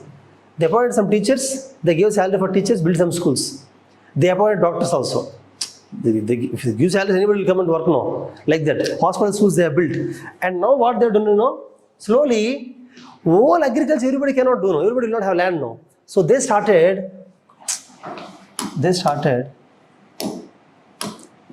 cottage industries, small industries. Like example, food processing industries. What are food processing industries? For example, they are growing groundnut, With groundnut, they will do that. They will do the chicky, and they sell it. It is a food processing.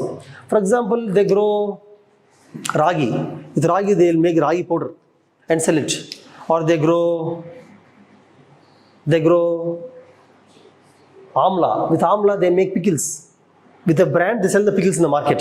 Food processing means whatever food you produce, don't sell it directly. Add value addition. You can directly sell groundnuts, but you will not earn more money. If you make chicky, you can get more money. You can directly sell ragi, but you don't get more money. You have to make ragi powder, ragi flour, like that. amla pickle, you can earn more money. So value addition for the food. Food processing means raw food, add value to it, market it, do marketing and sell it. That they have done. Okay, food processing industries. Actually they are micro. They are not large industries, friend. They are homemade industries, home level. Some 5 people together will start a small industry, a pickle manufacturing, flour or chicky making industry. It's not a large scale industry. It's not power intensive. Current consumption not required. Very simple industries. Okay, so they started cottage industries. I can call them as minor industries. Minor industry. Don't think that they build large steel manufacturing or mining industry. No, small industries. Okay. Then slowly he started evening schools. You know what he has done? Evening schools. Why? Because adults are not literate. Adults don't know anything. No, adults are also taught education about life, about women's safety, importance of education, importance of health, healthcare measures. So they became more and more aware. They became more conscious. They started taking care of their own health. They started taking care of the children's education. They started giving gender equality, treating the women equal to men. This is education, evening education. Okay. Then dairy. He started dairy. Dairy means milk. Basically the cow, buffalo, their cow only mostly. Okay, cow, buffalo milk, dairying, selling that packet in the milk, storing the milk, selling the milk, and honey beekeeping. I mean, alternate to agriculture, not just agriculture, alternate to agriculture he has done, because everybody can do agriculture now. Like that, within 20 years, he changed the village. After 20 years, if you go to the same village, nobody is drinking alcohol. There is no violence. Everybody has money. Everybody is doing some kind of work. Agriculture, honey bee keeping, dairy, small industries, some work. All children are going to schools. They have their own hospital. They are doing trading. They are only going out, selling things and earning money. They have groundwater. They have a lot of trees. Grass cover is there. Many lakes are there. This is called development of village. You understood? How a single man now here, is there support from government of India? No. Is there any funding from international? Is there any Sriman who is giving 10 lakhs, 20 lakhs, 40 lakhs, checks and all? No. Only the village people all are motivated. Actually, Anna Hazare is able to build confidence among the villagers. He is able to make them listen to him. He is able to instill their confidence. He is able to motivate them to work, create the work, building check dams, construction. They all work together with the spirit of unity. Understood? This is a story. This story, if you look at the story broadly, the entire story depends upon a single point: water only. It's just the water. Water only created agriculture. Agriculture created the money. Money created the other industries, whatever. Water is the game here. That's why I call this entire thing as watershed management. The main points of this is check dams, planting of trees, increasing grass cover, artificial ponds, like this. Basically, watershed management. Okay. This is a story. Now, next story, I think his time is almost one. Rajendra Singh's story you will read. He is called Waterman of India. He also did these kind of things only.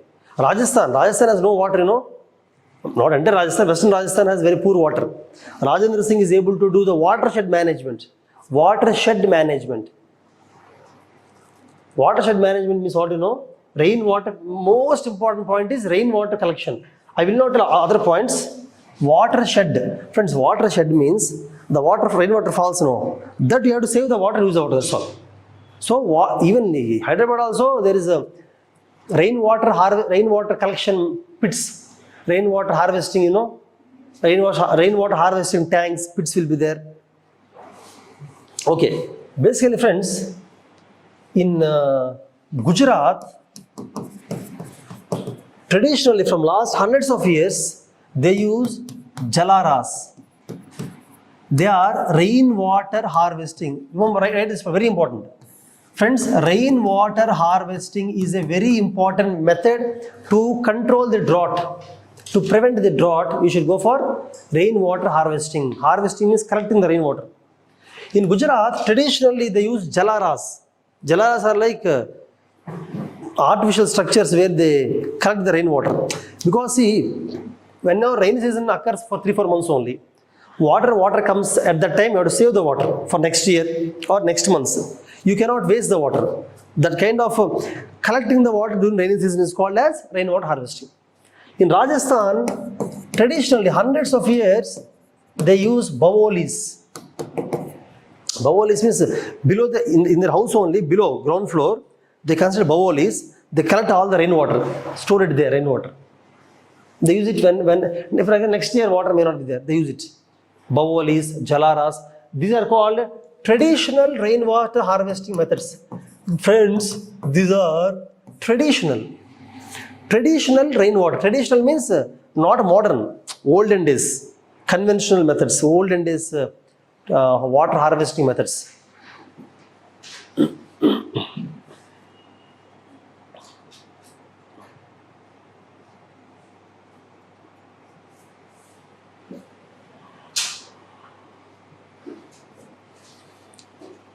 Now, see, now let us come to the topic.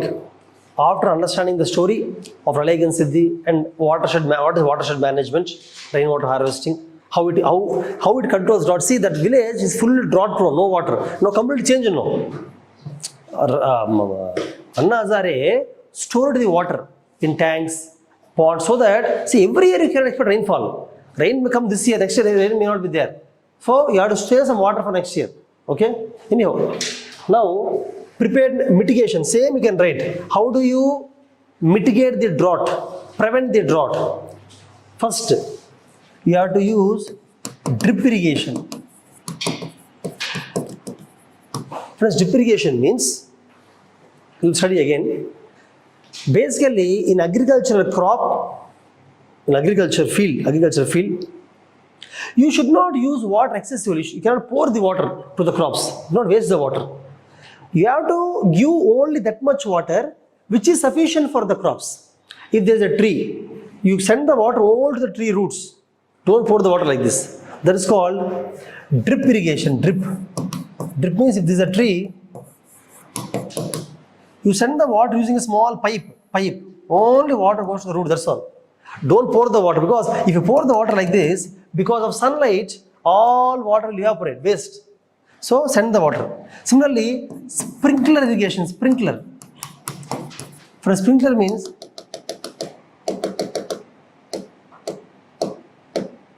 sprinkler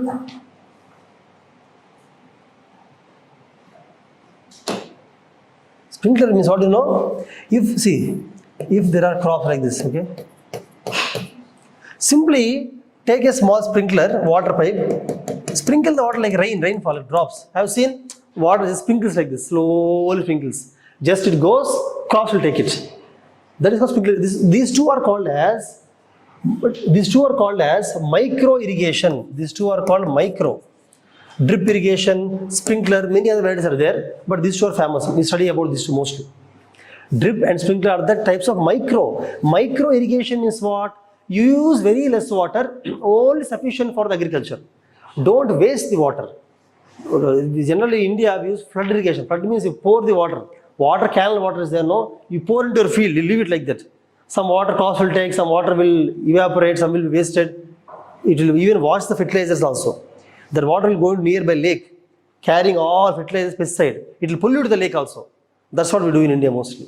So you have to go for micro irrigation. You have to conserve the water. What do you have to do? Friends, many people do not know the importance of water.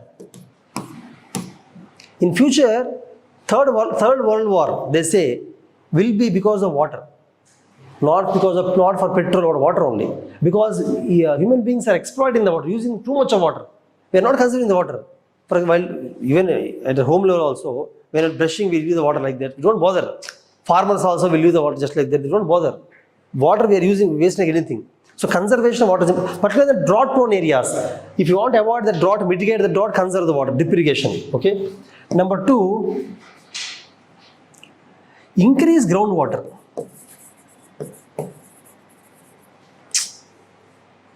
Increase groundwater. How do you increase groundwater? Many ways. For example, artificial ponds, increasing the grass cover by afforestation. Afforestation means planting of trees. Afforestation by check dams. By check dams. By water harvesting structures. It can be tank, canal, anything. Water harvesting structures. Increasing grass cover, tree cover, artificial ponds, check dams, water harvest. Do all these things to increase the groundwater. You know, increase groundwater, what do you call it as? It's called as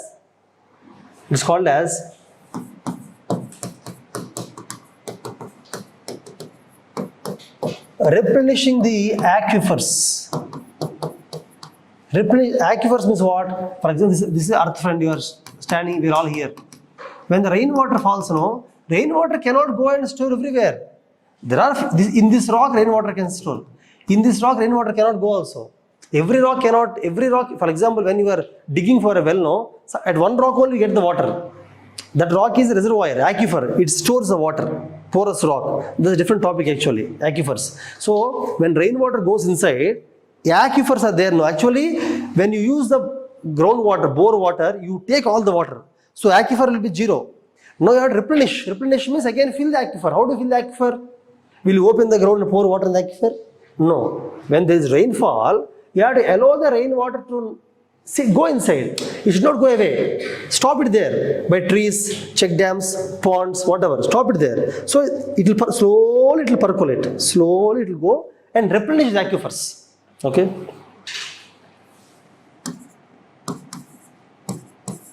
How do you tell me? How do you prevent the drought?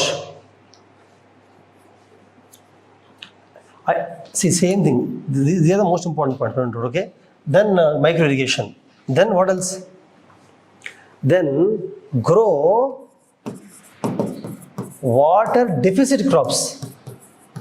Means crops which do not require much water. Means you have to change the agricultural pattern, agricultural style.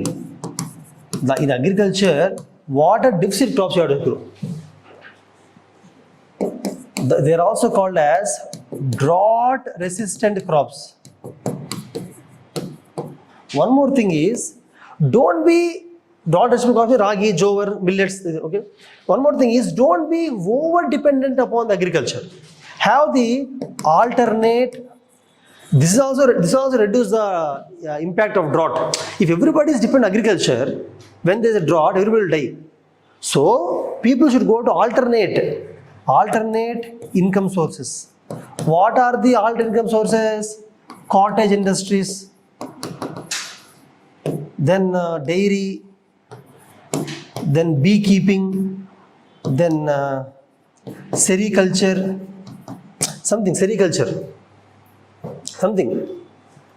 making of silk, making of cotton, making of something. You have to involve yourself in other kinds of income generating activities, not completely depend upon the agriculture. Then what happens when drought occurs? If every agriculture, everybody is affected. If some people are doing dairy, all things, they are not affected. Understand? That way. Then we have to build irrigation systems. You should not be dependent on the rain. Understand? Irrigation system should be built up, not depend upon the rain. We should not be rain fed. You should have canals, tanks, wells, groundwater, some irrigation structure should be there. You cannot depend only on the rain. That kind of irrigation structure also you have to build.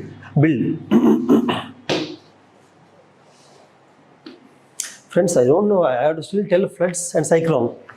Floods and cyclone is big actually, time is 2.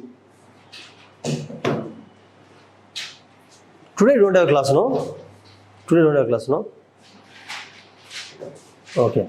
So that's all. These are enough. These are the mitigation measures or prevention measures of the drought. I think all of you understood what is the meaning of drought. Causes of drought, I told you, causes. Why drought occurs? Because of less rainfall, erratic rainfall, or overuse of water. Using water incentive crops, not conserving the water. Wrong irrigation practices. Reasons for drought I have told. One is wrong irrigation practice. Wrong irrigation practice means what? Overuse of water. I also told you about using water intensive crops also causes droughts. Causes What are the causes for drought? Causes.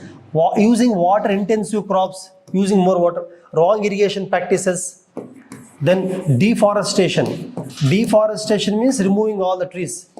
Then open grazing. Open grazing means removing all the grass. Open grazing.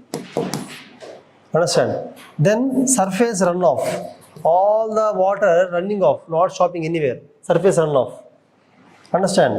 Then over exploitation of water for construction. Over exploitation of water for construction.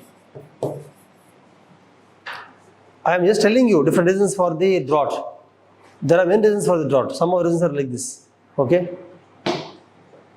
These are human reasons, friends. Here I am writing anthropological reasons. You are right, heading anthropological causes. You should write like that. These are the anthropological. We are doing it. Open grazing, deforestation, using water intensive crops, wrong irrigation practice, allowing the water run away, over exploitation of groundwater. Anthropological reasons. We are doing it. But there are natural reasons for drought also. Naturally, why drought occurs? Erratic rainfall.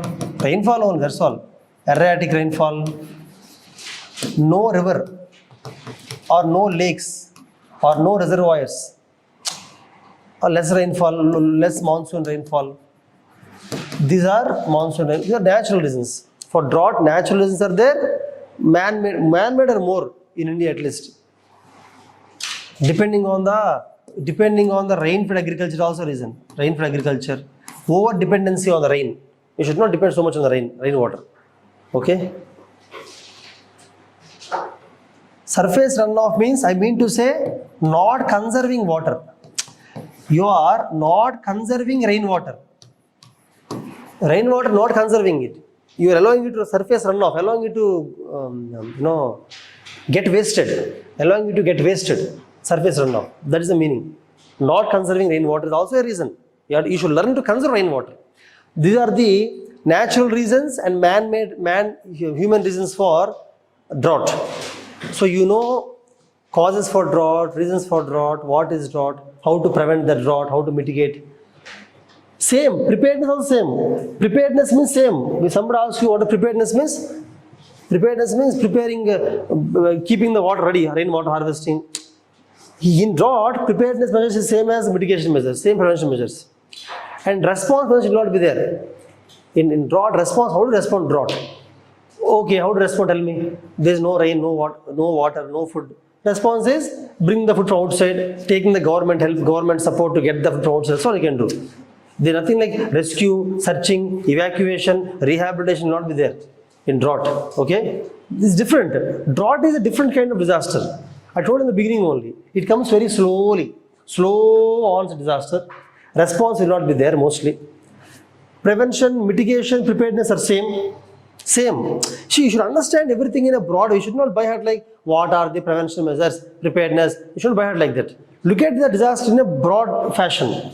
So every disaster is not same. There is some uniqueness. Drought is unique. Okay? Today your homework is you have to go back and read about the Rajendra Singh. You should also read about the Magsaysay Award. There is something called Raman Magsaysay Award. Read about that.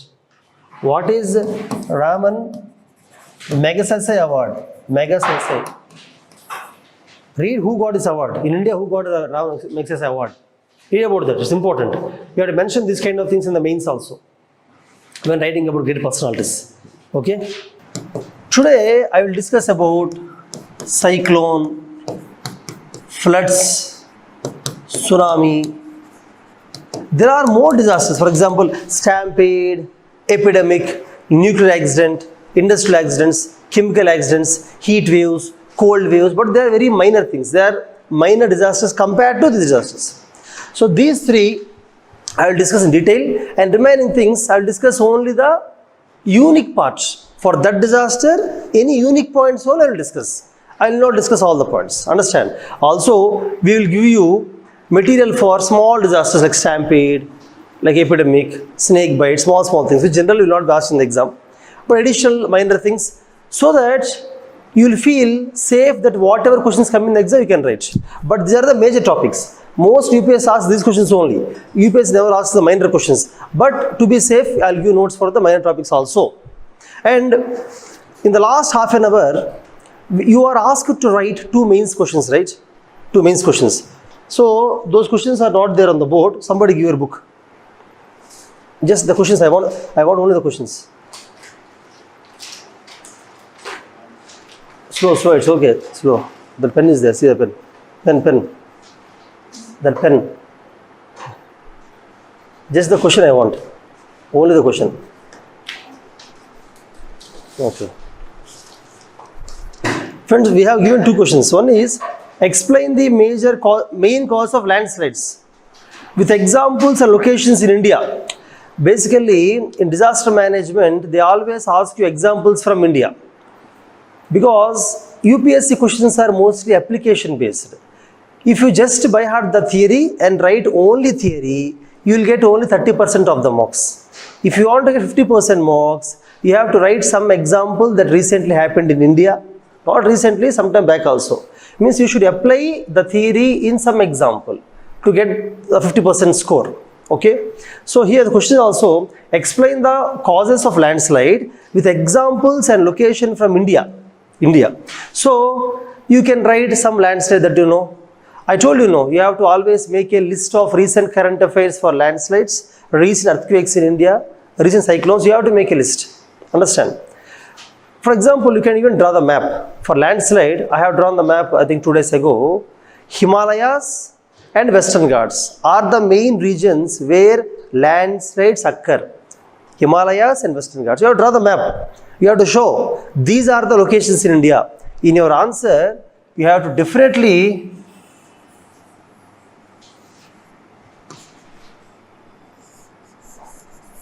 draw the map and you have to show that these are the places of the landslides, locations. See, among the landslides, the worst landslide where one entire village is wiped off in India is in Uttarakhand. In Uttarakhand, 1998, there is a village called Malpa landslide. It is a major landslide. Okay? It is a major landslide, 1998 in India. For example, when cyclone, there are many cyclones which occurred in India, but people remember the major cyclone. That is 1999 super cyclone in Orissa. Is a major, like that. Earthquake is there. Bhuj earthquake, Latur earthquake. So you have to remember the most important disasters events where the worst events where there is large scale death toll. Remember those things, okay? So you have to, they ask you the example and location. You can mark the location like this, write an example. And then causes for landslides. See, in UPSC you will be given only 2 pages for answer, 2 pages. So you cannot explain every cause. I may explain in the class. In the exam you should write each cause only for 1 or 2 lines. You don't have more than that. And for example, what is your name? Havila. It's a very easy name. Okay. What's your name? Your name? Raghu. See, for example, Havila knows only 3 causes. She knows only 3 causes of landslide. Which causes do you know? You really know 3 only? You know more? Tell me 3 causes. Anthropological is a broad thing. Specific causes. For example, deforestation is a cause. Deforestation of the slope is a cause. Then okay, construction of structures or roads, one cause. Then underground pipeline also comes under construction only. Construction of houses, roads, underground pipelines, all constructions. Okay, then okay, you know 2 points, huh? What? Crazy. Terrace farming. Terrace farming is a solution. Terrace farming is not a cause. Terrace farming is the best form of agriculture to stop the landslides. Okay? Unplanned agriculture you can tell.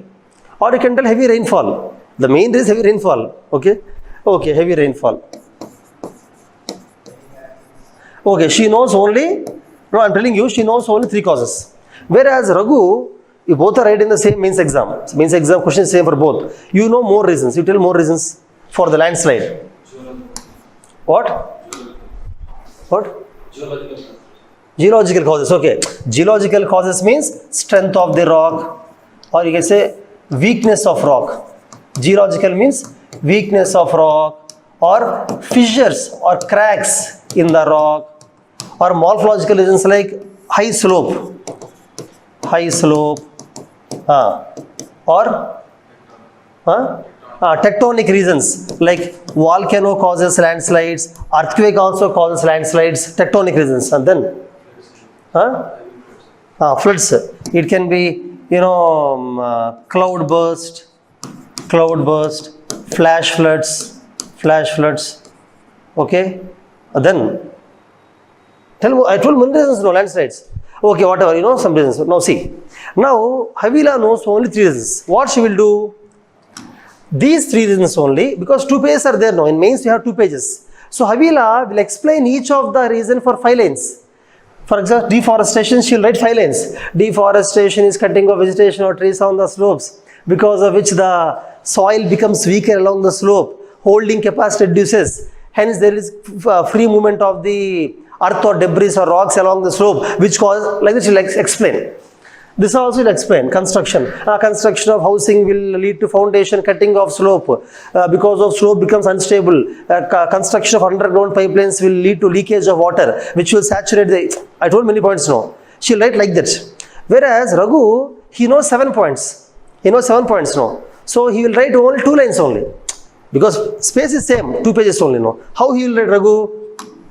He will say, weak rocks make the slope fail, cause landslides. Over. Example, if you know example, you can write silt stone or shale. Shale is a weak rock. Okay. I told yesterday, no. Shale is weak. Okay. Fissure. He will say, fissures or cracks in the rock makes the debris fall easily. 1 line only.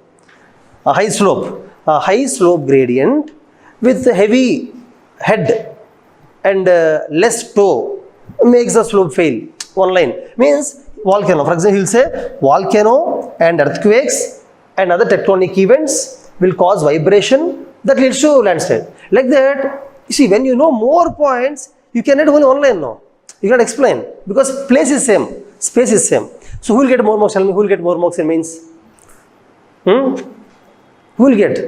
Raghu will only get. Raghu will get. Generally in mains, they don't see explanation. Explanation they don't see. Nobody has time. If you really want to explain, I can explain 1 point 100 pages also. Only the fissures of rock I can explain for 30-40 pages. I can explain different type of stones, fissures, cracks, longitudinal fissure, underground. I can add many points. They don't bother. UPSC mains examination, evaluator will only see how many points you know. Okay, but 1 line you should write. You cannot write 1 word, fissures, earthquake. Like this you should not write 1 line. So always remember, UPSC, even if you learn a lot of things, you will not have time to explain. So while preparing for the exam only, any concept, you should understand only the basic. 1 example, stop it there. Don't go into the depth. Don't drag it. Don't learn a lot of things about single point. Don't do that. The preparation style should be like that. Understand everything, remember 1 or 2 lines, that's all. Any student who is remembering more lines, you are wasting your time. You are prepared for 10 years for UPSC if you learn all the lines. Okay. So that's why we gave you mains question today. I think most of you might written the answer. After the class, show it to either Venkatesh sir or Ram Mathur or me. Will evaluate. Okay. Then 1 diagram should be there. Example should be there. 5-6 points should be there. Then mention NDMA guidelines for mitigation. See, NDMA is a National Disaster Management Authority. NDMA. It gives guidelines for every disaster, flood, earth, everything. But you don't need to buy hard that. Whatever guidelines I'm telling you, same guidelines will be there. NDMA has hundreds of guidelines. Whatever you write will be there NDMA. You don't need to buy heart only NDMA guidelines and you should not write. Any measure will be there in NDMA. Any measure. That kind of broad, you should have mindset. In UPSC mains also, students who have general common sense, general points will get more marks. If you specifically by heart from 1 report and write 1-2 points, you will get less marks. Understand? Okay. So, see, you should be careful. The question is, mention NDMA guidelines for mitigation, prevention, preparedness. That's all. In landslide, mitigation, prevention, preparedness. That's all. They did not ask you for rehabilitation, development. They did not ask you. So, you should not write. I am telling this because some over-enthusiastic students who are over-enthusiastic, they want to write everything they know. About landslide, everything they want to write. They want to get more marks, but they will get less marks. You write what is asked, not what you know. You may know many things about landslide. You should not have in UPSC. Whereas in degree exams, intermediate exams, you get everything. You'll get more and more marks. Here, if you write unnecessary things which are not asked, they'll get vexed up. They'll give less marks. Understand? That is very important for mains. They ask, and one more thing. I'll tell you, smart students what they will do. Question is guidelines for mitigation, prevention, preparedness. They'll combine all three. Mitigation, prevention, and preparedness. Single underline, all points they'll write. Those who are not smart want to separate preparedness, 3 points, mitigation. That is difficult here. Here it's very difficult to write what are mitigation, prevention. Difficult to write. Difficult to divide the points. Some questions easy to divide. When you can divide, divide. When you cannot divide, what should do? Single heading, write all points. So essentially, I am just telling you some techniques of getting more marks in the questions we give. Actual information already I gave yesterday only. Understood? Next question also you can write similarly. This is about the, I hope all of you wrote the answers, right? Friends, whenever we give you mains question in the class, in those 10 minutes, you write answers. Some students will keep it for the homework and they'll read something in the class. Don't do that. Once you write something, and then if I explain the answer, you learn more. Without writing, directly if you listen to me, you cannot remember. That is the basic idea of mains. Mains you have to first write and then listen. Okay? Okay. Now, as it is over, today we will continue with, before explaining cyclone, flood and tsunami, I want to explain. Before that, today I want to explain disaster management framework, internationally and in India, how government is managing disasters. Okay. Now friends, today I want to discuss the disaster management framework in India from the British time.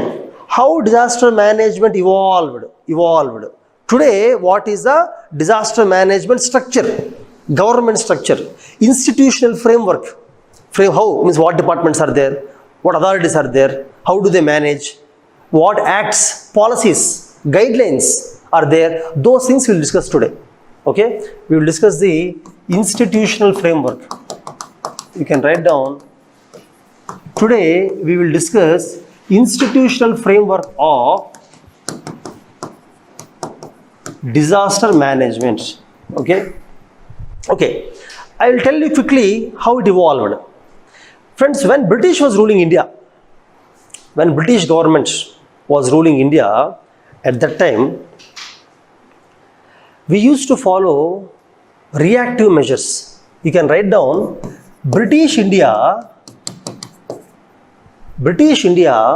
followed reactive measures for disaster management. Full stop. They provided only relief. Relief means, in the bracket you can, relief means what? First aid, food, rescue, search and rescue, evacuation, food and drinking water, first aid and medicines. That's all.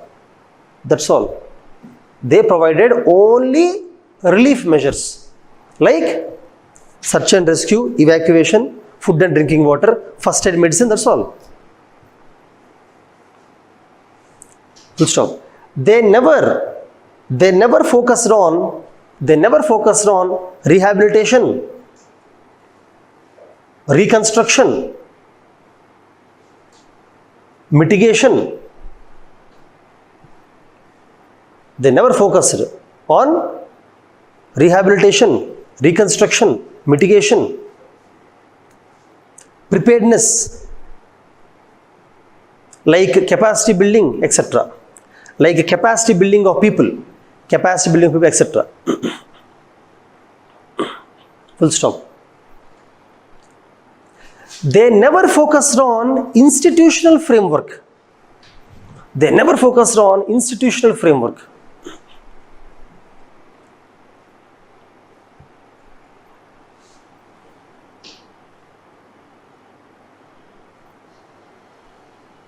There is no holistic approach. There is no holistic approach. Holistic approach.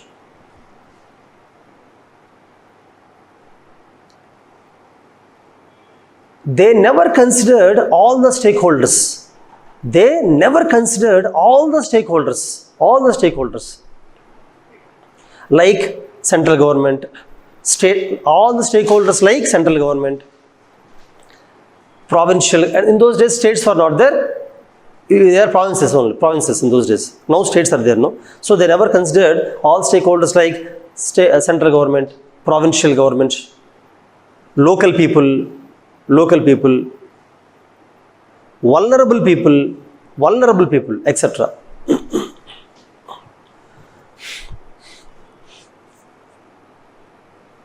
Vulnerable people means, I told you in yesterday's class also. Vulnerable means when disaster occurs, women, children, old people, physical disabled people, people in the hospitals, patients, children in the schools, they are vulnerable.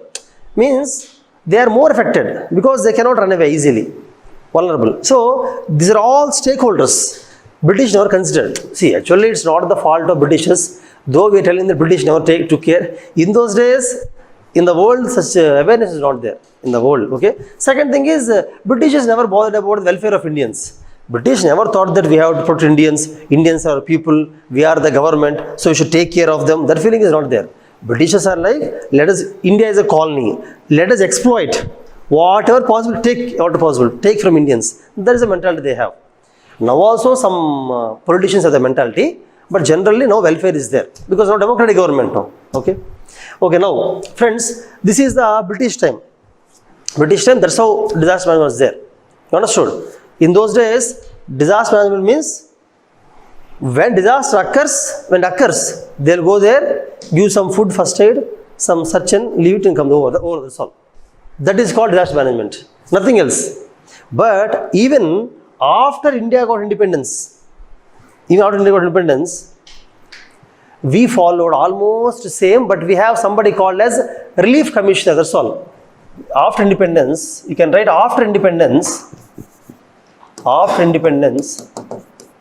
India appointed relief commissioners for every state. India appointed relief commissioners for every state.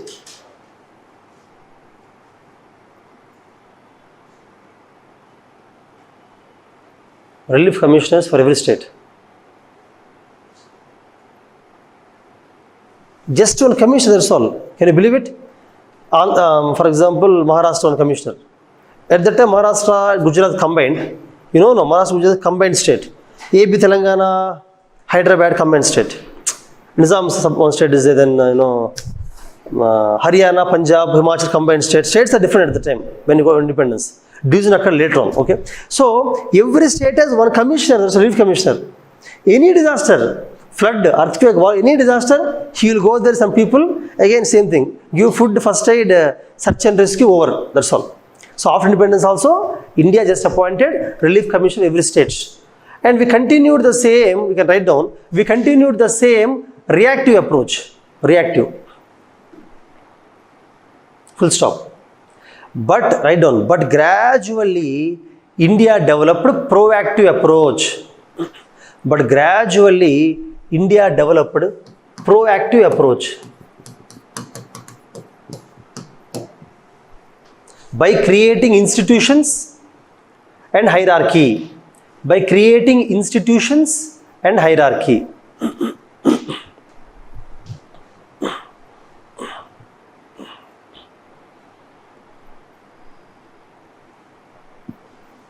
Friends, I think all of you know the meaning of proactive. Reactive means when something happens, then you react. Proactive means before something happens, you will be ready to face it.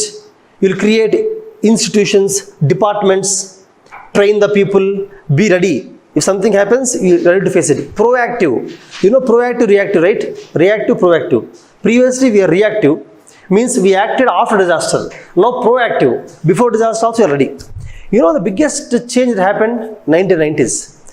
In 1990s, United Nations, I think all of you know United Nations, right?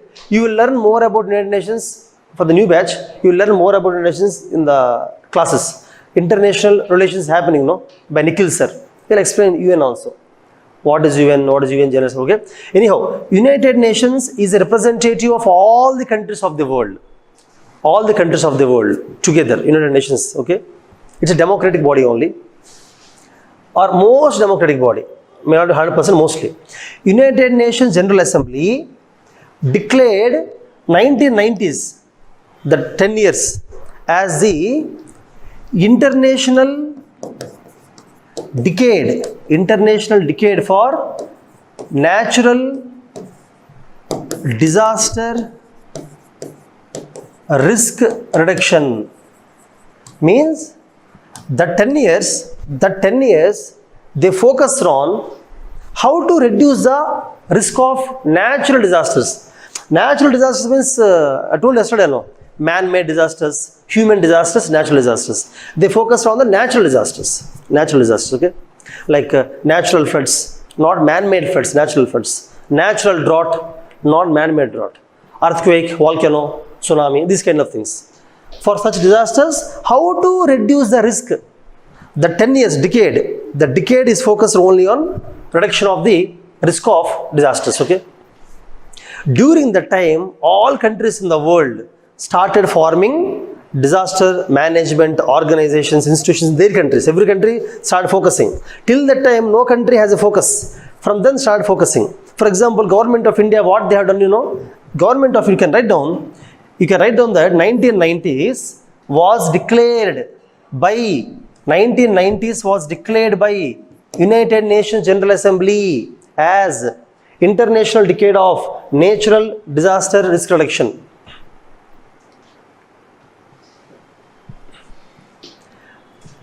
At the time, India created disaster management cell under, can you guess which ministry?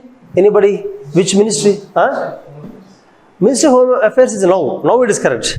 But at the time, initially, under Agriculture Ministry, the disaster management cell under the Ministry of Agriculture. You know why agriculture? At the time, according to the Government of India, disaster means floods affected farmers, drought affected farmers, cyclone affected means most at the time India 80% of agriculture only, no, or 70% agriculture only, no. Now only 55% of people are based on agriculture. At that time, almost 70% are based on agriculture only. So mostly agriculture ministry only used to take care of all these things.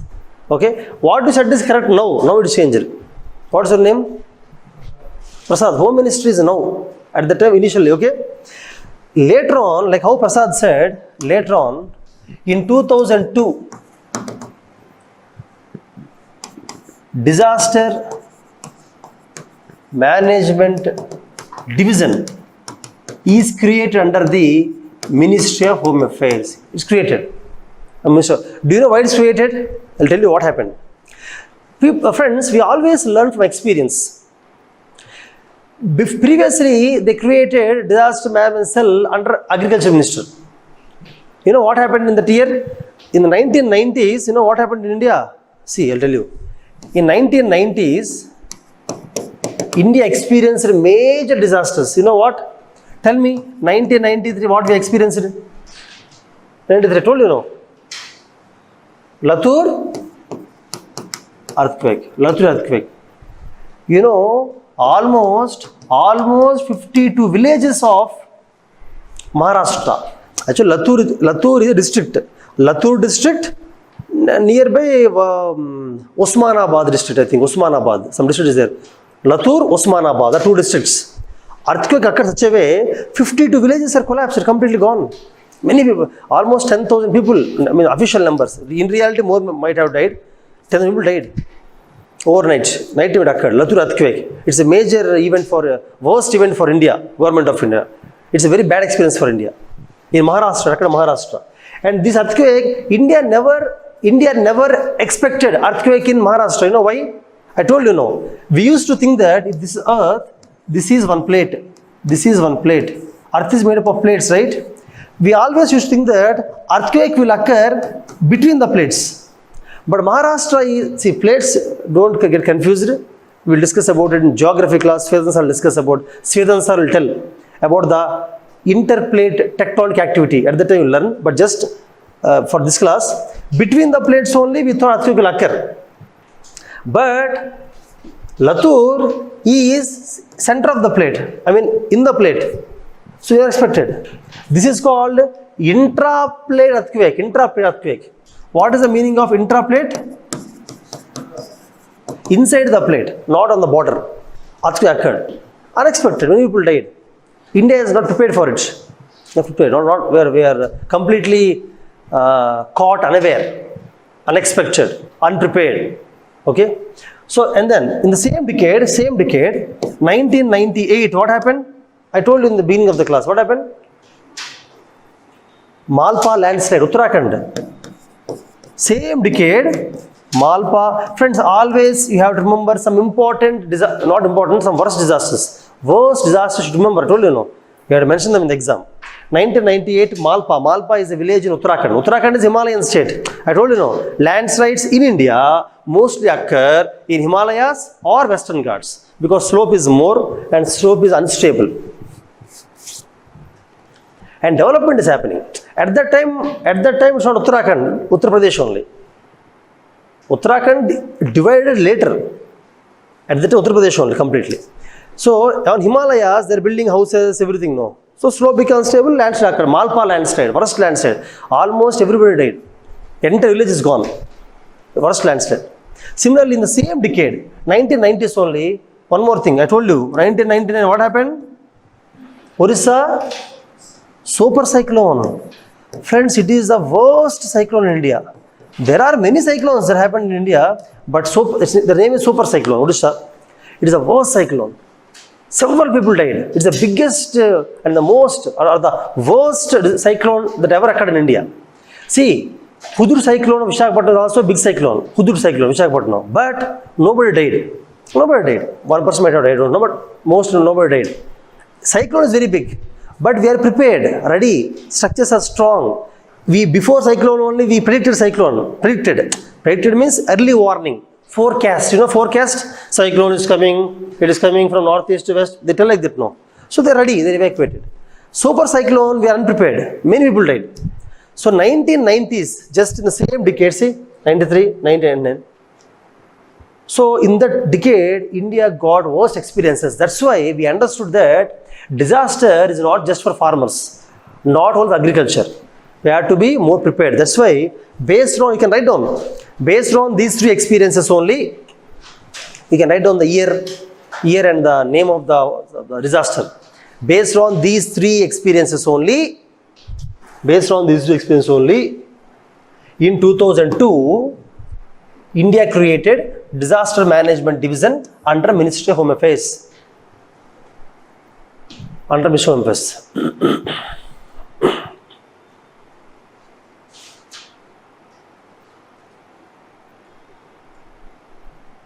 Smart people are those who learn from others' experiences. So normal people are those who learn from their own experiences. In UPSC also, when you interact with your friends or somebody, neighbors or seniors, peers, they will tell you the mistakes they have done. See, I did not revise properly, that's why I failed. So one person will say.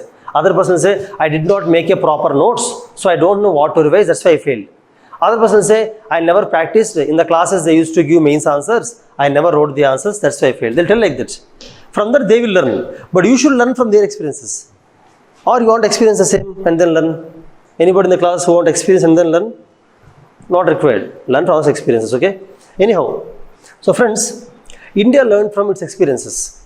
In 2002, we created Ministry of Affairs. Now what I'm going to tell is the biggest thing, and this is the most important for UPSC Mains. The evaluation is just for your understanding. You can write 3 or 4 points in the exam, but no need to focus much on that. Now you have to focus. In 2005, friend, before that I want to tell one more thing. Orissa is the first state in India to create State Disaster Management Authority, SDMA. State Disaster Management Authority. Orissa is the first state to create. Why? Because of the worst experience of super cyclone.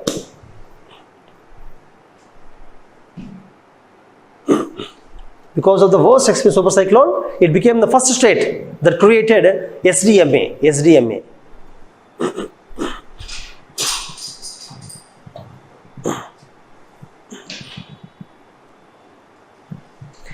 Friends, now listen carefully.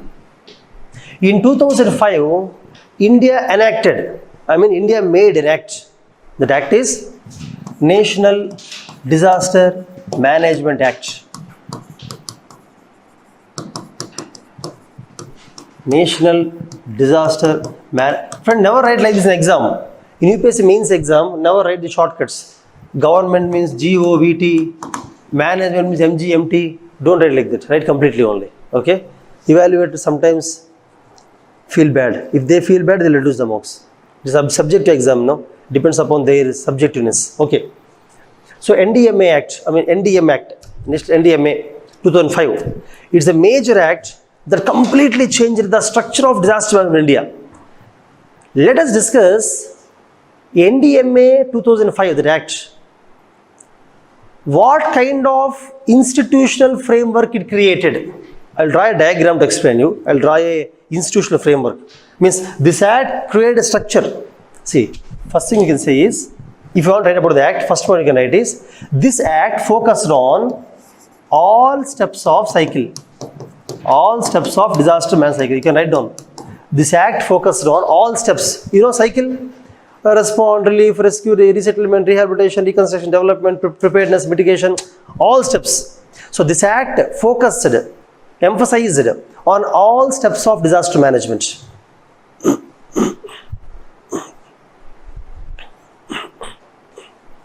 On all steps of disaster management.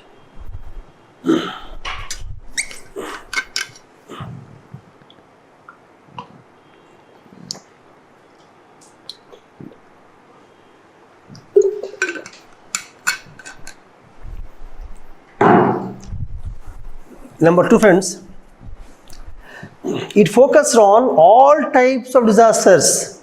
It focused on all types of disasters, natural, man-made, everything. All types of disaster. The hydrological disaster, atmospheric disaster, geological disaster, chemical, everything. NDMA.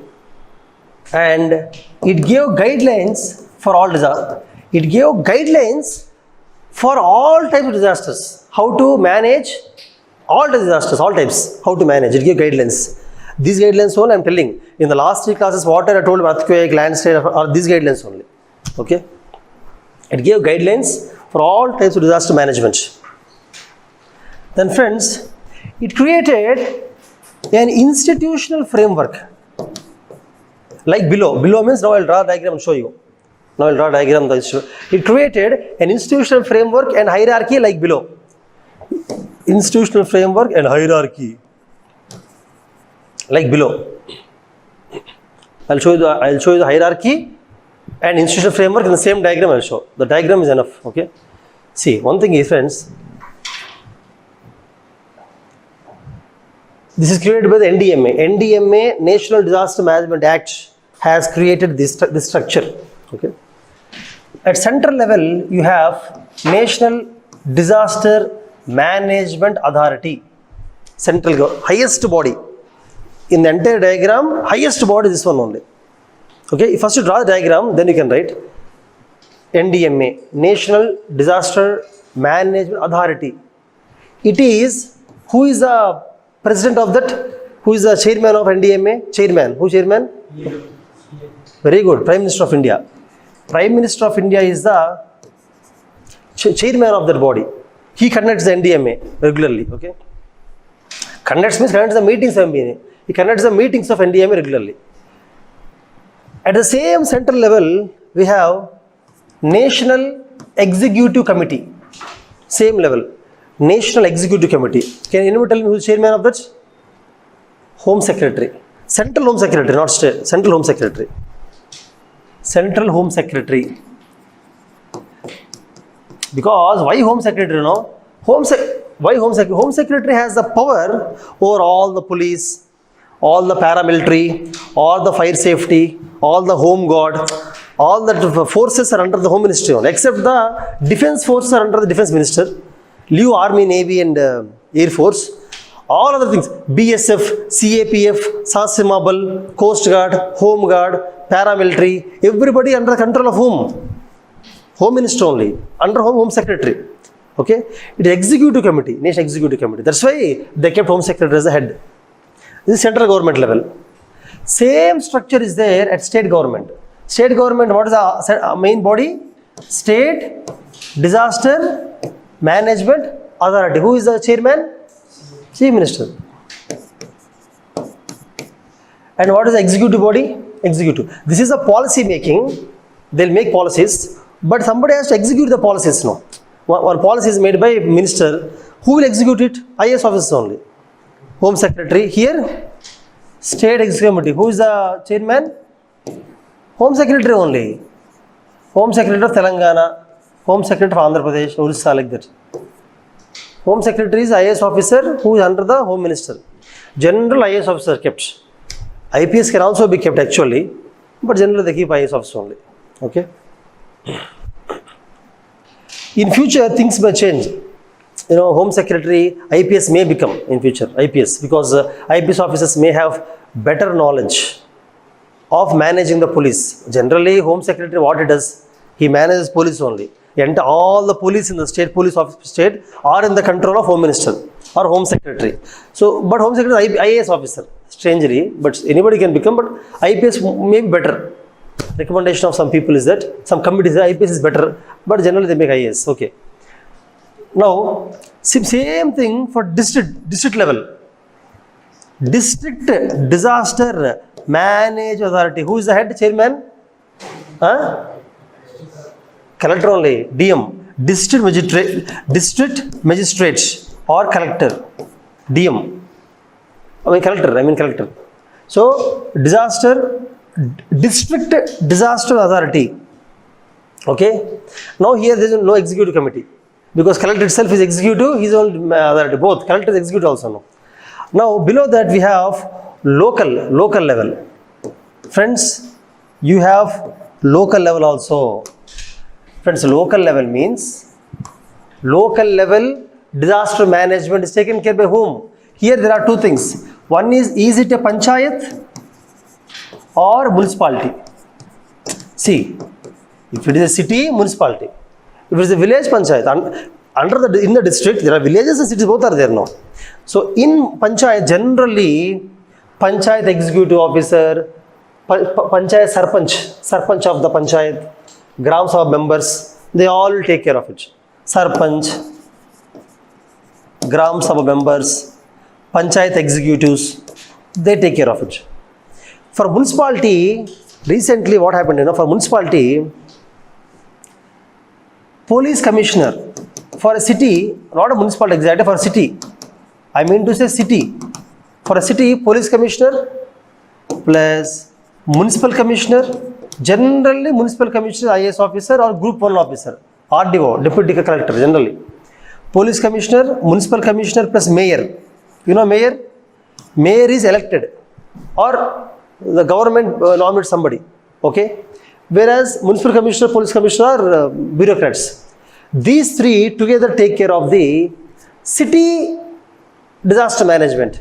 For any city, disaster management is taken care by police commissioner, municipal commissioner under the guidance of mayor. Mayor is more powerful, democratically elected mayor, okay?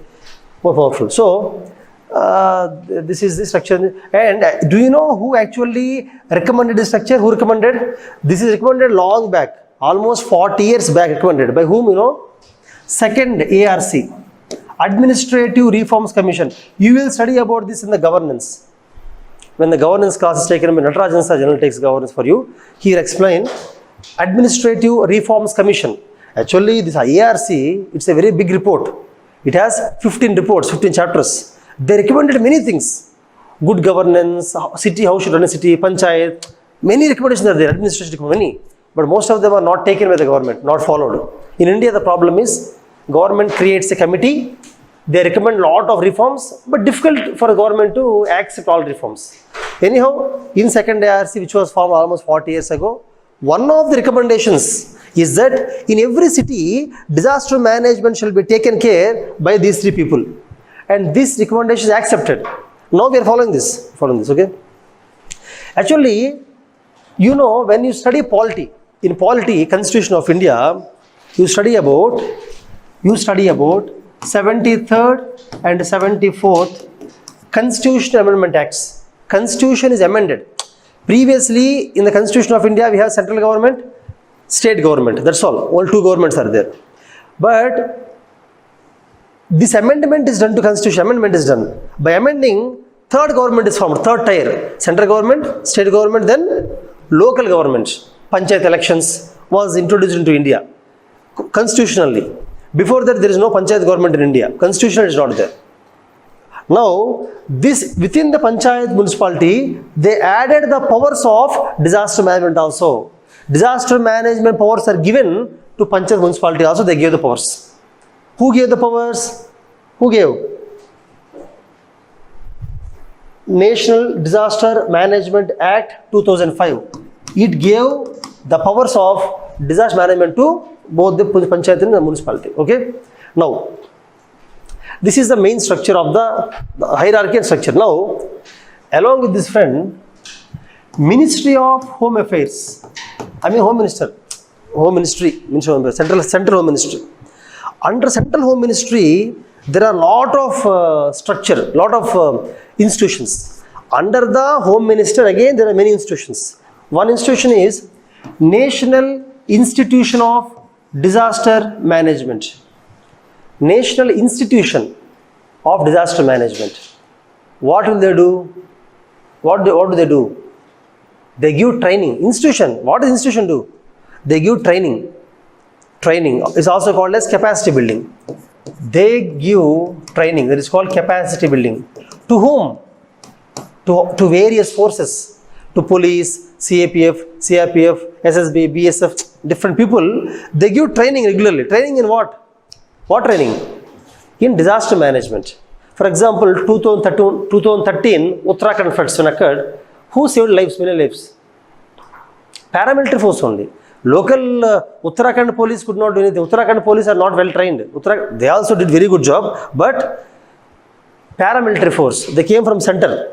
They constructed the bridge because floods, landslide floods. You cannot see people. Some people are under the water. Some people are under the water, under the building. Some are dig inside the sand. They'll keep like this. Only this much you can see. So very difficult to rescue them. So paramilitary force came. They constructed temporary ropes, temporary bridges, and they went and saved many lives. Some forces risked their lives also. Paramilitary force, they sacrificed their lives also to save some people. So it requires training. The training is given in where? National Institution of Disaster Management. Who is the president of this body? Of institution, president? Who? Head of the institution? Who? Home Minister only. I'm telling you, Home Minister of Home Affairs. Home Minister is the, but these questions will not be asked generally, but you can write down. Home Minister is the head of National Institutions of Disaster Management, which involves in capacity building and training of various forces. They are trained in various disasters. If there is a nuclear accident, then they have to go by wearing some masks very carefully. Some trust will be there.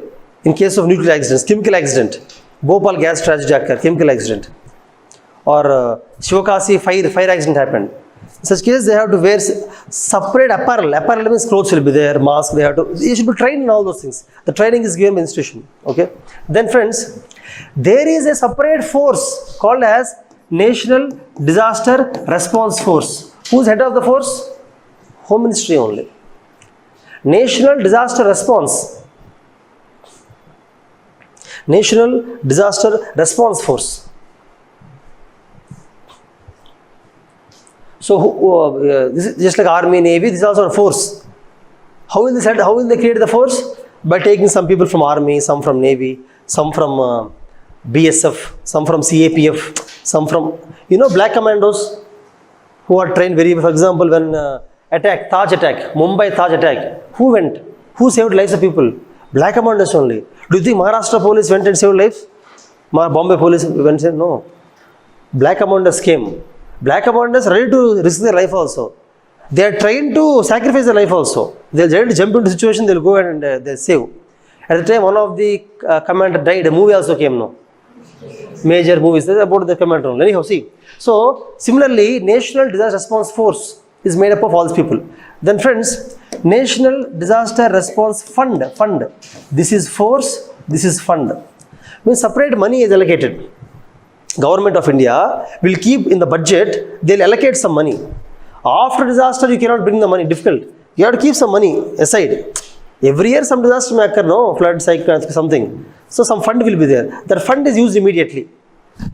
But such fund will be there for state also. State Disaster Response Fund and district disaster, under the collector also. Collector, there is some fund for district relief. District Disaster Response Fund will be there. Okay? Will be there. Then friends, you might have heard about Home Guard. You know Home Guard? Home Guard is not for disaster response. Home Guard generally are paramilitary force. They work everywhere. Similarly, all types of paramilitary forces. Also, fire officers, fire staff. These people specifically come whenever disaster occurs. Whenever disaster occurs, they come for disaster management. Okay? And you might have heard about National Social Service, National NCC, National Cadet Corps, Nehru Yuva Kendras, NYK. You heard of that? Nehru Yuva Kendras, National NCC, trained no NCC. NCC also, they will be trained in disaster management to some extent. National Social Service, and there is something called civil defense. Civilians, all of you can go to Nagpur. I think Nagpur is there in Pune or Nagpur. Civil Defense College. Civilians, you can go and get trained in disaster management or other things. Civil defense. You will be trained. Tomorrow there is a war. Army is not sufficient. We have to go now. You know the rule? When army is not sufficient, people have to go. Youth have to go to fight generally. So it's civil defense. So national civil defense. National civil defense. Or territorial army. You read about this. These are very interesting topics. Territorial army. So these are the various forces. Civilians, normal public will participate in these things. They also get trained in the disaster management. Okay. Then friends, this is all government policy, all this level. Now executive level, there is cabinet committee. There is cabinet committee on disaster management, coordination. You know what is cabinet committee? What is cabinet secretary? Who is cabinet secretary? Who is cabinet secretary? The highest officer in India. For example, Prime Minister is the highest politician, is the highest democratically elected political leader in India. Prime Minister. Similarly, cabinet secretary is general IAS officer. General IAS officer becomes that. Senior IAS officers. Senior most IAS officer in India becomes cabinet secretary. Last level. If you become IAS officer at the age of 22 or max at 23, only then you will become cabinet secretary. 24 you cannot become. Senior most officer now. Okay. For example, while conducting mock interviews in your institution, to conduct mock interviews, I always bring one officer called K.N. Kumar. He is an IAS officer. He is a 1987 batch officer. 1987 batch IAS officer. Right now in India, if you take the top 5 officers of India, seniority wise, he is a senior most officer. K.N. Kumar. He only comes to conduct mock interviews. You might have seen the YouTube videos also now. K.N. Kumar, ex-chief secretary. So, such officers only become cabinet secretaries. Okay, now see.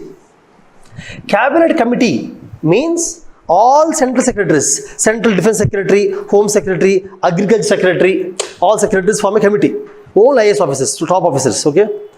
Under them, what happens, when any disaster occurs, see, a disaster cannot be handled only by agriculture secretary. Sometimes coordination, agriculture secretary, home secretary, defense secretary should combine sometimes. Defense secretary will bring the navy or army. Home secretary will bring the paramilitary force. Agriculture secretary will bring the agricultural expertise, agriculture officers to learn. For example, friends, when there is a flood,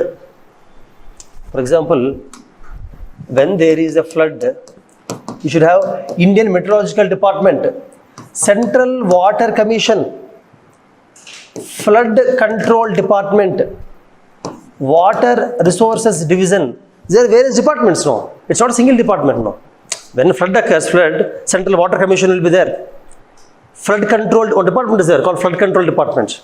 and Indian Meteorological Department will be there, and Water Resources Division is there. There are many departments, many committees. They all should work together during disaster. Not so. This kind of coordination can be done only by cabinet secretary, cabinet committee, highest body. That's why it is formed. So what they will do? What they will do? Coordination between various departments, committees, organizations, everything they will do. For that it is formed, cabinet committee. It's the most powerful body after NDMA. NDMA is the most powerful body, of course. After that, biggest, most powerful body is cabinet committee. Actually, the real work is done by these people only. Real work, coordination, different departments, different bodies, bringing them together, taking expertise, all these things. Friends, along with this,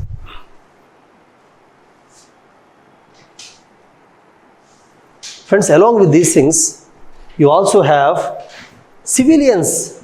Society should also work. We cannot depend on government alone. Society should also work. So, society. How society should contribute, Society? See, academicians should develop, should do research. Scientists should also work. Corporates, companies should also fund for research. They should also fund. And NGOs, NGOs, right? NGOs, non-government organizations, they work in every field, education, health. Like that, NGOs work in disaster management also, okay? See, they are the independent people. Youth should come forward. Also, organizations like, academic institutions, research and science institutions, corporate institutions, means people also should be involved in disaster management. We cannot depend only on the government. Okay. Anyhow, this is the overall structure of the disaster management in India. See, same thing. For example, National Disaster Management Act. Discuss about that, means you will say every step of disaster management, then hierarchy, institutional framework, then we will talk about National Disaster Management Authority under Prime Minister, then State Disaster under Chief Minister, Collector, National Executive Committee will form the guidelines under the Home Secretary, and there is a National Institution of Disaster Management in Nagpur under the Home Ministry, and there is National Executive Committee. You will write that. Basically, same diagram will explain, that's all. You will write all the points. That's all. That is about National Disaster Management Act. That is Act. Okay. NDMA guidelines means what I am discussing about earthquake. I discussed landslide. Then I discussed something else like that. Okay.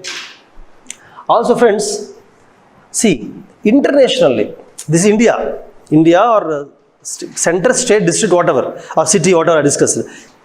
International, globally, United Nations General Assembly is the highest body in the world. General Assembly. It's like how Parliament is highest in India. Parliament makes all policy decisions. It prepares all the acts, makes all legislations. Globally, United Nations General Assembly, UNGA. Okay. They created United Nations Disaster Risk Reduction. United Nations Department or Committee, I think, Committee. United Nations Department for Disaster Risk Reduction. It's a department under the UNGA. Under UNGA it is there.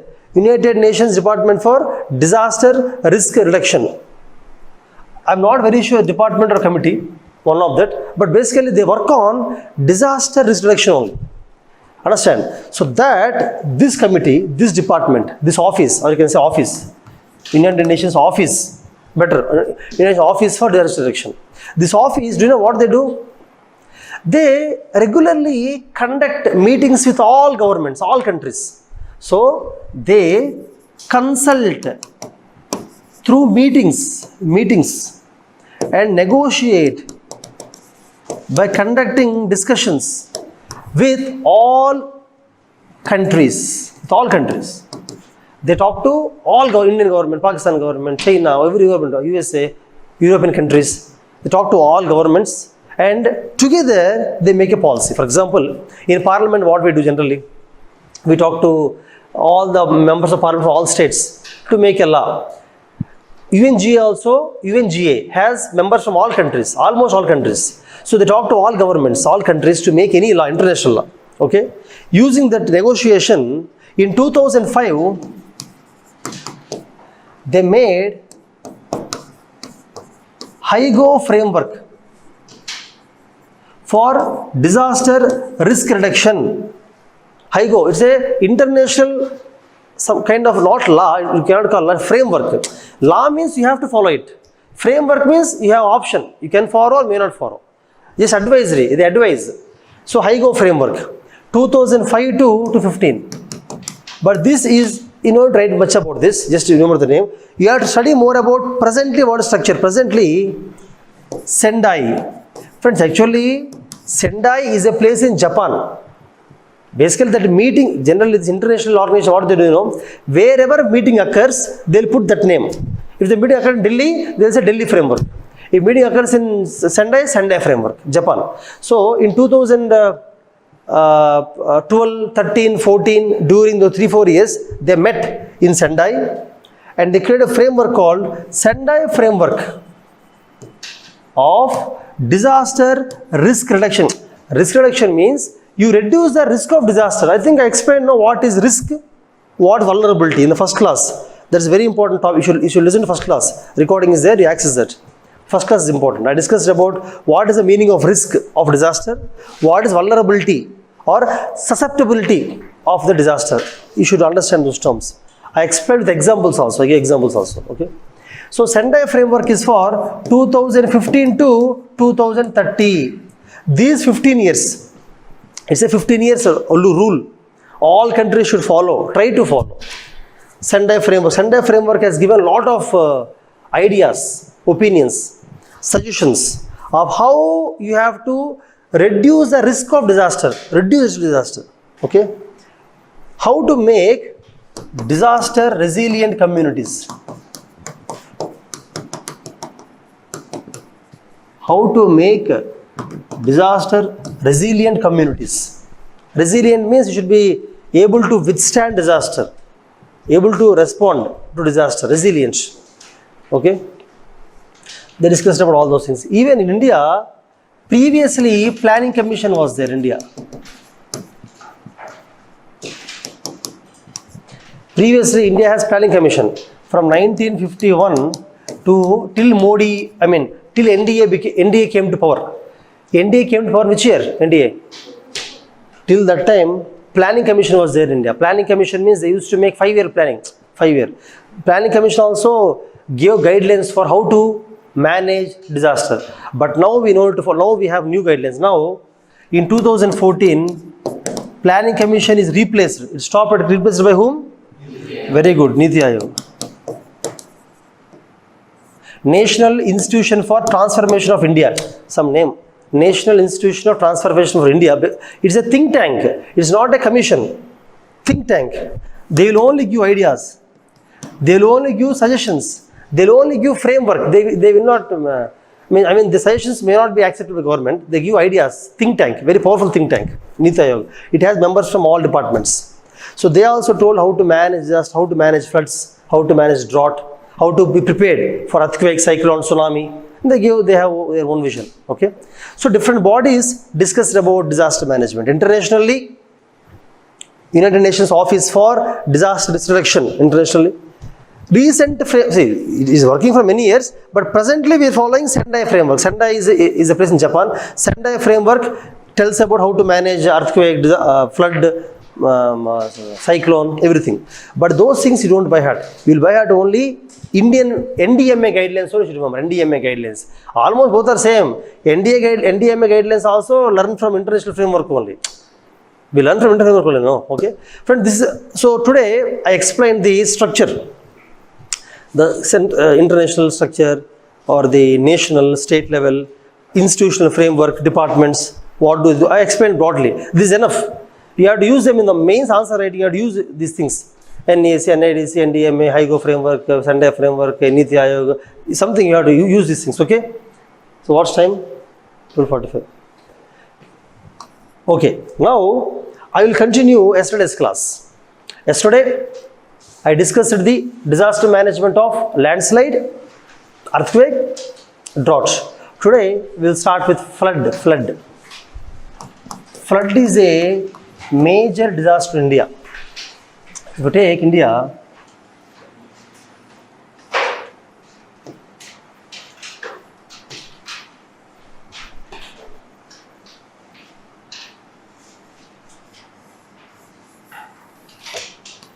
friends, in India, along Ganga, Koshi, Brahmaputra, river floods because of river, okay, Krishna, Godavari, the river floods. Whereas you have coastal floods. Coastal floods means because of cyclone, tsunami, storm surge. Basically, what is flood? You can write, I'll define the flood, write definition. Flood is temporary inundation. Flood is temporary inundation of a large part of land. Flood is temporary inundation. Inundation ante munigipovam, submerging, okay? Flood is temporary. Flood is not permanent. Once if it is filled with water, because today floods came to Hyderabad, some flood, this building is filled. Will it be filled for next 300 years? No, it will fill for next few days. After that again normal only.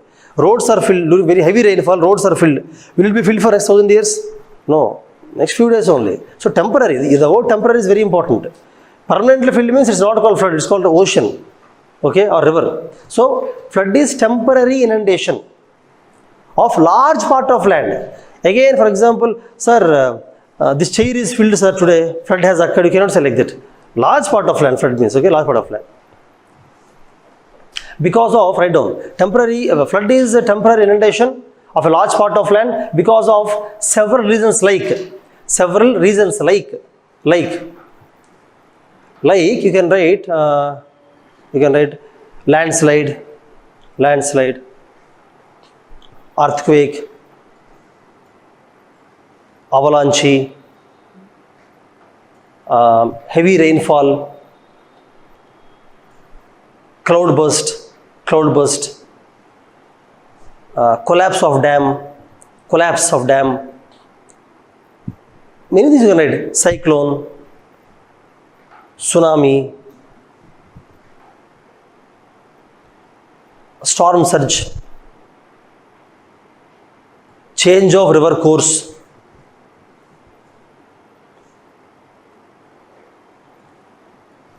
choking of drainages. Actually, I'm telling causes, that's all, etc. So there are many, you know, all reasons, there are many reasons basically. Flood is the inundation of land, used land, temporarily, okay. Now, friends, see, for example, here floods because of river water. When heavy rainfall occur, river water comes out, floods occur, along Brahmaputra, Ganga, floods occur, no. Like that, coastal floods, cyclone. When cyclone comes also, heavy rainfall, cyclone, along this coastal floods, here, coastal floods. Heavy, during tsunami, when tsunami comes also, floods occur. But they're rare, tsunami is rare. Cyclone is frequent, And urban floods in Mumbai, Hyderabad, Chennai, Delhi, urban floods. Urban floods means, in cities, when heavy rainfall occurs, cities, no, water will not go anywhere. In villages, some trees will be there, soil is there. City, what is there? Only concrete is there. Where can water go? Urban floods. Urban floods in Calcutta, urban floods you can write. Urban floods in some cities in India.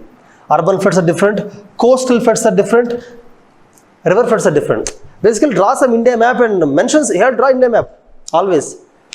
It gives you more marks. This is mains, no, disaster management is a mains topic. So you should draw India map, no matter what disaster India map. Even nuclear accidents also, nuclear accidents is a question. Draw India map, mention the nuclear reactors of India. If it is industrial accidents, draw India map. Mention some industries in Chennai, Hyderabad, Bangalore, or Kanpur, whatever, Delhi. You have to draw the map. Always map gives you very good marks in disaster management, okay? And any disaster management question, draw cycle. Any question, disaster management, draw the cycle. Disaster management cycle. Just draw it, that's all. And draw in a map. Write to the examples and then write the answer. I mean, in the answer, use these things, okay? Okay. Now, friends, coming to the floods. Tell me, what are the reasons for the floods? Why floods occur? What are the causes for floods? What are the causes or reasons for floods? Tell me, what are the causes for floods?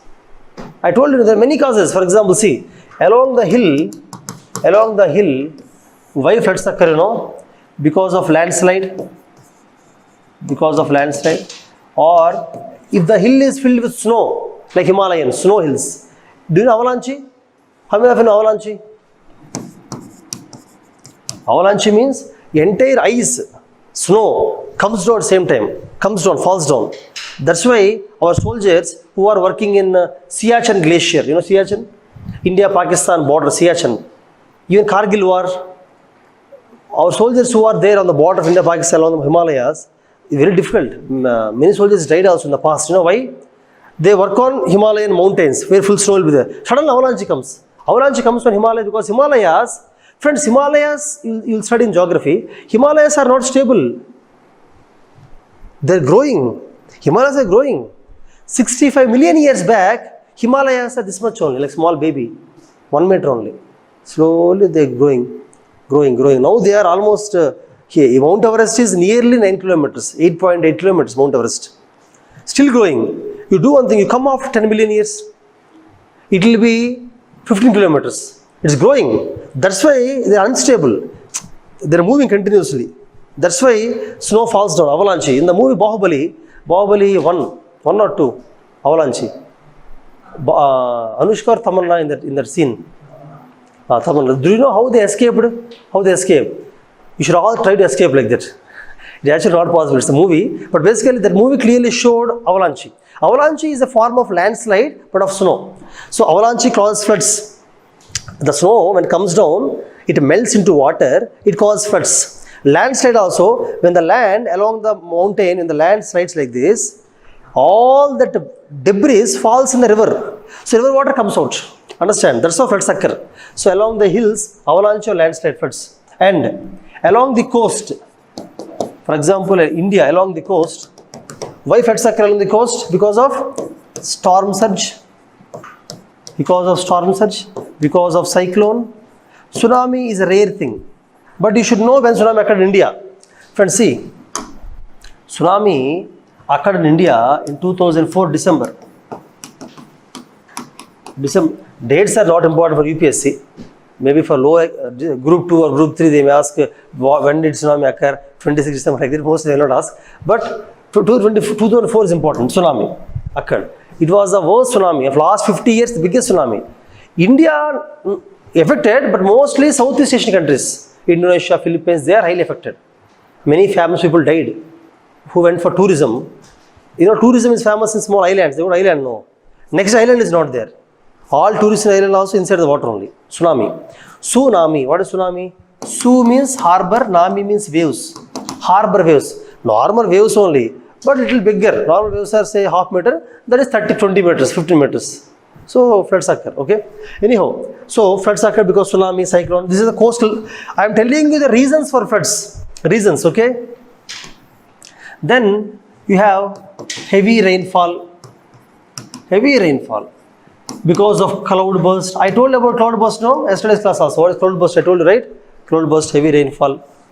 Then friends, you know, anthropogenic reasons. Anthropogenic means human beings. How we are causing floods? How tell me? Urban floods. Tell me why urban floods occur. Anybody?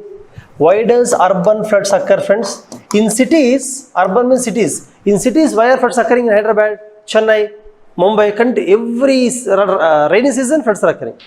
Even for little rainfall, see if it's heavy rainfall, okay, acceptable. Even for little rainfall, all floods are occurring. Floods completely filled with water. Why? One is somebody said about concrete. We don't have soil left. We don't have any soil. We don't have any forest to absorb the water. When rainfall occurs, forest soil absorbs the water. No forest, no soil. Only what is there? Concrete, tar roads. They cannot absorb the water, no. Can concrete absorb the water? Can tar absorb the water? No. So water stays on top only. First reason. Second reason, somebody said about plastic. That's correct. What happens, see, cities have drainages. Water goes in drainage, but the drainage is blocked because of plastic. Drainage is blocked because of plastic only. Because cities, they use lots of plastic, no. We throw the plastic everywhere, dump the plastic. During this rainfall, all the plastic goes in drainages only. And they choke drainages. They go and stop the drainage, plastic. So, plastic chokes. This is the biggest reason for urban floods. Reason for urban floods. Urban floods is a separate topic. It is favorite topic of UPSC. UPSC many times asks questions in prelims and mains. Prelims also. Urban floods in geography, in disaster, they ask questions. Okay? Plastic chokes drainage. And also friends, improper drainage. Improper drainage means, for example, today there is a rainfall in Ashok Nagar, Hyderabad. The water will stay on the road only, you see. Why water staying on the road? Why it is not going away? Drainage pattern is not good. The slopes are not proper. You know why? For example, friends, see, this is city, friends. This is city. See, this is city. When rainfall occurs, all the water comes here, right? So in these places, if you build roads or buildings, where will the water go? It will stay there only. So improper drainage structure. And also, biggest reason is encroachment of wetlands. You know the meaning of encroachment of wetlands? This point is very important in environment also. Environment. You study about wetland environment, but it's very important. But remember, this is one of the reasons for the floods, urban floods. Anybody in the class, what are wetlands? The old batch students, what are wetlands? What are wetlands? Wetlands are the places where the land is saturated with water always. For example, lake is a wetland. Lake or marshy land. Marshy land ante burda area. Eppudu buradaga untadi. Always marshy only. Wetlands are lakes, marshy lands. Means always some water is there throughout the year. Some water. Or at least the saturated. Saturated means the soil is filled with water. Do you know what are those places? They are generally low-lying areas. In a city or a state, whatever, the low-lying area, wetlands. Because in any rainy season, all rainwater comes there and stops there. Wetlands are very important for our ecosystem, economy also. You know why? Wetland receives all the rainwater and sends it into the ground. Percolates. Because of that, groundwater increases. If you see, all the water comes here and goes into the ground, here also. Because of this, groundwater will increase, groundwater. Because of tomorrow, when you have a bore or any well, dig a well or bore, water comes out. If you close the wetlands, with the tar concrete, how can the rainwater go into the earth? Then groundwater will be vanished. No groundwater. Even if you dig the well till center of the earth, not center of the earth, even dig the well to greater depth, water will not come. In many cities, Hyderabad also, someplace Hyderabad, there is no water. You dig the well also, there is no water. There is no groundwater. Why? Because wetlands are encroached. We are building the roads, buildings and wetlands. Municipal commission should not give the permission. So that is called land use planning. You know the meaning of land use? This is a very important word in disaster management. You have to use the word, keyword, land use planning. Land use planning means in any city or village, how to use the land. For example, wetland is there, should not use it. Should not give any permission for wetland. Land use. For example, earthquakes are occurring in some place, earthquakes. In the place where earthquakes are highly possible, you should not allow tall buildings. Similarly, in cities where wetlands are there, should not allow for the construction. In Chennai also, friends, in Chennai also, 2015 floods in Chennai, large scale floods, entire city is filled. City is filled so much that floods filled the zoo also. Zoo is also filled. As zoo is also filled, snakes and crocodiles also came. Generally in the zoo, crocodiles will stay under the some a depression, right? When it's filled, they came out. They went throughout Chennai, crocodiles. Because what is there throughout Chennai? Crocodiles went throughout Chennai. So if you're walking in some Anna Nagar, some area, you can see crocodiles. Snakes also. So floods occur at that large scale. Snake bites happen. Many people die because of snake bites. Crocodile bites, I don't know. Because they're able to see crocodile from long distance. Snakes they cannot see now. So, you know why it happened that year? In Chennai, in last 25 years, Chennai, all wetlands are encroached. Wherever wetland is there now, fill it neatly with the sand, pour concrete, construct a building. So rainwater, where will rainwater go? When there is rainfall, where will water go? If you fill all the wetlands, lakes are filled. Velacheri lake is filled. Many wetlands are filled. Forget about the private people. Government constructed buildings. Indian National Ocean Research Center. They built in the wetland only. They built office in the wetland. It's also filled. You know, many houses, 5-story buildings, means I'm talking about the buildings constructed in the wetland. Up to 2 floors is filled. 5-story building, 2 floors are filled. So everybody came terrace. They stood on terrace only. If you look at the images, Google images of 2015 Chennai floods. If you look at only on tall buildings, people are there on terrace, waiting for the food to come. They don't have food also. Everything is filled. So helicopters, they dropped the food packets, first aid packets, and then the drinking water also, bottles, they dropped. Okay, anyhow friends. So this is the reason for the urban floods. Okay, encroachment of wetlands, improper land use planning, improper drainage, plastic, heavy usage of plastic is a problem. And concrete, the soil, all these things, okay? Means this is called deforestation. You can say deforestation or concrete jungle, okay? They are the urban floods, reasons for urban floods. Also, friends,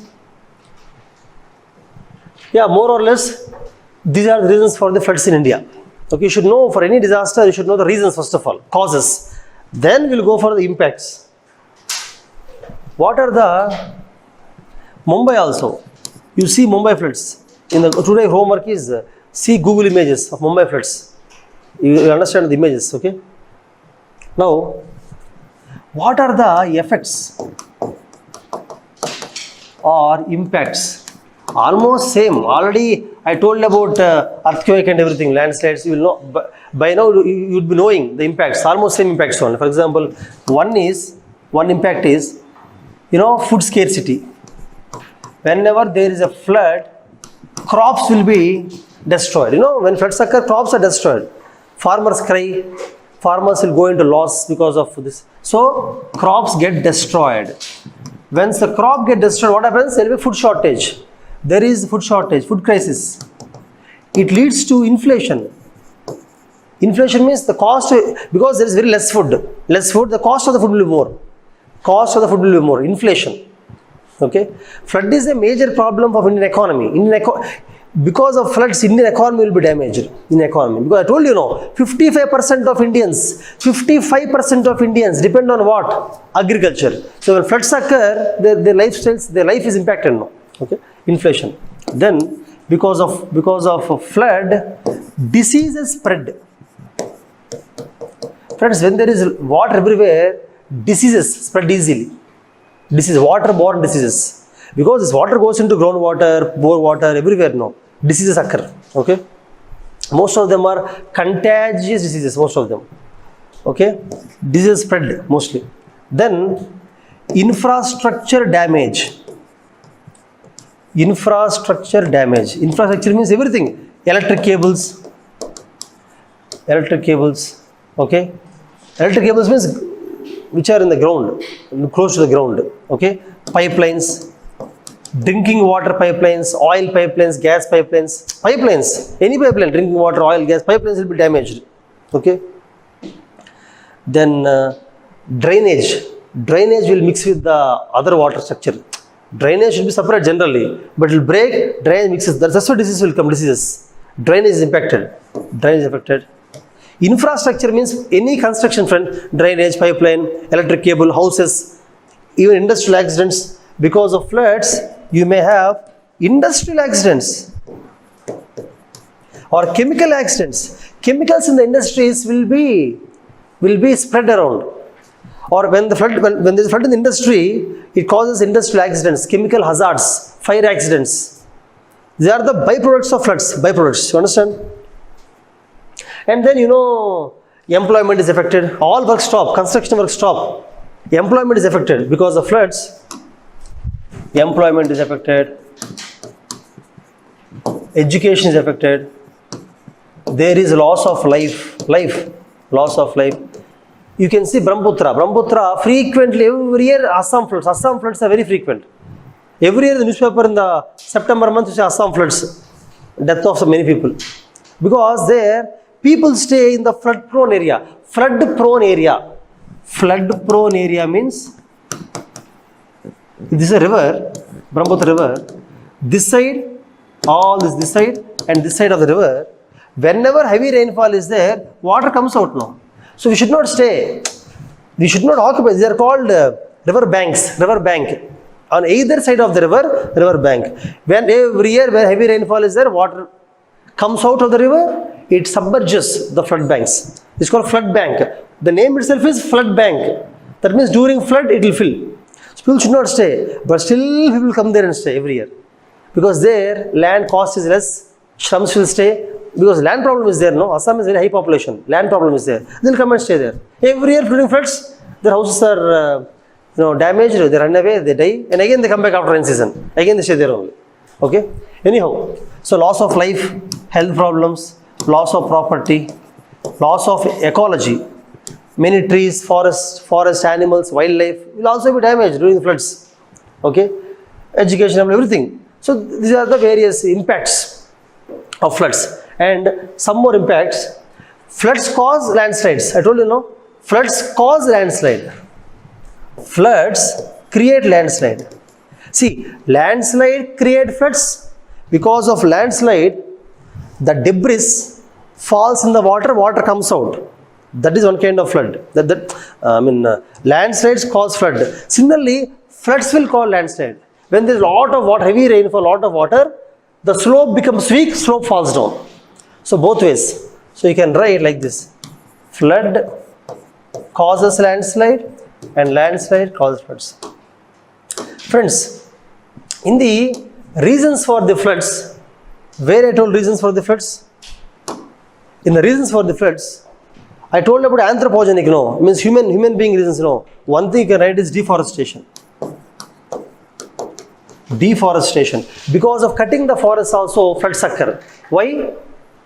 Whenever there is rainfall, if the forest is there, if trees are there, the rainwater will be stopped by the trees. Trees will send the water inside. They will stop the flow of water. If you cut all the trees, when the rainwater, water flows easily, water very fast and inundates the place. So deforestation is also reason for flood. Is it coming? Okay. Class అయిపోయింది నువ్వే ఆపాలి దాన్ని ఓకేనా okay that is your duty anybody who sits there have to stop it after the class now deforestation is also reason for flood. Even friends, siltation, siltation means in a place when rainwater is flowing, rainwater brings a lot of sand, lot of silt. Is rainwater white color or brown color generally? Have you seen rainwater flowing like this? Is it white or brown? Brown. Why? Because it carries the sand along with it. And when it mixes with the nearby tank, nearby lake, all that sand goes into the lake. All that sand. Because of that, if this is a lake, when the sand comes, sand fills the entire area, then what happens to water will come out. So siltation of rivers, siltation of tanks, siltation of lakes is also a reason for a flood. Floods occur because of siltation. But these are the human being anthropogenic causes. Okay. Anyhow, friends, I am discussing the effects, right? We are discussing the effects. Effects are almost over now. Yeah, effects are over. These are the effects of floods. Okay. I think people who stay in the hostel, by what time food will be over for you? You have to go by what time? People who stay in hostels. Okay, then I'll continue the class. See, okay, we have discussed the causes of floods and impacts of floods. Now let us discuss How to mitigate the floods? Mitigate or prevent. How to mitigate the floods or now I came into disaster management. Till now I did not come into that. I just told you what are floods in India, where floods occur. Where floods occur. I gave some examples of urban floods in Chennai, Hyderabad, Mumbai, Uttarakhand floods, examples. I told you the reasons for floods, impacts of floods. This is just introduction. Now we will discuss about how to manage, how to stop floods. Disaster management means what? One of the aspects of disaster management is how do you prevent the floods, stop them from coming, prevent or mitigate. Mitigate means reduce. Floods will come, but reduce the floods, reduce the impact of floods. Okay, this is a very important thing. This is only very important. Rehabilitation, rescue is almost, I explained in the earthquake, same thing you can use, but this is very unique for floods. How? Friends, do afforestation. Don't do deforestation. Do afforestation. Plant more trees. Increase more grass cover. You increase the trees and increase the grass cover. How to increase grass cover? I told you already. How to increase grass cover? Stall feeding. Stall feeding is encouraged. Don't go for open grazing. Open grazing means allowing the cattle in the village to graze openly. Don't do that. If you allow it openly, all the grass will be eaten by the cattle. And if there is no grass, during rainfall, water flows. Water will not stay. How do you stop the floods? By making the water stay and percolate. Water has to go into the soil. For the grass should be there. So for cattle, if you want to keep food, keep them in the stable and send the grass to it. Stall grazing. Similarly, afforestation, plant more trees. See, you know what happens? Whatever wrote for the drought, same you can write. Some point, same. See, how do you control drought? Drought by making the water stay, water percolate, stopping the water from flowing. Same thing you do here also. For example, check dams. Check dams. If this is a land, when there is rainfall, all water should not go at once. If all water goes at once, here floods will occur, floods. How do you stop it? Build a check dam here, build a check dam here, build a check dam here. So, rainwater will stop here, it will stop here, it will stop here, rainwater. And it will go into the soil, into the land, into the ground. Check dams are important to stop the floods. Similarly, artificial ponds. Artificial ponds mean artificial pond. Let me see. This is a village.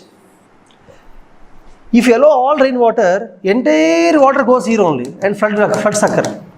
So build a small pond here, small pond here, small pond here. So in the water, some water will go here, some water goes here, some water like that. Distribute. So you have to construct artificial ponds. Same things I told for what? Drought. Drought, flood, same. Almost, miss many points. Then, friends, rainwater harvesting. Rainwater harvesting means, for see, there are several buildings in city. Okay, several buildings. All the rain falling, all the rain, if it goes like this on the roads, flood occurs, flood. So every building should have a tank, and water is falling on the building should be sent into the tank. There should be a tank. So rainfall occurring on every place shall be collected into a tank. Collect them and use it later when there is no water. Use it or send it into the ground to increase the groundwater. Don't leave the water like that. Collect it. Rainwater harvesting.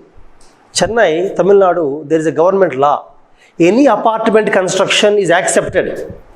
If you want to construct apartment, the rule is you have to build rainwater harvesting. All the water falling in the apartment shall be collected in the tank. You cannot leave it on the road. Understand? But they are not strictly following, but law is there. So, rainwater harvesting. I told you, rainwater harvesting is not a new thing. In the ancient days, our Indians, in Gujarat, Rajasthan, water problem is there. In rainy season, all rainwater they have to collect. Why? Because they have water scarcity. There is no rain. Throughout the year, there is no rain. Rain comes only for some 10 days in Rajasthan. or Gujarat, 20 days. That water they have to save and use it for the entire year. That's why they save the water. That's why they have rainwater harvesting. I told you, no. In Gujarat, Rajasthan, every house there is small tank. Water falls in that area, they'll collect in the tank, keep it for the next 8 months, next 9 months, till rain comes again. Traditionally we use it. Now same thing we have to do for every building. I'm telling, we are doing it in the villages olden days. For example, I told in the Gujarat, these kind of tanks are called as Gujarat Jalaras. In Rajasthan it's called as Bavolis. These are local names, Bavolis, Rajasthan, Jalaras, local names for the rainwater harvesting tank. Same thing we should do everywhere. Okay? Friends, if you do all these things, floods will be reduced. We have to do all these things, okay? Then if there is a river, whenever there is rainfall, river water comes out, flows out, right? How do you stop it? You're not writing the notes? The water, when the river water comes out, it is causing floods. How do you stop it? By building a wall here, this side and this side. Simple wall, simple bricks or simple rocks or whatever. It's called as levees or bunds along the embankment. It's called embankment. It's called embankment. The river bank should be embankments. Friends, all these points are written. Never think that listen to a class, go back and read somewhere. No. I can tell you anywhere you read, all points will not be there. I can assure you that. Because they are the points from different sources. You have to write notes. Okay? And you have to revise the notes also. This is direct helpful mains. If you write my notes, I can assure you disaster management, whatever questions come, you can answer the question without any doubts. If current affairs questions come, you have to read. Otherwise, you can answer any question. Okay? So, levees, bunds, embankments should be built along the river. It's very important. Okay? And then, if along the ocean, see, along the sea also water comes inside during the cyclones or whatever, storm surges. That also you can stop by constructing sea wall. Difficult thing, but at least important cities you have to construct. See, if small village is there, leave it, because there is no much destruction. Large cities, if floods occur, city will be destroyed, no? Industries, chemical accidents, infrastructure, huge population. At least where cities are there, Vizag, Chennai, cities are there, build sea wall so that the floods will not occur. Ocean floods should not occur. Very dangerous. Okay? So build sea wall. It's also called as groins. It's also called as groins. Or at least along the coast, plant trees. Trees also act like a wall only, no? Continuous trees, like forest. Which trees will grow? Along the sea coastline, normal trees can grow or only salt trees can grow, salt trees. Salt trees are called as mangrove. So, do mangrove plantation. Do mangrove plantation. Lot of mangrove trees. That will also stop the storms. It will stop the storm. It will stop cyclones also. Not only flood, cyclone also will be stopped by this. Tsunami also not stopped, controlled. When tsunami comes, it controls to some extent. Impact will be reduced. You cannot stop it. Impact can be reduced. That is called mitigation. Friends, you should make a habit of writing running notes. Every point I cannot dictate. You have to write down. If you are unable to write, ask me, I will slow down. Okay? You have to write the running notes. Every point should be there. Okay? Then friends, along the coast, similarly friends, tell me other ideas of how to control floods. Land use planning. That means, don't allow construction on wetlands. Okay? Also, if you want to reduce the impact of floods on farmers are highly affected, go for crop insurance. Crop insurance is also very important. Crop insurance means when a crop is destroyed by floods or drought, cyclone, whatever, farmers should be given insurance.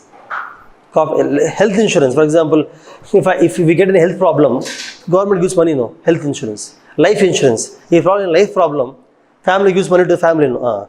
Government gives money to the family, no?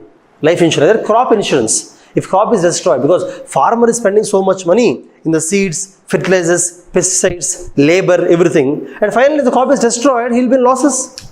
So government has to give insurance. It's called crop insurance. Understand? So this will not reduce the floods, reduce the impact of floods on farmers. Impact of floods reduce on farmers. Okay. Any other methods, friends? Even controlling landslides will control floods. If you stop the landslides, floods will not occur. How do you stop the landslides? That is different, but at least you can write landslide controlling by fencing, pile, retaining wall, whatever. Many things I told in last class. And infrastructure. Infrastructure should not be damaged. For that, what will you do? What will you do? You have to construct the building on stilts. If this is a house, you cannot construct the apartments on stilts. Normal small houses you can construct on stilts. They are called stilts. Stilts. When there is a flood, the water will not come into the house. The water will flow under the house. Along the Brahmaputra, they do it. Along Brahmaputra river, every house is on some wooden. If you can go to Bapatla resort, in Bapatla, a resort is there. You go to Bapatla resort sometime. Oh, sorry. Which resort is there nearby? Bapatla is near to Vijayawada actually. Hyderabad is far away, but there you can see every small resort is built on stilts. So when the flood is there, water goes under the building, never enters the building, okay? So this is one technique of controlling the impact of floods. Now friends, preparedness measures, How to be prepared for floods? Preparedness measures for floods. How to prepare for floods? Same thing, for example, see. You should know common places that are inundated. Common places that are inundated by floods. Inundated. And avoid them. Avoid those places for construction, land use planning. Don't allow construction in those places. Then stilts, so that if there is a flood, houses will not be impacted. Then early warning system. What is early warning system, friends?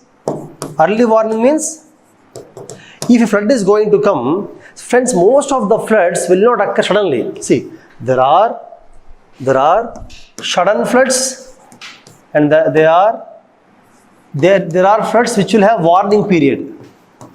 Sudden floods means when dam burst, when dam collapses. When dam collapse, for example,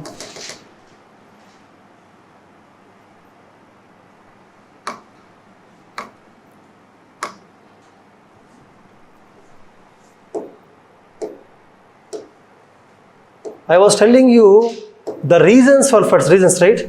And the reasons. In the one of the reasons is, you can write down dam collapse. One of the reasons. We construct dams. We construct dams to stop the floods. But when the dam is weak or floodwater is more, dam collapses. Can you tell me where it happened recently? Kerala. Kerala 2017 floods. 2017 Kerala floods. You know what happened? Actually, initially, they removed the dam gates. Dam gates should not be removed without notice period. Without giving notice, they removed the dam gates and most of the water flooded the Kerala. It happened in Kerala. Before releasing dam gates, you should always have some warning period. Sometimes dams will collapse because its entire water flows. There is also man-made cause for the floods. Okay, so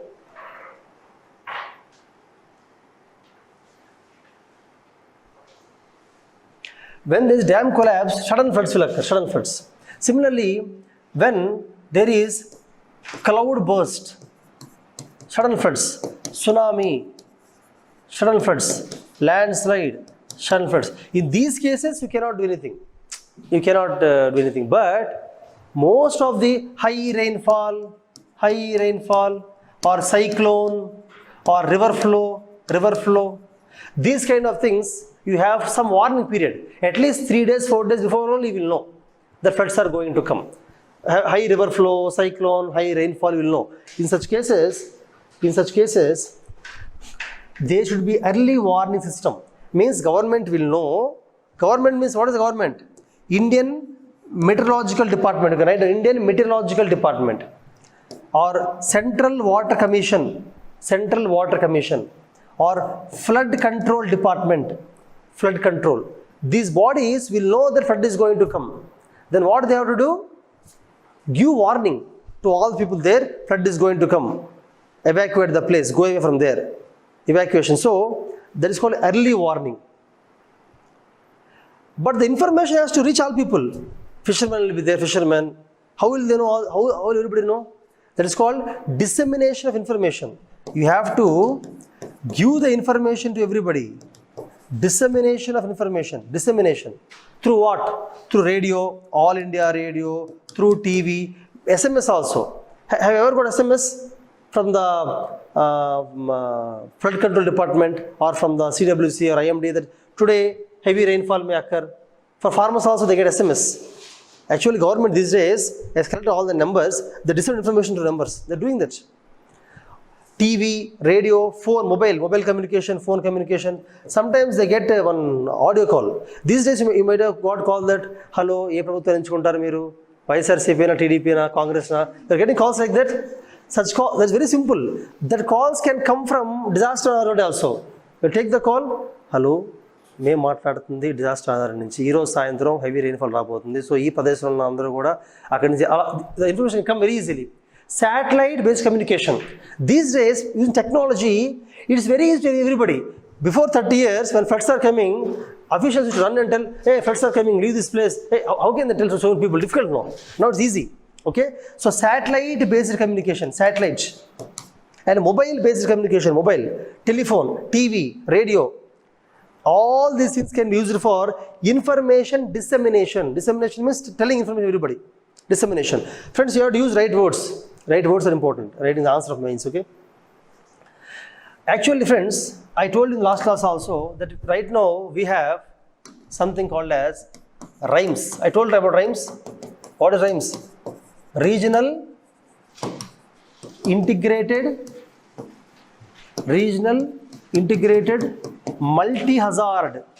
multi-hazard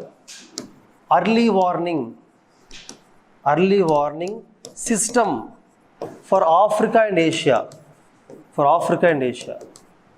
It's a system. Rhymes. It is for entire Africa and Asia. They will forecast and tell if drought is coming, cyclone is coming, flood is going to come, heavy rainfall. They'll forecast and they will tell. Rhymes. India is using the rhymes right now. Okay? Using rhymes only, in 2015, you know Hudud cyclone, Hudud cyclone, 2015. Using rhymes only we understood. Cyclone is going to come. Before 3 days only we know. Everybody is evacuated, fishermen are evacuated, the vulnerable people are evacuated. Nothing happened that year. Means many buildings fell down but people did not die. One person might have died as well, okay? Okay, now here, friends, now, so floods that occur because of some warning period we can control, but this thing we cannot do anything. Okay, this thing we cannot do. Sudden floods we cannot do. So like that, early warning, stills, preparedness measure, prepared. Similarly, friends, you know, mock drill. I told mock drill, right? Mock drill means practicing before the actual match. Net practice, no. Like that, before the actual flood occur, sometimes government generally goes and tells floods are going to come. Floods, generally, everybody run away. Then they'll say, sorry, this is a mock drill. You can come back. Again, they'll come back.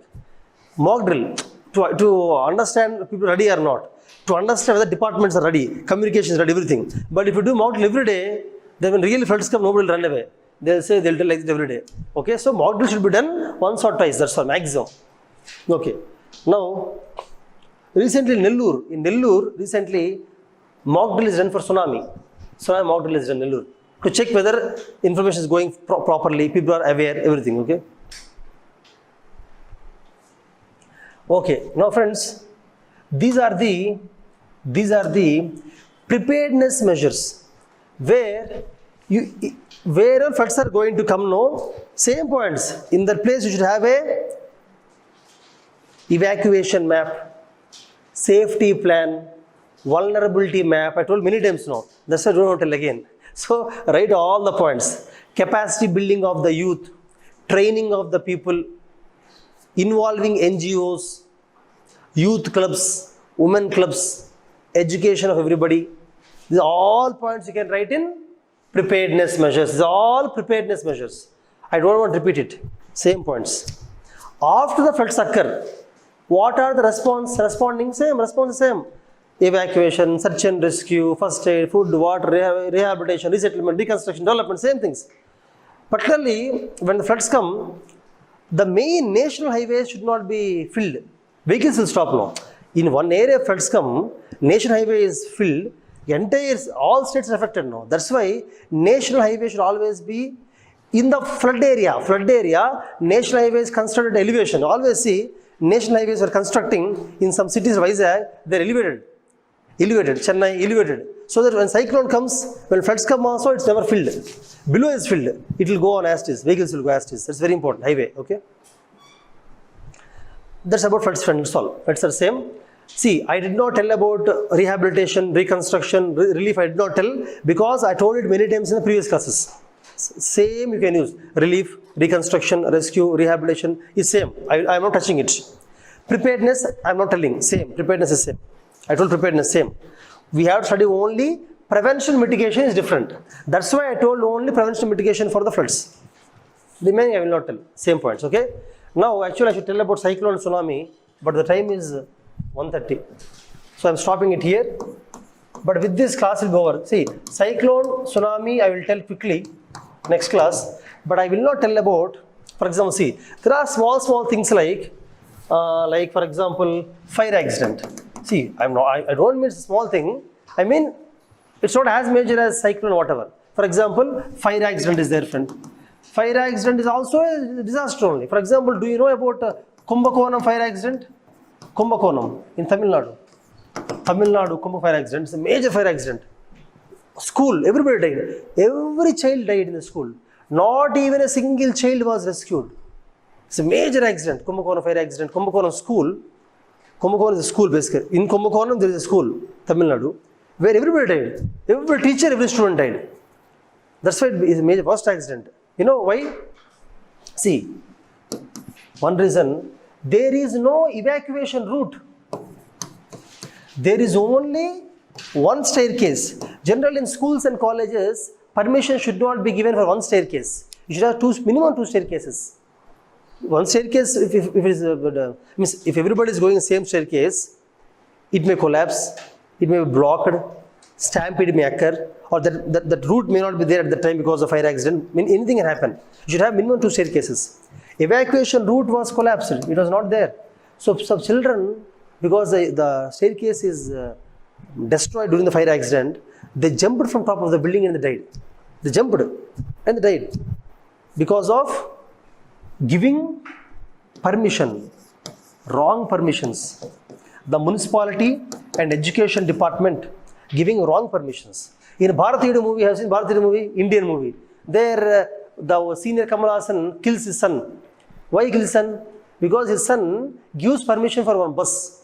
One school bus is there. Bus is not very old bus, not in condition. Still he gives permission for taking money. Then when the children go to picnic, the bus collapses. Everybody dies in the bus. Fire accident. The bus blasts. So Kamal Haasan comes and tells to his son that you gave permission, the son is going to kill you. Son tells him, how do I know he's going to meet a fire accident? Will I guess? If I really know fire accident is going to happen, I will not give permission. But that's not the answer. You have to follow rules, that's all. Rules are followed because rules are followed for some reason. For example, education department person, okay, one staircase is there, it's okay. Children, they'll give some money, school people give some money, management, they give permission. Because of the permission given by one education department person and one municipal person, because of them, see how many children died. When they signed the permission, they may not know all those things, but see what happened. That's why officials should follow rules. Okay? Corruption leads to this kind of things. Anyhow, so wrong permissions by municipality, IG department. No evacuation route. Number 2, no fire equipment. It's called as fire safety equipment. At least fire extinguisher is also not there. In today also many schools in India will not extinguish also. Say old extinguisher they'll put just for getting permission. They'll put some extinguisher. They do not know how it works also. It will not even work also. Understand, friends? Disaster. Nobody wants disaster, but you should be prepared for it. No, prepared. Okay. No fire safety. No fire equipment. Second reason. Third reason why it happened. Why everybody died. Every child died. Why the staff are not trained. The staff are not trained. Not trained in firefighting. Basically, every school, every college in the mass places, you should be trained in firefighting. More than 100 people, any place, should be trained in firefighting. Somebody not trained in firefighting. And no capacity building. There is no capacity building. There is no capacity building. Okay? There is no training, basically, no training. And even students are not trained.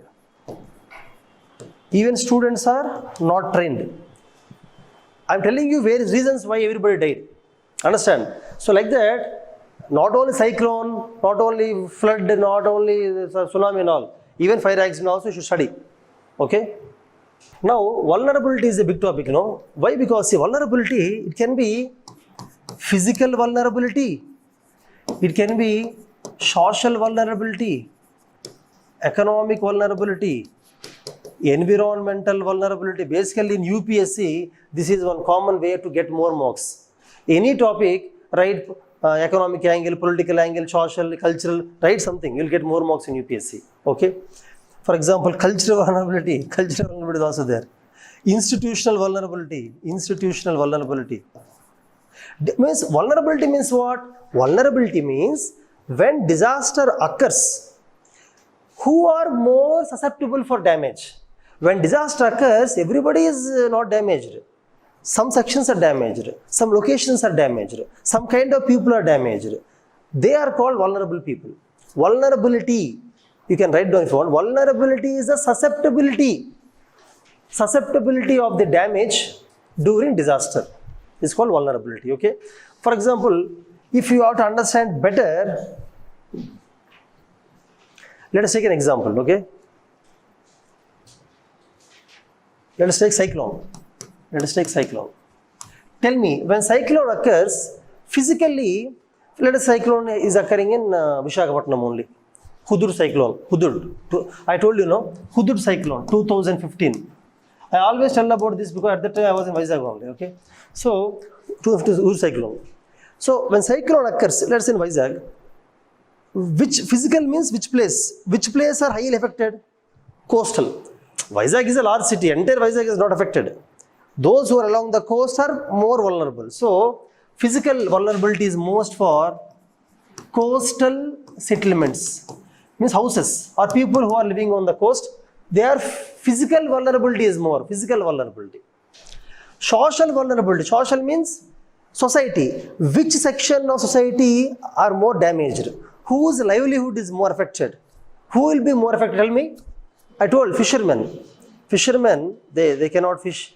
Their houses will fly away because they generally live in they never live in the pakka houses, They live in kacha houses, most of fishermen, okay.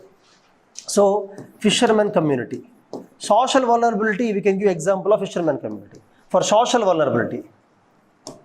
For economic vulnerability, economic means, see, for example, take any sector of the economy. Which sector of the economy is highly damaged during a cyclone? Tourism, coastal tourism, tourist sector. Many tourists come to Vizag for coastal tourism only. They stay along the beach, Novotel, many other interesting resorts are there along the coast. Many food joints are there. Many galleries, museums are there. Along Vizag beach, many museums are there. The tourism revenue is high. Goa is even higher, but Vizag, tourism is high. So, in economy, for example, industries may not be affected or some agriculture may not be affected. Compared to tourism is highly affected. So, tourist sector, economic vulnerability means which sector is more vulnerable? You can say tourist sector. More vulnerable. Environmental vulnerability means the plants or animals, which part of the forest is more affected? Mangrove forest. For example, friends, this is Visakhapatnam. Let us say, I don't know exact map of Vizag. This is Visakhapatnam. This is a coast. This is a coast. There may be forest here. But the forest here is called mangrove forest. Those who go to Vizag, You can take a small boat and visit mangroves. There is a boating also. Through the mangrove means along the coast, small patches of water will be there. In the patches, mangrove trees. Mangrove means trees which can live in the salt water are called mangrove trees. There different kinds of trees will be there. Those trees you cannot find in the hinterland. You find only in the coastal area. Salt water trees. Salt water loving trees. Okay. So animals, different kind of animals you can see there. Animals are also different kind of animals. So mangrove flora and mangrove fauna means mangrove plants and mangrove animals are more affected because cyclone. So you can say mangrove flora and fauna are more affected. Then see institutional, cultural I'll tell you. Institutional means see, let us say cyclone occurred in Visakhapatnam. Same cyclone occurred in some African country which is underdeveloped, poor country. Okay.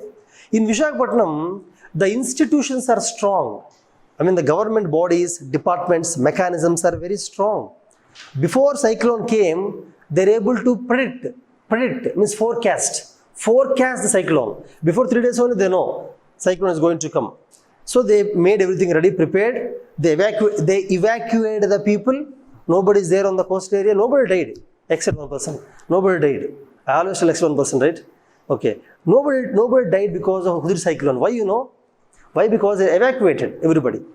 They know, they forecasted. That is called institutional capacity. When African country, a cyclone comes, many people may die. Their institutions are weak. In a country where early warning system is not there, forecasting system is not there, government is not strong to evacuate the people, give the warning to people. If they are not doing all these things, when cyclone comes, for example, 1999, Orissa, which cyclone? Super cyclone, many people died. Because 1999 Orissa, they don't have early warning system, forecasting, nothing is there. So, that is called institutional vulnerability. That means, people become vulnerable because of weak institutions. If institutions are very strong, people are not vulnerable. You understand? So, institutional vulnerability, example, early warning system not present in Orissa, 1999. That's why they are vulnerable. Many people died. That super cyclone, compared to that, Hudud is bigger cyclone. You know that? Compared to super cyclone, Hudud is even stronger. But nobody died. Why nobody died? Institutions are ready to save the people. Institutions. Understand? Cultural. See, cultural means some people, they want to stay there only. Traditionally, they want to stay there. They don't want to come out of that. Even if landslides occur, whatever occur, traditionally, they feel that place as their god, whatever. They stay there. And for example, some tribal population in some areas, even disaster comes also, they will use their traditional methods only. They are not modern. Traditional methods. Sometimes traditional methods are very good but sometimes they are not really up to mark. So such cases, they are more vulnerable. You understood the vulnerability? Vulnerability is the simple concept.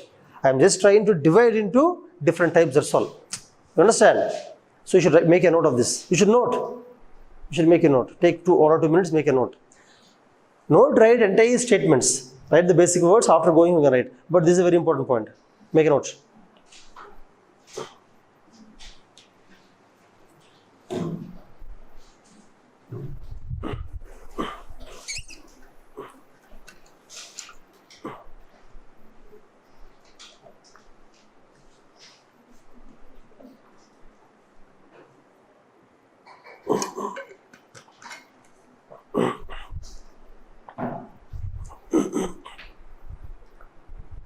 How many of you did not write this? Raise your hands. You shall write. You can take the pad also. You can take the pad. The pad is there. Below the chair, that pad you can take and you can use it. Without pad you cannot write.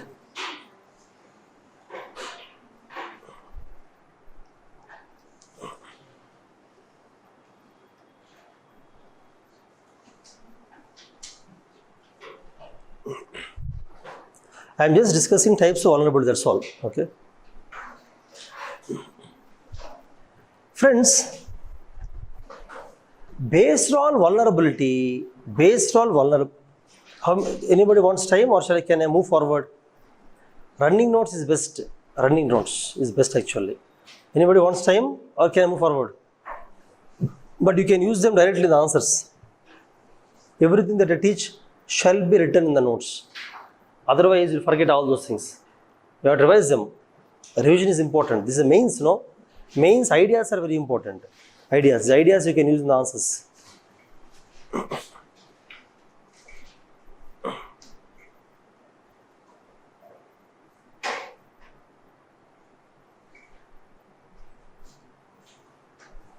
Okay. Now, let's see. Based on today, I'm just giving more examples of vulnerability. Based on vulnerability, we can be better prepared. For example, you can focus, when cyclone comes, you can focus more on fishermen. You can focus more on coastal population. For example, cyclone example over now. Let us go to other example, take landslide. For example, take landslide. When landslide occurs, for cyclone you may be knowing, landslide some of you may not know. Let me explain to the new students. Landslide means if there is a slope, hill slope, see, on a plain land, Hyderabad or Visakhapatnam, no problem. But plain, Uttarakhand, Himachal Pradesh, some villages of Western Ghats, Kerala, there they stay along the slope. When people stay along the slope, there is a chance of landslide. Land means basically along the slope there are rocks, there is debris. Debris means soil, loose soil, earth. Those rocks, debris, earth, they may come down. They may come down the slope because of gravity. Not always. When it becomes unstable, when you cut the slope for construction of houses, when you cut the trees, the soil becomes loose. Or when you do the mining or quarrying, because of vibration, everything becomes loose. Because of some reasons, the land may come down. That is a major disaster. When the land comes down, all the roads, all the buildings, everything will come down. Before landslide, they will be on the hill. After landslide, they will be below the hill. Mostly not alive. Okay. So now, landslide also, based on the vulnerability, you have to take care. That is called as zonation. Zones. I already discussed about the earthquake zones, no? Did I discuss earthquake zones?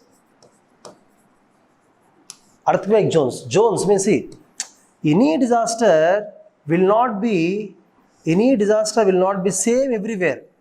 In some places, the impact is more. For example, earthquake is there. Earthquake zone 5 is very high risk. Very high risk. That means people staying in these areas, zone 5 means this one.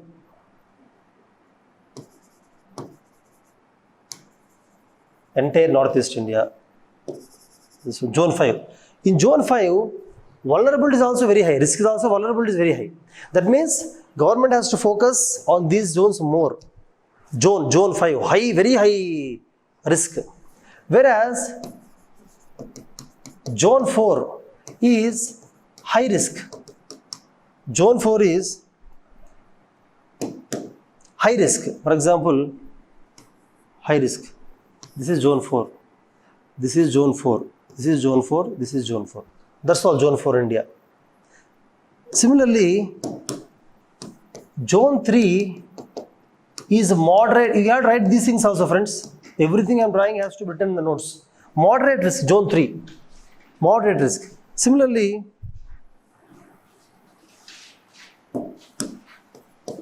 zone 2 is low risk. Zone 2. See, this is zone 2. This is all zone 2. Low risk. Zone 3 I forgot to mention. This is zone 3. The green. Zone 3 is the moderate risk. So, this is called zonation of earthquake. Zonation. You take India, you convert into zones. Which zone is highly vulnerable? High risk is there. Actual risk and vulnerability are different. I defined them also in the previous class. Okay. So, this is called zonation. Zoning. Similarly, landslide also you can zone. If anyone wants to, you can draw. You have to write these words, very high risk, moderate risk, low risk, like that. This is called earthquake zoning of India.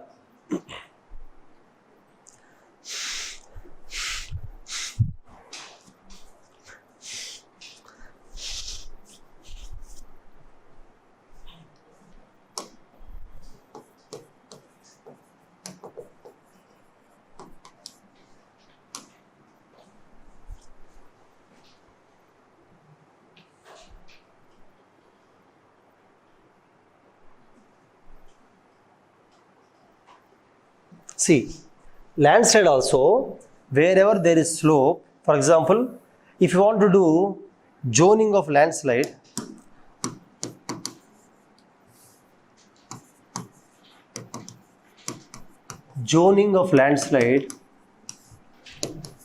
Himalayas, I told you already, though there are several hills in India. India has several hills. Aravalis are there in Rajasthan. Many hills are there in the Jharkhand, Chhattisgarh, along AP, Andhra, Telangana, among Andhra, Tamil Nadu, Karnataka. You have Eastern Ghats. Similarly, Western Ghats are there. Along the Gujarat, Kerala, Goa. Okay, there are many mountains in India, many hills in India, but every mountain hill is not equally risky. Vulnerability is high in Himalayas, Western Ghats, because Himalayas are continuously growing. When they're growing, slope cannot be stable, slope keeps moving.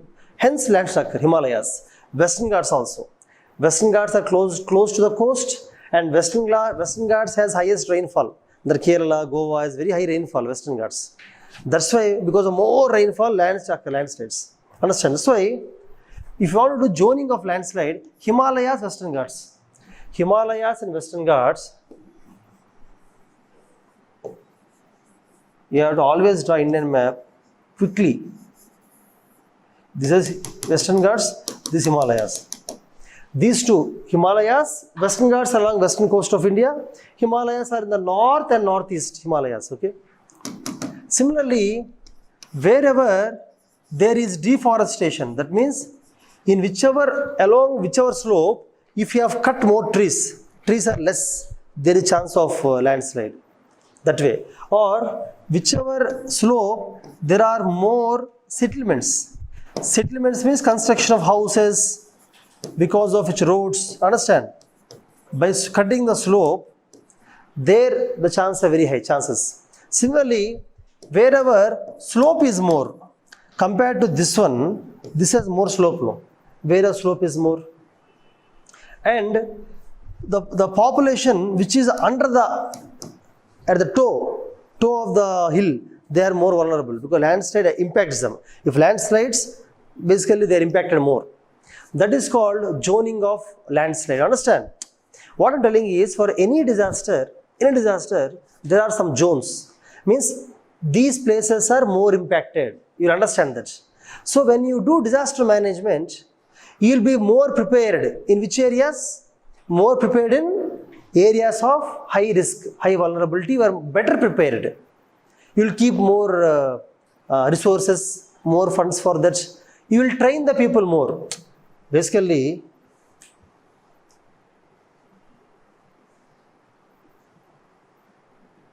wherever vulnerability is high, what will you do? Better training. Means people in that area, you will do better training. And people in that area, training is also called capacity building. In people of that area, NGOs have to do more work. In that area, there should be more institutions. In that area, there should be more resource personnel. There should be more funds in that area. And in that area, you will take more mitigation measures. Mitigation means, for landslide, plant the trees, build the retaining walls, go for pile construction. You will do, these things are covered in the previous class, pile, all these things, okay? So, that's why we do zoning. You understand why we do zoning? That's basically, why are we doing zoning? What is the use of doing zoning? Zones of landslide, zones of cyclone, zones. Why? For doing these things in a better way. That is the reason for zoning. Okay. Now friends, questions can sometimes come from current affairs. Even small questions, 10 marks question, disaster management, 15 marks question may come and 10 marks question may come. 10 marks question may not be from cyclone, earthquake, flood, may not be from there. It can be from a small topic that came in the news. That's why while reading newspaper, even a small disaster also make a note of it. In the exam also you can write only 5 to 6 points to get out of 10 marks. You have to get 6 marks. 6 is a very good mark out of 10. 6 or 7 marks. You can get by writing 5-6 points enough with good diagrams and examples. So current affairs I cannot teach now. Now topic is over. In the next 1 year in newspaper, when you, for example, in 2022, I remember even now, just 2 days before the independence celebrations. Independence Day is August 15th now. Exactly 2 days before that, previous year 22. In Madhya Pradesh, one dam collapsed. Did not collapse. In a dam, one wall, leakage started happening, and it flooded almost 10 villages. Of course, people are rescued, but property is damaged. It was a major disaster. When it comes to dams, it's a major disaster. In 2022, you can note down actually. In 2022, date is not important actually. I remember it like that. In 2022, in Madhya Pradesh, there is a district called Dhar. You know Dhar district, Madhya Pradesh? Dhar district. In Dhar district, there is a river called Karam River. Karam River. It's a river in Madhya Pradesh, Dhar district. And that river generally gets floods. So to control the floods, government of Madhya Pradesh, state government, constructed a dam. What is dam? Dam means if a river is flowing like this, okay, you construct a structure opposite, perpendicular, so that you stop the river water. Stop the water and store the water. What is a dam? River water is going into the ocean. River water is getting wasted going into the ocean. So you will stop the river water, not entire river, part of river water, you will stop it by constructing a dam perpendicular to the river flow. Dam is a large structure. River water goes there, stops there and piles up, water piles up. Lot of water piles up. That is called reservoir. You cannot maintain a very big reservoir. There is a limit. For dam of certain size, you have to maintain some reservoir. Bigger dams, bigger reservoir. If you for example, this is the height of dam. You can maintain reservoir till here. If you maintain till here, dam will fall. Dam falls, dam collapses. Depending on structure of the dam, strength of the dam, we will tell how much water it can store. If, let us say, heavy rainfall, and reservoir water is increasing more than the accepted level, what will you do? Open the spillway, let some water go. You will not store all the water. There is a level to which you can store. What is spillway? What is spillway? The tap opening. Okay. Don't use the word tap, maybe opening. Okay. When do you use spillway? When will you use spillway? When the water level is more than the actual. More than the? Actual level. Not actually, accepted. For a dam, every dam stores some water. There is some accepted level of water. More than that you cannot store. If you store, dam collapses. So when the water level of reservoir becomes more than the standard accepted level, then you have to release some water. You will release through spillway. But let us say the rainfall is very heavy. The reservoir is filling very fast. Open spillways, but spillway is small, not enough. What will happen? Dam collapses. That is called wrong design. It happened in Gujarat, 1979. It's called Machu Dam. Machu. I'll come to that later. I'll come to the Machu Dam. That is later thing. I'm telling you about current affairs first of all. I'm dealing 2022 August current affairs. In the newspaper it came like this. In Madhya Pradesh, Dhar district, there is a river called Karam River, on which they are building a dam. Dam is not completed. For example, I think it is roughly 300 crores project. In that some 200 crores is spent. Means foundation is over, walls are over, still there are some more constructions there. But in that time only monsoon occurred. Generally floods occur in the monsoon, June, July, September. June, July, August, September. This time only, August only no. Monsoon occurred. So water reservoirs start coming. But for this dam, Karam Dam, foundation is weak. The civil engineers or the builder or the state government project who is doing, they did not do the foundation well. So what happened, water is coming under the foundation, water is leaking from the foundation. Then what is the point of dam? Water starts leaking. And as water starts leaking, this is a dam, no? If water starts leaking, it can fill the villages downstream. Basically, if this is a river, you build a dam here, water comes like this, no? This is called upstream. This is called downstream. Tell me, when dam collapses, who will be affected? Upstream, downstream? Downstream affected. In downstream, there are many villages. All villages will be affected now. Generally, when such kind of news come, opposition party, what do they say? Corruption. Opposition, Telangana also, they said no. You know which part I'm talking about. So, here, at the time, BJP government was ruling. BJP government ruling. Opposition is Congress. Congress said that they are spending 300 crores on the dam. Look at the foundation, very weak foundation. There's a lot of corruption. Such news came, but it was big news. At that time, as students of UPSC, means as people of UPSC, your mind should be, there is a news article, Madhya Pradesh, dam failure is happening. It's disaster only now. You have to make a notes. Dar district, Karam river, Madhya Pradesh. Foundation is weak for the dam. Water leakage. 12 villages are evacuated. Property is damaged. Luckily, no life is lost. Reasons. Structural design. Their reason, no. Structure is not good. Foundation is weak. Reasons you should write. For example, in 1979, see, when preparing for UPSC, I'm telling you a very important point. While preparing for UPSC exam, when you read a newspaper, if an article comes about disaster, dam, you should not read only that one. You have to go to background, read one or two more points. This kind of dam failure, it ever happened fast? You have to search in Google. Any other dam failures in India? You will get many. Choose one or two. No need to by heart all dam failures. That is again foolishness. Some people do that. They will make a big notes of dam failures as preparing for dam failures PhD. That we should not do. One example, one background. Then, for example, Machu Dam is there. Machu Dam. Machu Dam is actually in Gujarat. There is a city called Morbi. It is near, the dam is near the Morbi. I mean, if this is a dam, this is Morbi. Downstream is Morbi. If dam collapsed, in 1979, what happened, Same thing, what I told you. Dam has a spillway. But that year, actually, how will it design spillway? The designer will have something in mind. He will see in last 100 years, what is highest rainfall? He will calculate. If that rainfall occurs, you should be ready for the spillway. But that year, rainfall is more than last 200 years. That is called unprecedented. What is the meaning of unprecedented, friends?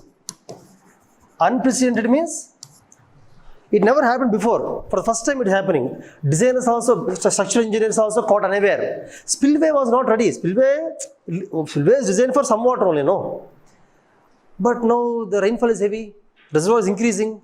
They opened spillway, not sufficient. Water is going, but this rise is more. The rainfall is more than the spillway loss of water. So what happened? Dam overtoppled. It's called overtopping. It's completely collapsed dam. The entire water directly went into Morbi city. Entire Morbi city is washed out. One city is washed out, Gujarat, 1979. Many people died, almost, numbers I don't know, but roughly 20,000 people died. Roughly 20,000 people died in Morbi city. Lot of property damage. That's not a village, city. Lot of property damage. Such kind of examples, one or two you should study. There may be hundreds of dam failures. Tungabhadra dam failure is there. Tungabhadra also dam failure cannot happen. You know to learn all those things. They won't ask you, see, they will never ask you, describe Tungabhadra dam failure, describe Morbi, they will not ask. They will say, recently in news there is a dam failure. Tell me, suggest what measures should be taken to control dam failures in India, or what are the reasons like that. And while preparing for UPSC current affairs, you should prepare what are the reasons, general reasons for dam failure. You should study what are the general reasons for dam failure. Friends, everything I am telling shall be written in the notes. I am telling again, you have to write notes. Any definitions I'll dictate. General points I will not dictate, no. You should write. Every point you should write. For example, I told about Morbi, a diagram, Gujarat, Machu Dam, 1979. You have to write that spillway is not sufficient because of unprecedented rainfall, because of which the dam over-toppled, collapsed. You should write like that. Okay? You have to write 1 or 2 lines only. See, this is not a mathematics where you write the entire equation, formula, not required. Main points are enough. Okay? Story is not required. Story you can write in the exam. In the exam, anyhow, you write stories only. Okay? So, friends, dam failure. Now you have to study about why Madhya Pradesh dam occurred. Foundation weak. Now you search in the Google. What are the reasons? What are the various reasons for dam failures in India? Why will you do that? Because it came in current affairs and question may come. That's why you read. Otherwise, dam failure, why will you read? In syllabus, there is no dam failure, is not there in syllabus, no. Syllabus only major disasters are there, that's all. For example, friends, dam failure, the reason can be hydrological. Hydrological means I told you just now, no. For example, heavy rainfall, that reservoir becomes bigger than accepted. You will have some accepted level because more rainfall becomes bigger. So there will be over toppling of the dam, collapse of dam. Second hydrological reason is spillway. I told you, no, Gujarat. Spillway not sufficient. Example, Machu Dam in Morbi city of Gujarat. If you don't remember here, it's okay. Years are not important. 1979, 1998, not required. You can forget. Don't be so particular about every fact. In UPSC, the fundamental concepts are important. Don't by heart every fact. If you remember, it's good. But you will not get even 1 mark less. You will not get if you forget the year. Bhuj earthquake 2001. You forget, it's okay. You can write that in the first decade of 21st century. Something you can write. No, evaluator will not say all those facts. History, they may see some facts, but every subject, you don't remember dates and all, okay? You should know what to focus, friends. Some students focus on unnecessary things. They leave the most important things. Only when you focus on most important, leave unnecessary, then only you will get very good marks in UPSC, okay? Now, these two are hydrological reasons. For example, structural reasons can be there. Structural means, I told you just now, no? Weak foundation. Weak foundation is a reason. Example, tell me. Karam Dam. I told you, no, Karam Dam just now. 2 years back, current affairs. Weak foundation, or poor strength of material. The material with which you construct the dam, strength of material is poor material, poor quality. That's what they said in Telangana also, no? Telangana, they said poor quality only. Material is of very substandard, poor quality material. Okay? Poor quality material. That was in the Telangana elections also. That was a major point. When people voted in the election recently, that was a major point. The weakness of that project, where they have spent thousands of crores. People felt that they have spent so many thousands of crores, but look at the quality is very weak. So even the government tried to defend. No, it's very good quality. But people understood it's not a good quality. Okay, poor quality material. Then, friends, poor design. Sometimes what happens, design is poor. What is design? Tell me what is design. Design means when you are constructing a dam, you have to see what is the force of river water. Every river is not forceful, no. Some rivers are, actually some dams are built to avoid droughts, not floods, drought. Because some rivers, very slow movement of water, summer they will dry. Such rivers also will build a dam. Why? Because water is there, you want to save the water. Otherwise, next summer season, water may not be there. So, saving, okay? So, design depends upon the force of the water, direction, soil. If it is loose soil, dam has to be deeper. With hard soil, you can build on the top.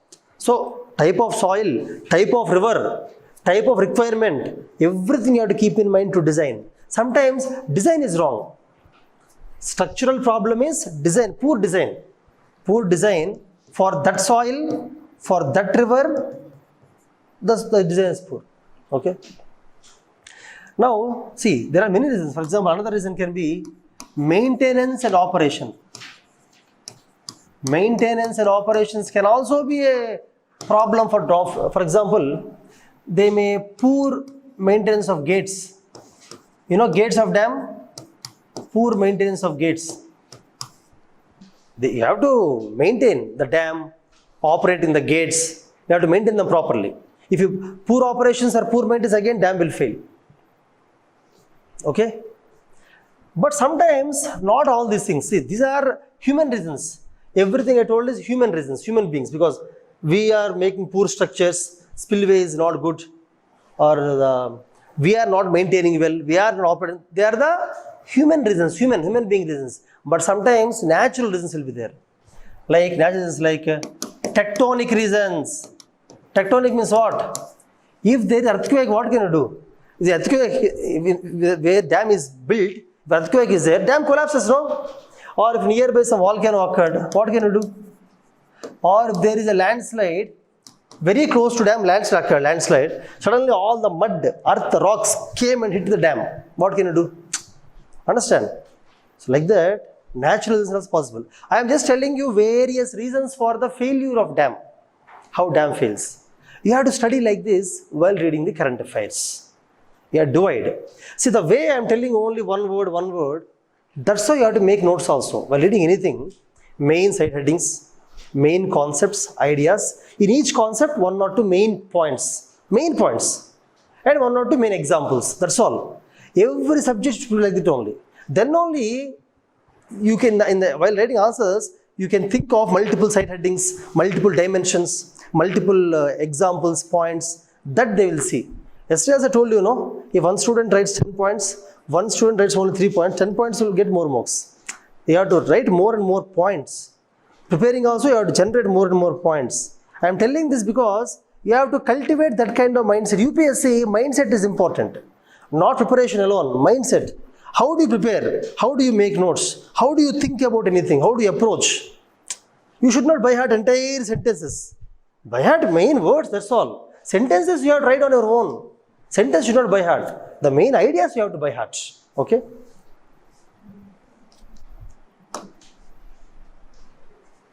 For example, friends, okay. In Tamil Nadu, there was a news on coast erosion continuously. Coast erosion news was there. News was there from last 10 years. Every year there is a news article on coast erosion. Current affairs news. This is not mentioned in syllabus. In disaster management syllabus, they won't mention everything. This is just news articles, that's all.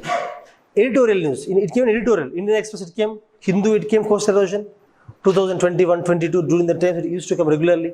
There was international committee that came to India. International committee came to India to study coast erosion and told some many ideas to stop coast erosion also. So when that comes, we have to prepare on our own. In the class, we will not teach those things, no. Coast erosion, current affairs faculty may teach. I will not teach. Disaster management faculty will not teach. Disaster management faculty will teach only disaster management cycle, each step of the cycle, main disasters. For each disaster, how do you do this protection, response, rehabilitation, preparedness, and then you will tell about disaster management structure of India, world, state, institutions, evolution. That's all we will tell. We will stop the class, class is over. Questions may come. 50% of questions will come from the class. 50% come current affairs. For example, coast erosion is there. Coast erosion. What is coast erosion? Coast erosion means, for example, see, if you take, for example, take Chennai or Puri or whatever. Along the coast, for example, sea, as of now, sea is still here. Sea, okay. Gradually, after 20 years, sea comes still here. 25 years comes still here. 30 years comes still here. Slowly. Means the land gets eroded. Land is removed. Water comes inside. Water comes inside continuously. Why it comes, there are many reasons for it. When you read the editorial, they will mention all the points. Then you have to make a notes. Either you make a notes or you read some magazine. Some magazine, any institute's magazine is okay. For example, I think Ramal sir, I told you, every month we give 250 prelims questions and 50 mains questions on that current affairs. He told you that, no? In the ending of the month, you can collect mains current affairs magazine we release. That means in that month, out of all topics, we will select 50 important topics for UPSC mains. And for each topic, we will write the mains question answer. If you read 50 topics per month, for 12 months, 600 topics. 600 topics is enough for current affairs mains. In our magazine is enough. Prelims is different. See, mains, only large topics will come. Prelims, small topics also will come. That's why prelims we give 250 topics per month. We give like that. Either our institute or some other institutes you can follow. Based on whichever institute you are feeling comfortable, you can follow. Anything is okay. But you have to either read magazine, so that even if you read newspapers, you may miss some points. If you read magazine, 1 or 2 points you may add. That's why I read magazine, okay? For example, coast erosion. What are the reasons for coast erosion? Reasons. One is waves. As waves continuously hit the coast, hit the coast, it removes the soil, removes the land. Waves or tides. Tides, some of you may know, some of you may not know. Waves, everybody knows. Tide means basically, if you observe the ocean, we will study in geography. Oceanography will study once again.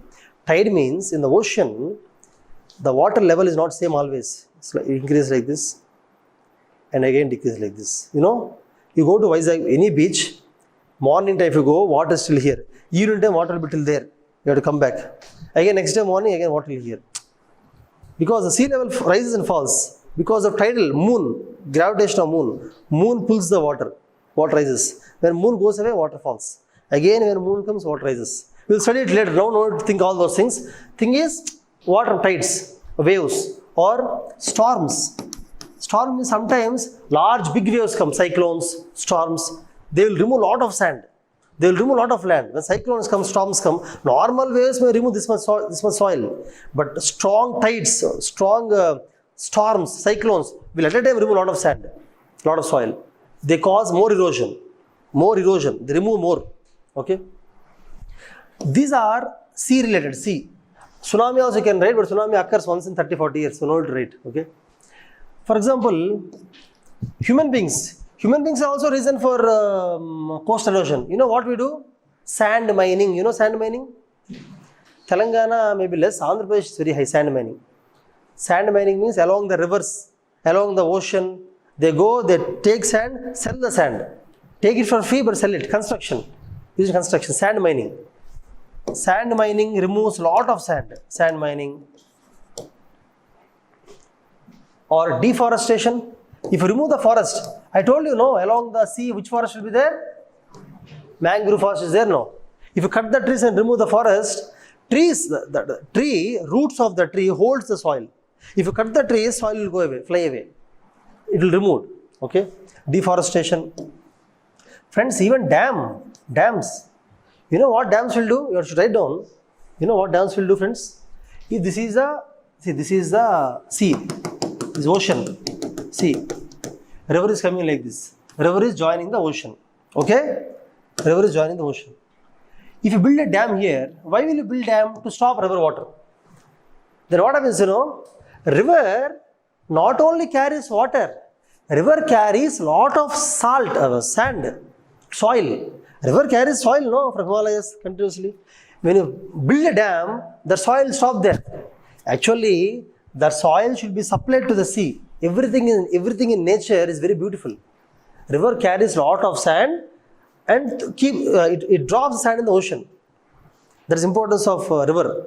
But by building dam, human beings, what we are doing? Stopping the movement of sand. Now sand is not supplied. Because that also, sand is not supplied to the beach. No sand around the beach. Understand? You understand? Sand mining is different. Mining means you are removing the sand. Dam means you are stopping the sand first of all. First of all, not sending the sand only. Both lead to coast erosion. Okay? Dam. And then construction activities. You do a lot of construction, no? Resorts, hotels, resorts, beach tourism activities. Because them also, the coast erosion occurs. Coast erosion, because them also. Okay? So, these are the various reasons of coast erosion. Reasons. Some are natural reasons. Some are man-made reasons. But how do you stop? Tell me. How do you stop? You should write this. How do you stop coastal erosion? How do you stop? Anybody? How do you protect the sand, protect the land along the beach? How? Will you stop dam construction? Should not. That part you cannot write. You have to do afforestation, plant more and more trees. Afforestation. Particularly mangroves. You have to plant more mangroves along the beach. Number 2, regulation. Regulation of sand mining. Regulation of sand mining and regulation of construction. You should not allow everybody to construct whatever they want in whichever place they want. There should be some municipal corporation or some other corporation to regulate it. That is called land use planning. I told you many times, land use planning. You cannot allow people to build houses wherever they want. There should be planning, land use. Along the coast, you should not allow. You have to leave some space and then allow construction. Sand mining should be stopped. Should not be allowed, sand mining. Means regulate it. At least to some extent regulate it is important. Now tell me, how do you stop the waves? Waves are very strong. Waves are also removing the sand. How do you stop it? I told you in one of the class about sea wall. Remember sea wall? Sea wall means if this is sea, if this is coast, you build a wall along the coast, wall. So that the waves will not completely come out. Sea wall. Or construct a sea wall. Or groin. G-R-O-Y-N-E, groin. You construct groin. So that the waves will not have direct impact on the coast. It will stop. This is, sea wall and groin is outside the sea. But inside the sea also you can build something called breakwaters. Inside the sea means what, you know? Sea. Inside sea means sea. Actually, how sea is there? This is sea. Sea is like this. You stand in the beach like this. When you walk into the beach, here depth is less. Slow depth increases. You know how oceans are. So, sea walls and groins are built on the land. Breakwaters is built here. See, here, breakwaters. So, what happens is, waves will come, but their force is reduced. Waves become weak because waves hit this and then come. Hit this and then come. It becomes weak. This is called breakwaters. Breakwaters. Understand? So, these are the various ways in which you can reduce the coast erosion. Reduce. Now, what are the effects of coast erosion? Effects.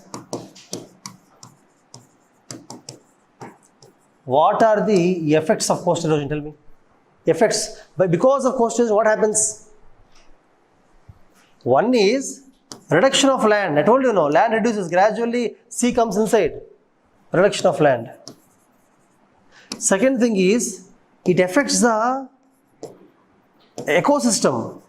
Particularly, the trees and animals in the forest, mangrove forest will be affected because coming inside the water, it affects the ecosystem, trees, plants, animals, these things.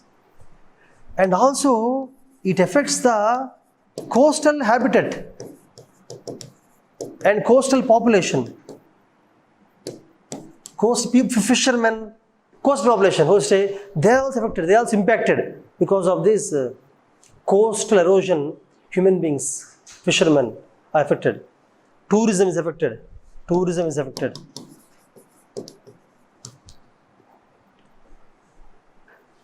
So there are several impacts. It affects the economy. See, this is the economy. It affects the economy. It affects the environment.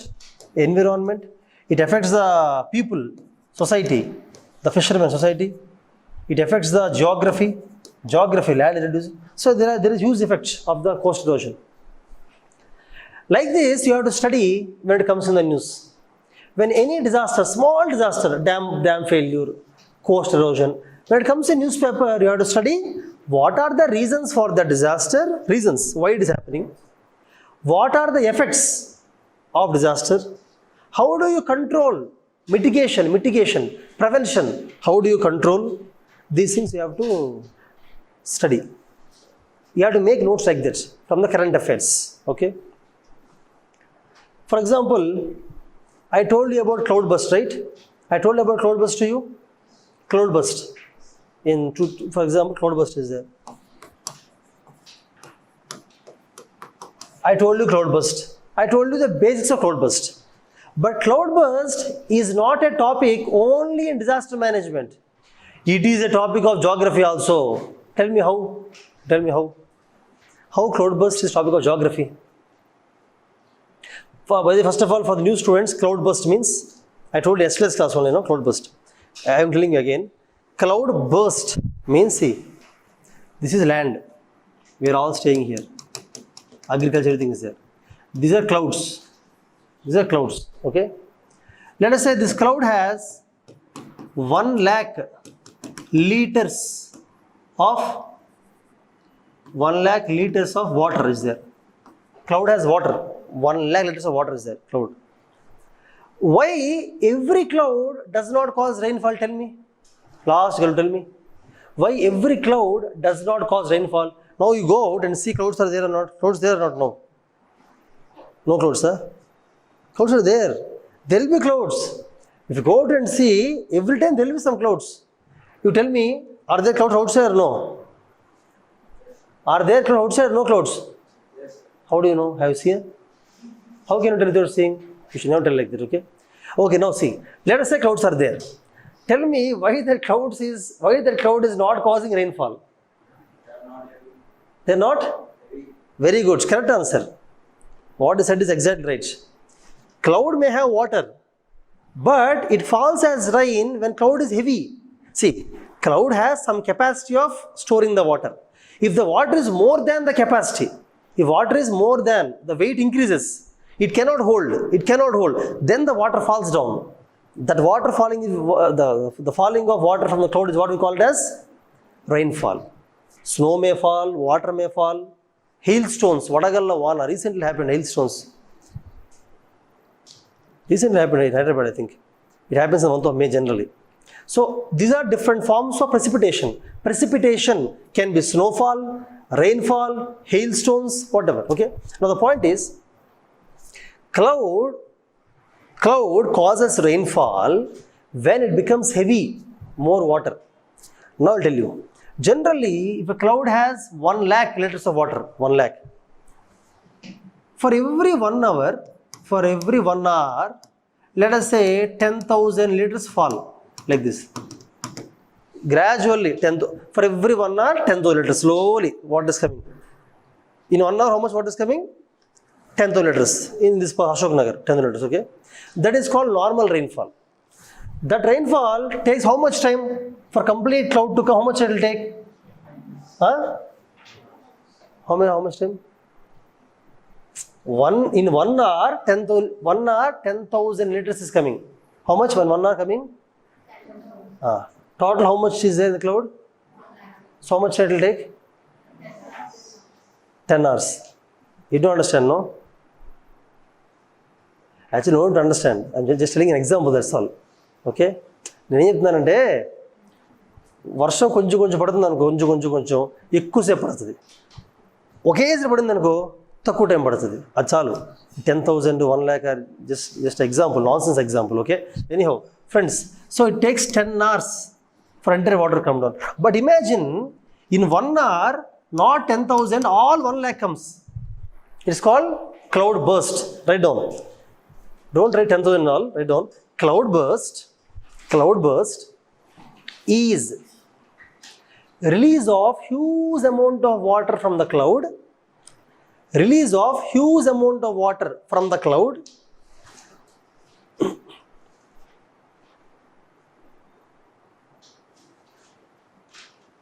in the form of rainfall.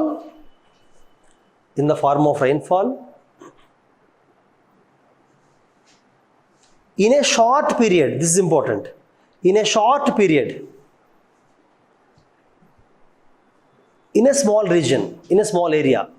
In a short period, in a small area. These two words are important. In a short period, in a small area. These two words are important. Understand?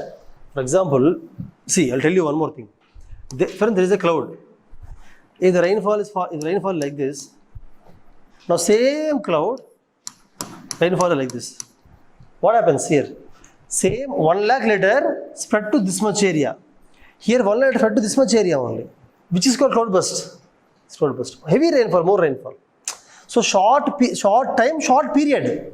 In very less time, entire rainfalls. Less time. That is called cloud burst.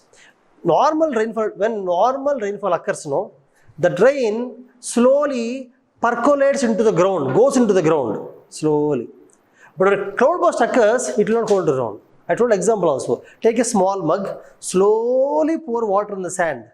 It will go inside. Take a bucket, pour at once. Can it go into the soil? No. It comes up. Because absorption capacity of soil is less than the rainfall. That is called cloud burst. So cloud burst means in a small region, very short time, more water coming down. It's called cloud burst. This is definition. Now I am telling you, this topic studied in geography also. In geography also you will study cloud burst. There you will study in detail cloud burst. Disaster management is almost 50% connected to geography only. If you study geography very well, you can answer this cloud burst, landslide, earthquakes, floods, drought, everything you can answer directly. That's why geography is very important for disaster management. Okay. In geography, I'll tell you one concept now. If you understand, okay. Otherwise, leave it. A geography concept of cloud burst. I'm going to tell now. Okay. See. Before that, I'll tell you how rainfall occurs. How rainfall occurs. For that, you should know how clouds form. For that, you should know how evaporation occurs. Interconnected, okay? Listen carefully, friends. This is one step before disaster management, but it's important. In disaster management, questions will ask like this also. You have to connect it. Listen carefully. There is water on the land. It can be lake, river, water, sea, ocean, water on the land. Now, from the sun rays heat the water. When water becomes hot, it starts evaporating. You know evaporation? Water converting into gas. The formula is same, H2O only. But the molecule of water becomes molecule of gas. That's called evaporation. Because evaporation, the water converts into water vapor. Water vapor is lightweight. So does it stay there, go up? It goes up. So water vapor goes up like this. Water vapor goes up. After going up, see, on the earth it is very hot. But as you go up, it becomes hotter or cooler. You climb Mount Everest or go to Kodaikanal or climb any hill mountain. As you go up, it becomes hot or cool? Cool. As water vapor goes up, goes like this, will it become cool or hot? When water vapor becomes cool, it converts into water or no?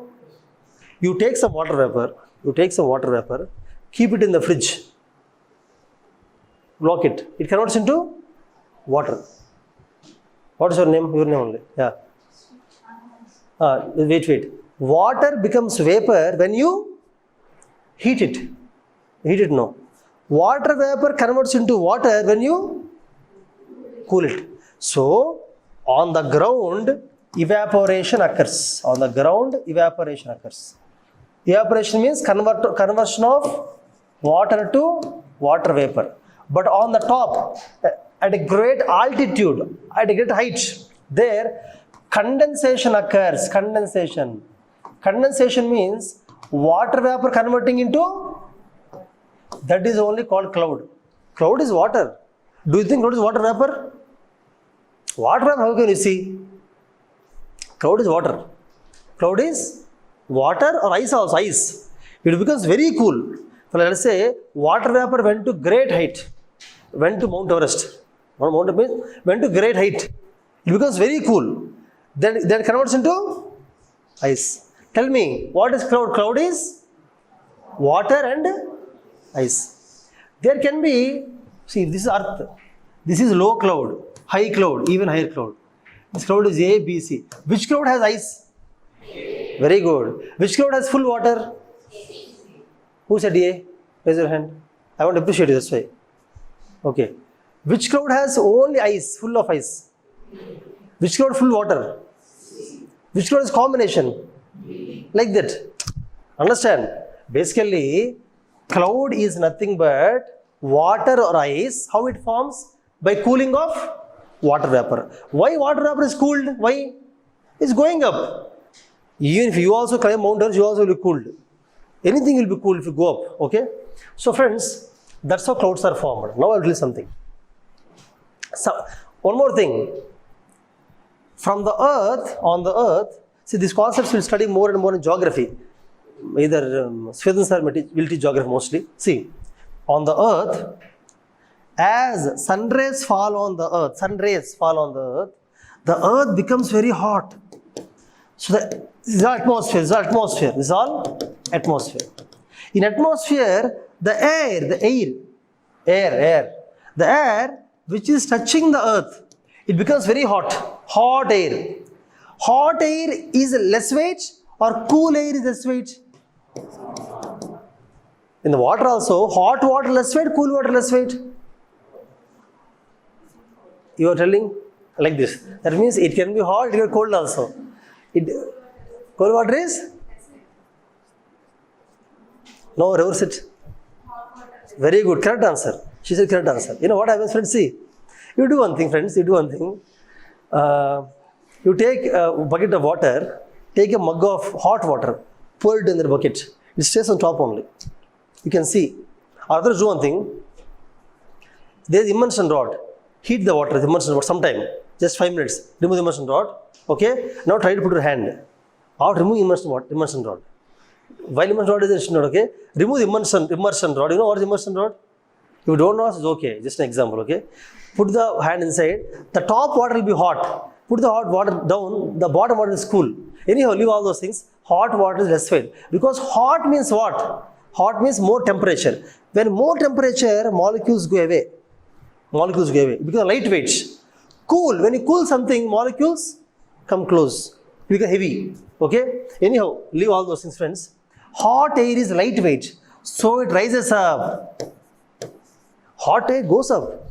You go Hyderabad in the afternoon to, what is time now? Actually, it's hot time, other reason, but see, 7:15. Now, it becomes very hot now. Hot air goes up continuously, goes up. Hot air. That's called convection. Hot air going up is called convection. Hot air goes up continuously. That is more in summer season only. Winter season, the earth is very cool. So, convection not happen. Convection means hot air going up. So, at that time, if evaporation occurs, at that time, then the water vapor also goes up very fast. So, when convection is strong, convection means hot air going up is very strong. At that time, water vapor also goes up very fast. When it goes up very fast, it goes to great height and condenses into cloud.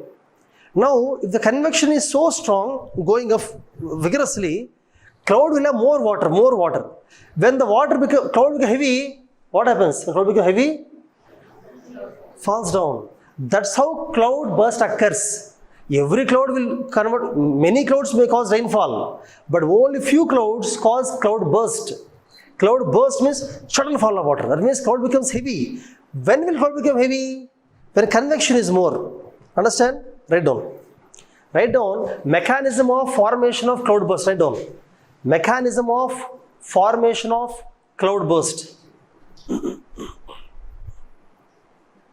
Mechanism of formation of cloud burst.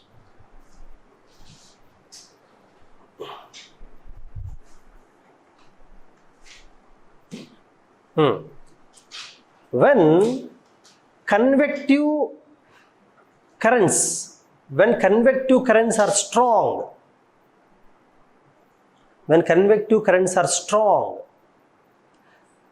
the air rises up vigorously.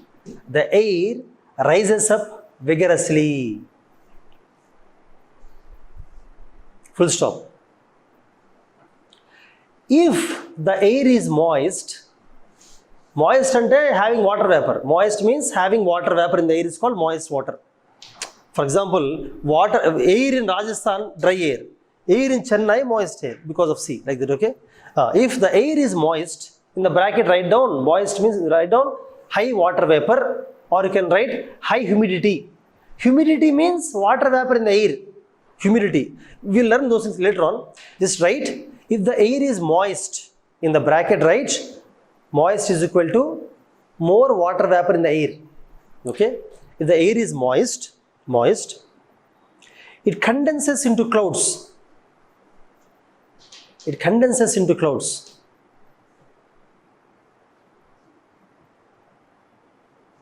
Full stop.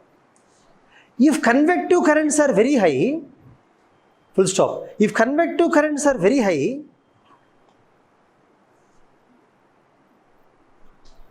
comma, cloud becomes larger and heavier. Cloud becomes larger and heavier. Full stop. Larger and heavier like cumulonimbus clouds. Actually, this is also another topic. In geography, I'll tell you different types of clouds. Cumulonimbus clouds means heavy clouds. Dark, heavy clouds are called cumulonimbus clouds. Okay? Large and heavy like cumulonimbus clouds. Full stop. They release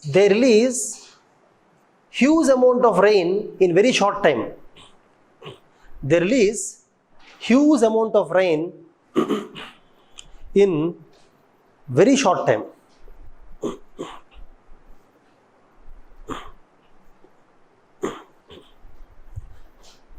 Which is called cloud burst. Which is called cloud burst. Full stop. Full stop. This occurs mostly along the mountains. Write down. This occurs mostly along the mountains.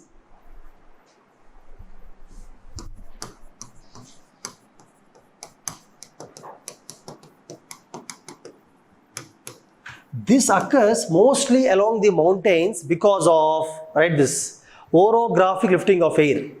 Because of orographic lifting of air.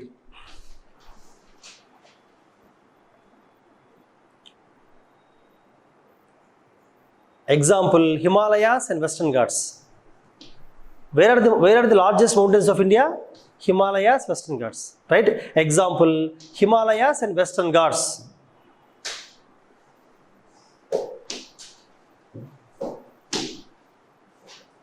Himalayas, Western Ghats. Now this is a new word for you again. I'll tell you, I will not explain much, simple I'll tell you.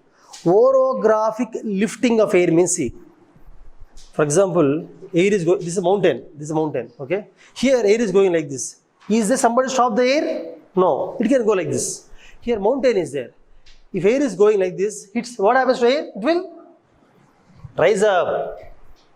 Wherever, see, when wind is going like this, it goes like this, it won't stop. But when wind is going like this, it hits the mountain and it will rise up. When it rises up, it becomes cool. It forms clouds, cloud burst. Understand? So wherever mountains are there, air is lifted up. It's called orographic lifting of air. It will cause the cloud burst. You understood the point? That's why more cloud bursts occur in Himalayan states. Tell me some Himalayan states. Tell me some states in Himalayas. Very good. Himachal Pradesh. In 2021, in Himachal Pradesh, there was a very large cloud burst. One village is wiped off. Bridges damaged, roads damaged, buildings gone. 10,000 people died. 21 recently only, just 2-3 days ago. Himachal Pradesh. Then another thing, Uttarakhand. I told you Uttarakhand floods, cloud burst. Uttarakhand. 2013 and 2021 also. 21 also Uttarakhand has very large cloud burst. Very large cloud burst. The cloud burst raised the level of river. Which river? That river is, I think, Ganga only, but some part of Ganga. It's called Uttar Ganga, Kashi Ganga. Ganga itself has several tributaries, small tributaries. That tributary is some Kailash Ganga or Kashi Ganga. One Ganga, a small Ganga river is there. It completely filled and damaged the entire village. Again, there also almost 200 people went missing. Missing means even now you don't know where they are. that means most dead only. It wipes off, it washes out people, washes away people. Okay? So that is the power of cloudburst. Friends, do you understand what is a cloudburst first of all? What is cloudburst? Did you understand how cloudburst is created? And which kind of places, which place of India has more cloudbursts?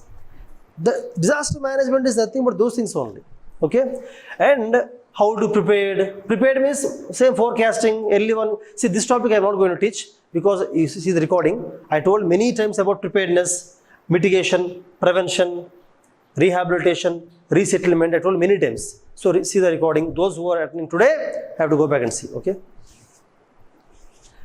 Friends, anyhow, see, in today's class, actually I came to discuss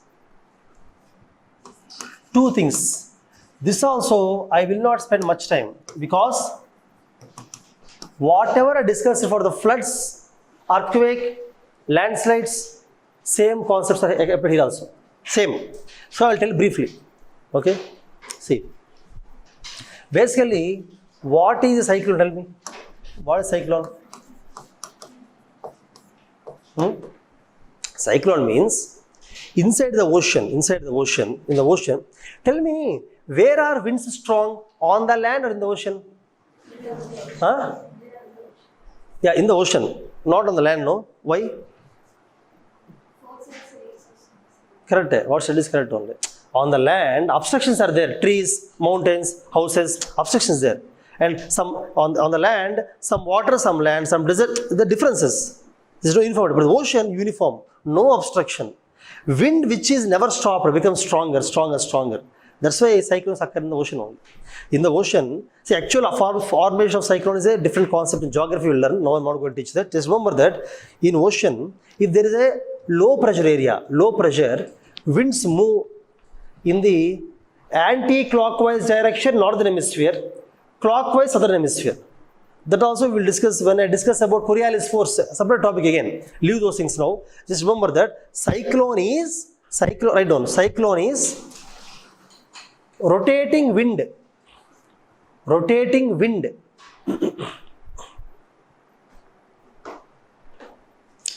Around a low pressure area. Low pressure I, actually it's not area I, very small area. Around a low pressure I. Rotating wind around a low pressure I. This is the I. This is a cyclone. Cyclone, rotate like this. Cyclone. This is I. Low pressure I. Okay. Rotation of wind around a low pressure I. Generated in the ocean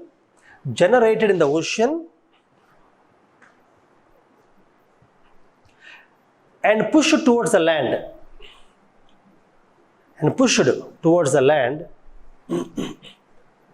by planetary winds. Planetary winds also we'll discuss later, not geography. Okay, generated in the ocean and pushed towards the land by planetary winds. That means, see, if this is India, this is Bay of Bengal. I think you know Bay of Bengal. Arabian Sea, Bay of Bengal, entire called Indian Ocean. In Bay of Bengal, cyclone starts. Created, okay? After being created, planetary winds push it. Cyclone comes every day, 50 kilometers. You can write down, it travels with around 50 kilometers per hour. Cyclones travel with around 50 kilometers per hour. 50 kilometers per hour. Okay? So slowly, it comes, for example, let us say, the cyclone is 300 kilometers from the land. It will take how many hours to come? Each hour 50 kilometers. How many hours? 6 hours. Like this you can calculate. Okay? So it keeps on. Finally, when it comes onto the land, that is when destruction starts. In the ocean, what destruction is there? Ocean has no property, no life, no. Fishes may stay inside the water. Cyclone is above the water. It will not affect. So, cyclone reaching the land is called landfall. Landfall means cyclone reaching the land. Hudur cyclone We know 3 days before only. 3 days before we know cyclone is going to come. It's coming. So we are prepared, okay? So when it reaches the land, we call landfall. Landfall. When the cyclone does the landfall, it will be there for 3 to 4 days or 2 to 3 days. It travels till here. It travels in city or village, whatever.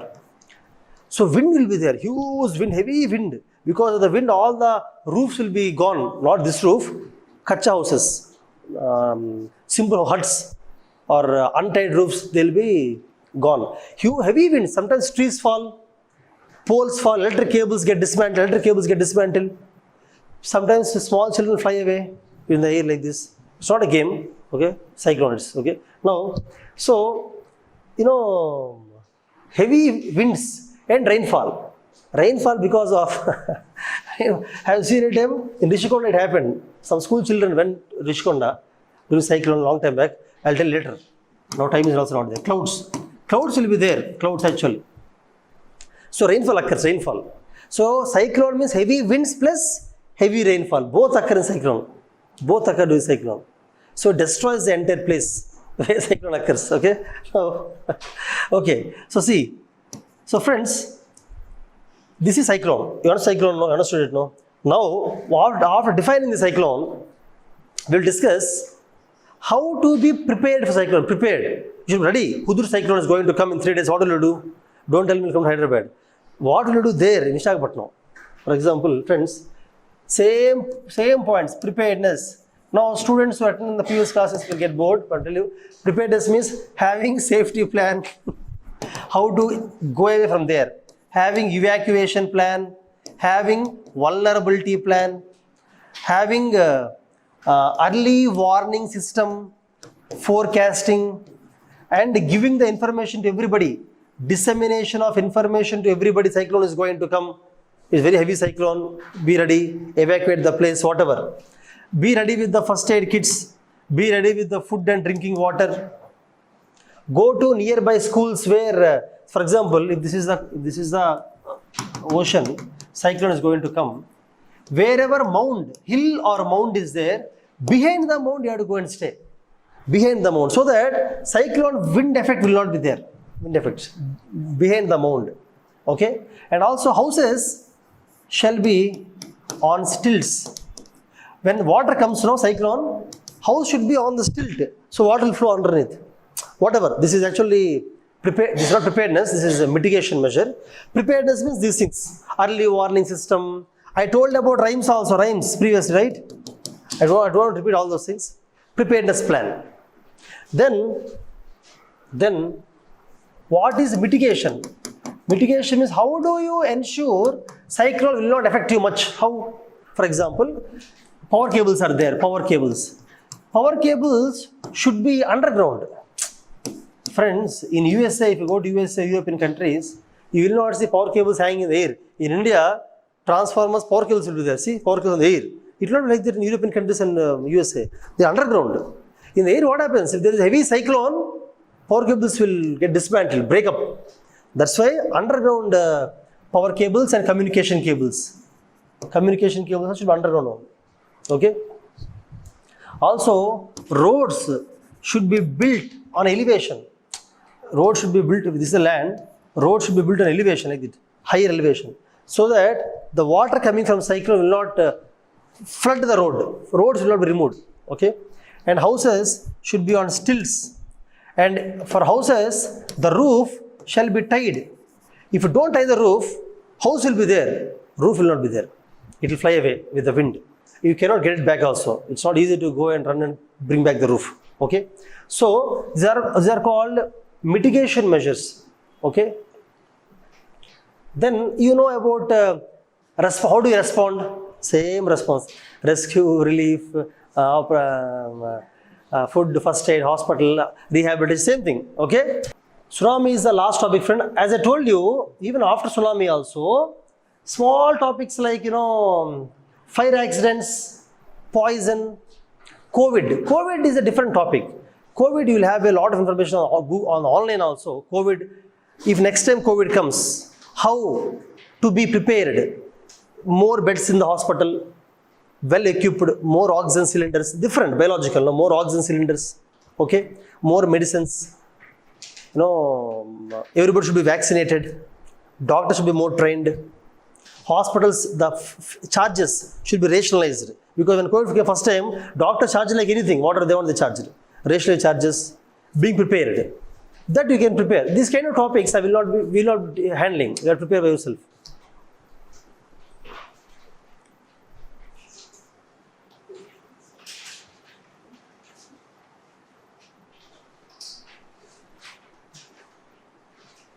Friends, I have taken on last 5 years, but I suggest you to go for last 10 years.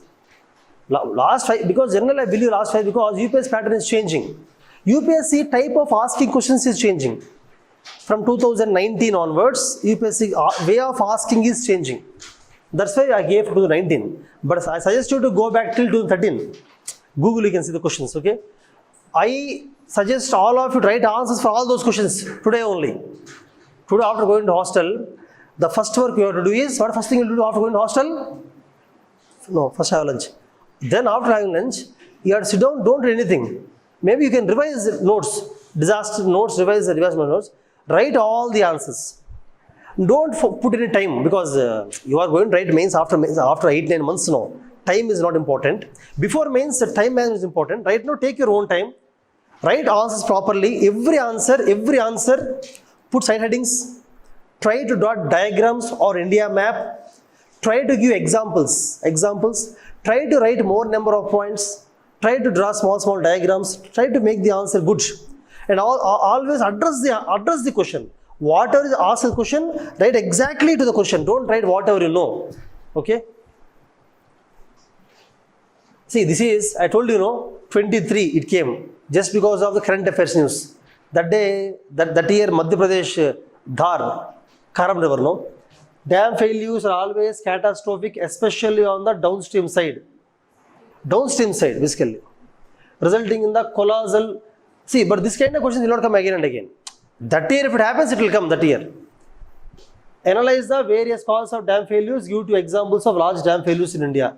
Give some 10 examples. Tungabhadra example. Give China dam example. Because they did not ask from India. See, give 2 examples of large. No to give from India here. You can give from anywhere in the world. In the newspaper, China dam failure has come, Philippines dam failure, those also you can give. Actually, I suggest you to give those examples more than Indian examples. Okay, because you have to give a large example. If you look at the global current affairs, large dam failures, which will be in the news, that you can give. Okay.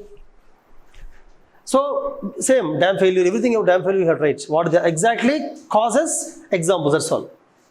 Explain the mechanism occurrence of cloudburst. Again, cloudburst I explained before also, today also. Give some examples. Explain the cause and effects of coast erosion in India. I explained today coast erosion. Actually, coast erosion is not important topic for this year. This year, there is no news in coast erosion. That year it came, that's all. This year, I am expecting biological disaster. Because till today, they never asked biological disaster. I am expecting, not COVID exactly, epidemic. I am expecting a question on epidemic. Some biological disaster.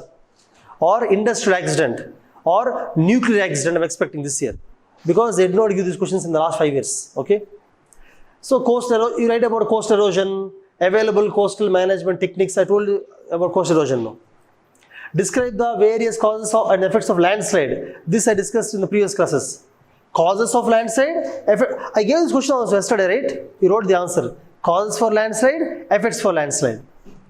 Mention components of important components. National landslide risk management strategy. Let me tell you, friends, for any this kind of thing, write the same points. National landslide risk management strategy means what you know. How do you manage landslide? How? Right, preparedness measures, mitigation measures, prevention. Same thing what I explained. No, same things will be there.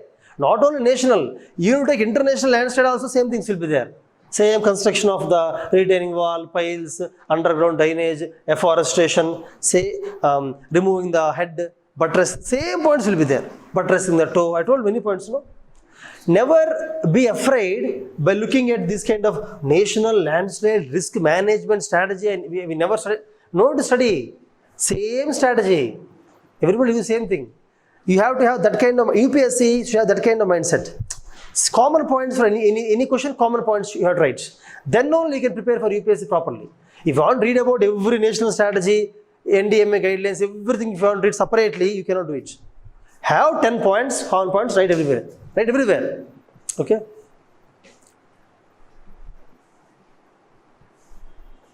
Discuss about vulnerability of India to earthquake. India earthquake vulnerability means write different zones of India. Which zones are more vulnerable? Northeast India, North India, Maharashtra, Gujarat, more vulnerable. Okay. Give examples including salient features of major disasters caused by earthquake in different parts of India during last 3 decades. During last 30 years, major earthquakes in India. You can write about 2011 Sikkim earthquake. Sikkim, it's a big earthquake, almost 6.9 on the MMS, moment magnitude scale. Sikkim earthquake. 2005 Kashmir earthquake. Kashmir, you can write 2005 Kashmir earthquake, almost 7. 2001 Bhuj, you know, Bhuj earthquake. 2001 Bhuj earthquake, Bhuj, Gujarat. And 1993 Latur earthquake. Like that, you write 4 earthquakes. In each earthquake, write about what is the damage. See, you cannot remember how many people died, what proper damage, how property, you cannot write. Just draw the map, show important earthquakes, write about the impacts, that's all. Friends, don't by heart all the numbers, figures, that's not possible, okay?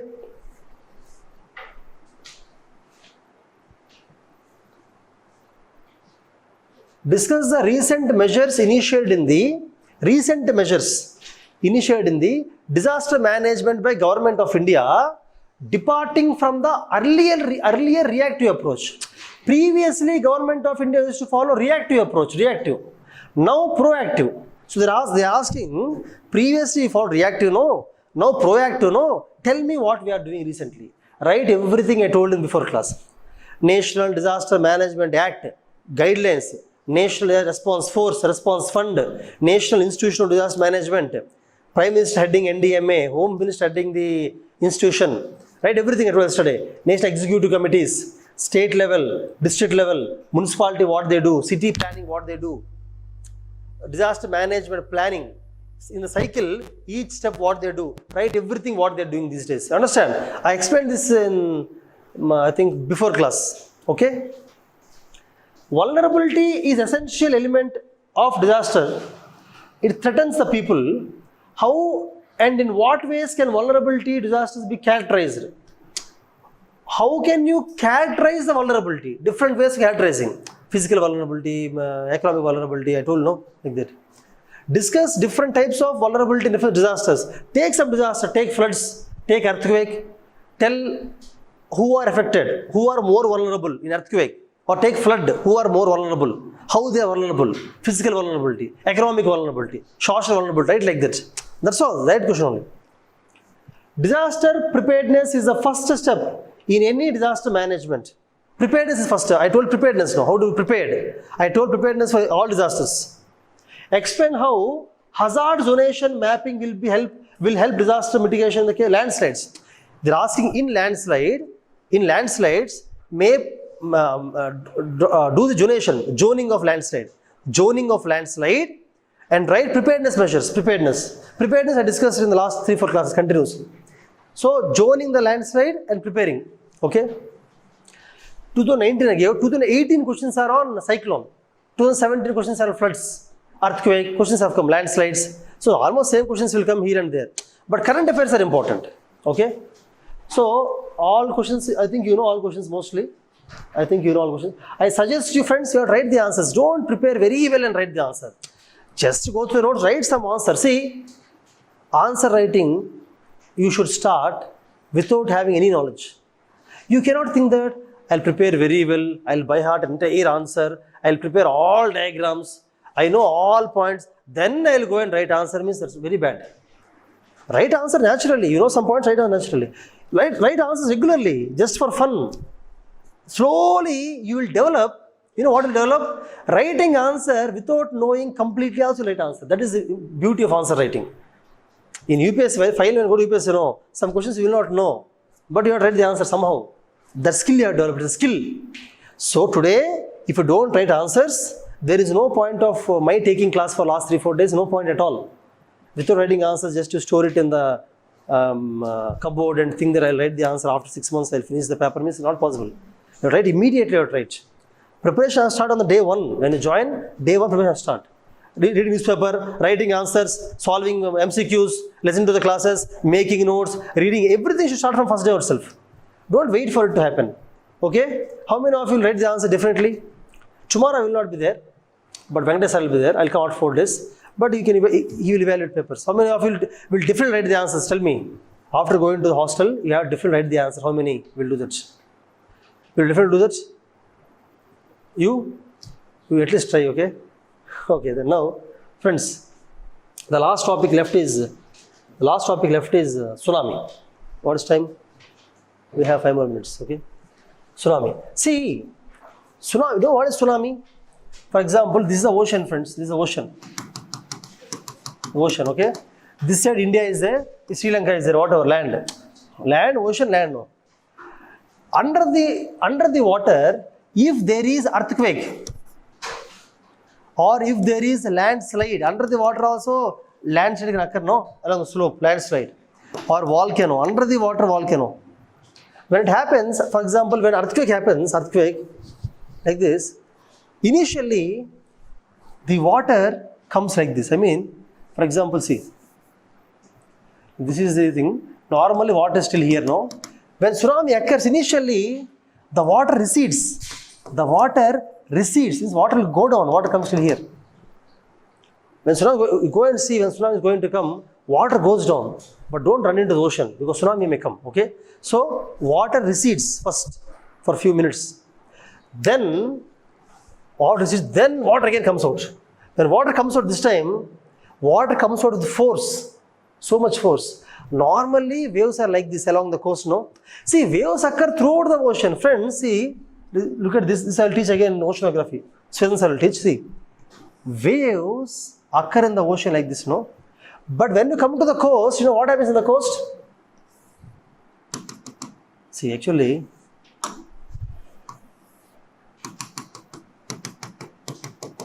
see. Waves come like this in the ocean. Here, enough space is there for the waves. When it comes to the coast, space is not there. So, waves are compressed. So, what happened? They rise up like this.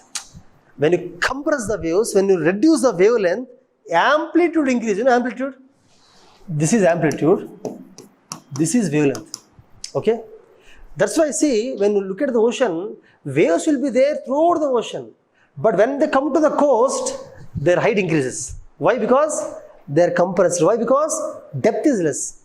Depth is more. So normally also waves come like this, no? During tsunami, waves are bigger. So when they get compressed, they rise till the roof. That means normal waves are 1-2 meters, no? Tsunami waves are 20 meters. Normal waves is say this much height. Tsunami waves will be some 10 meters height. You will not be there, that's all. Okay? Now, friends, so you can write down, see, I told yesterday also, tsunami. Su means harbor in the coast. Tsunami means waves. When tsunami comes, is it safe to stay in the ocean or on the coast? Tell me, where is safe? In the ocean, there is no impact. I told you, no, inside the ocean, waves are inside. In the coastal area only, waves are compressed. When you are inside the ocean, nothing happens. When tsunami comes, for example, friends, this is the ocean, okay? Your ship is here. You understand tsunami is going to come. Will you come outside or go inside? Or go inside. Inside there is no impact. Inside normal waves only, no. Normally waves are like this. Tsunami waves are like this. But nothing will happen. In the coast, when it compressed, when normal wave is compressed, it rises this much. When tsunami wave is compressed, it becomes this much. Understand? So you can write down. Tsunami is nothing but higher waves than normal. Higher waves than normal along the coast. Along the coast.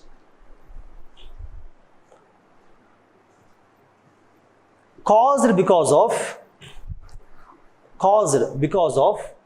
Underwater landslide or earthquake or volcano?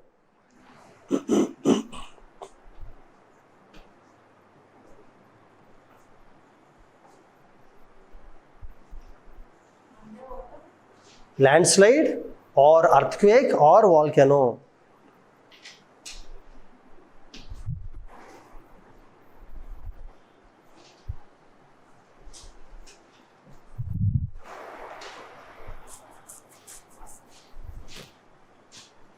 That's a tsunami, okay? Now, write down. Tsunami impacts the coast by causing havoc.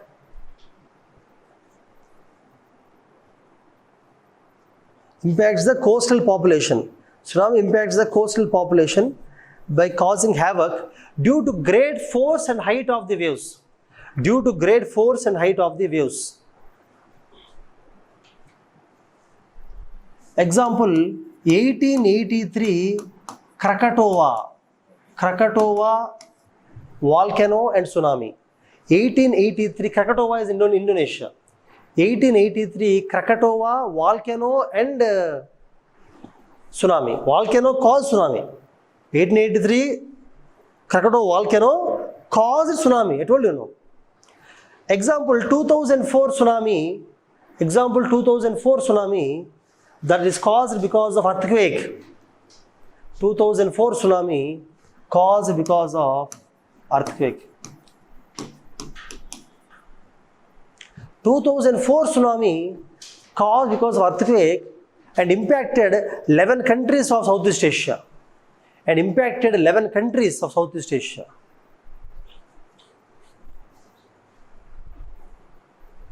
Southeast Asia means like Africa, Saudi Arabia, India, Australia, this one, Indonesia, Philippines, the Thailand, Singapore, Myanmar, Vietnam, Laos, these countries, Southeast Asia, these countries. Here, earthquake occurred here, because earthquake, tsunami came everywhere, entire all South India also came. India was impacted.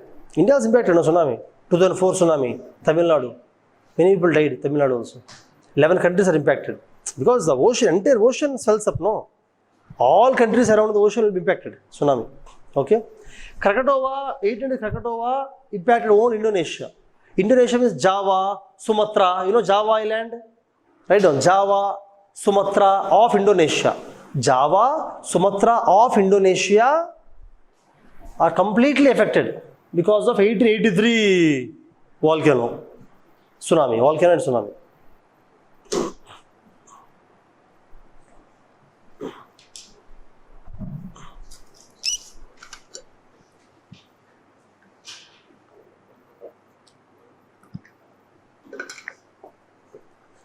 In Hyderabad, we have a research center. In Hyderabad, we have a research center called INCOIS,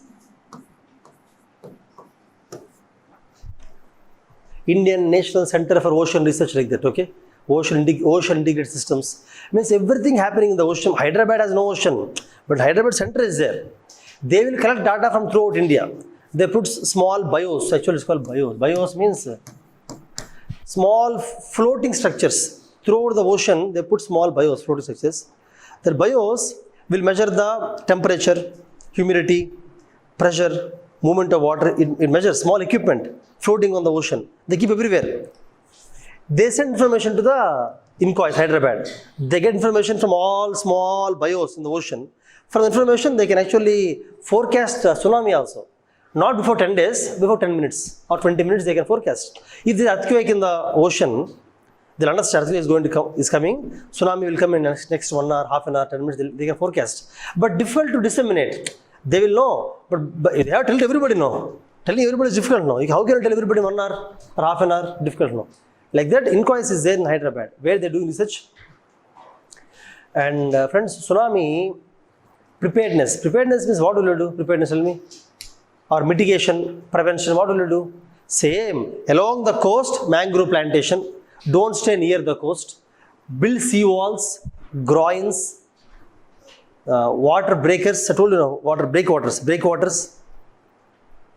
And the building structure should be tall, so that if a tsunami comes, you can go up the building.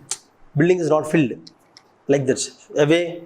And same measure, same like the floods. I told about floods, same measures you can take tsunami. Almost same points, rehabilitation, everything. In the movie Dasavataram, they have shown tsunami, towards the end. Black Kamal Haasan dies in tsunami actually, trying to save somebody. I think you are not born, Dasavataram time. Dasavataram movie, which year it came? I think you were there at the time. Okay. Anyhow, Bharatidu movie is coming next month. Bharatidu, how many of you have seen Bharatidu? You're not born at the time. Maybe you have seen later. Okay, anyhow. Friends, tsunami also same, rehabilitation, responding, everything same. But technology should be improved to understand before, that's all. Okay. Now, listen to entire all 4 classes to get a complete picture of disaster management, not just today's class. Last 3 4 classes also completely. And try to write the last 5 years. I have opened the question paper, I think nothing to discuss, everything is discussed already. So you can write the answers also. Okay? So take care, and also I'll give notes also. Notes for small snake bites, poison, industrial accidents, chemical accidents, nuclear accidents, COVID. I'll give notes, small things, fire accidents. Okay? Major points are covered. Small points will not come in the exam. Just to be safe, I'm giving notes, that's all. I'll give notes just to be safe. Okay? Take care, bye. Bye.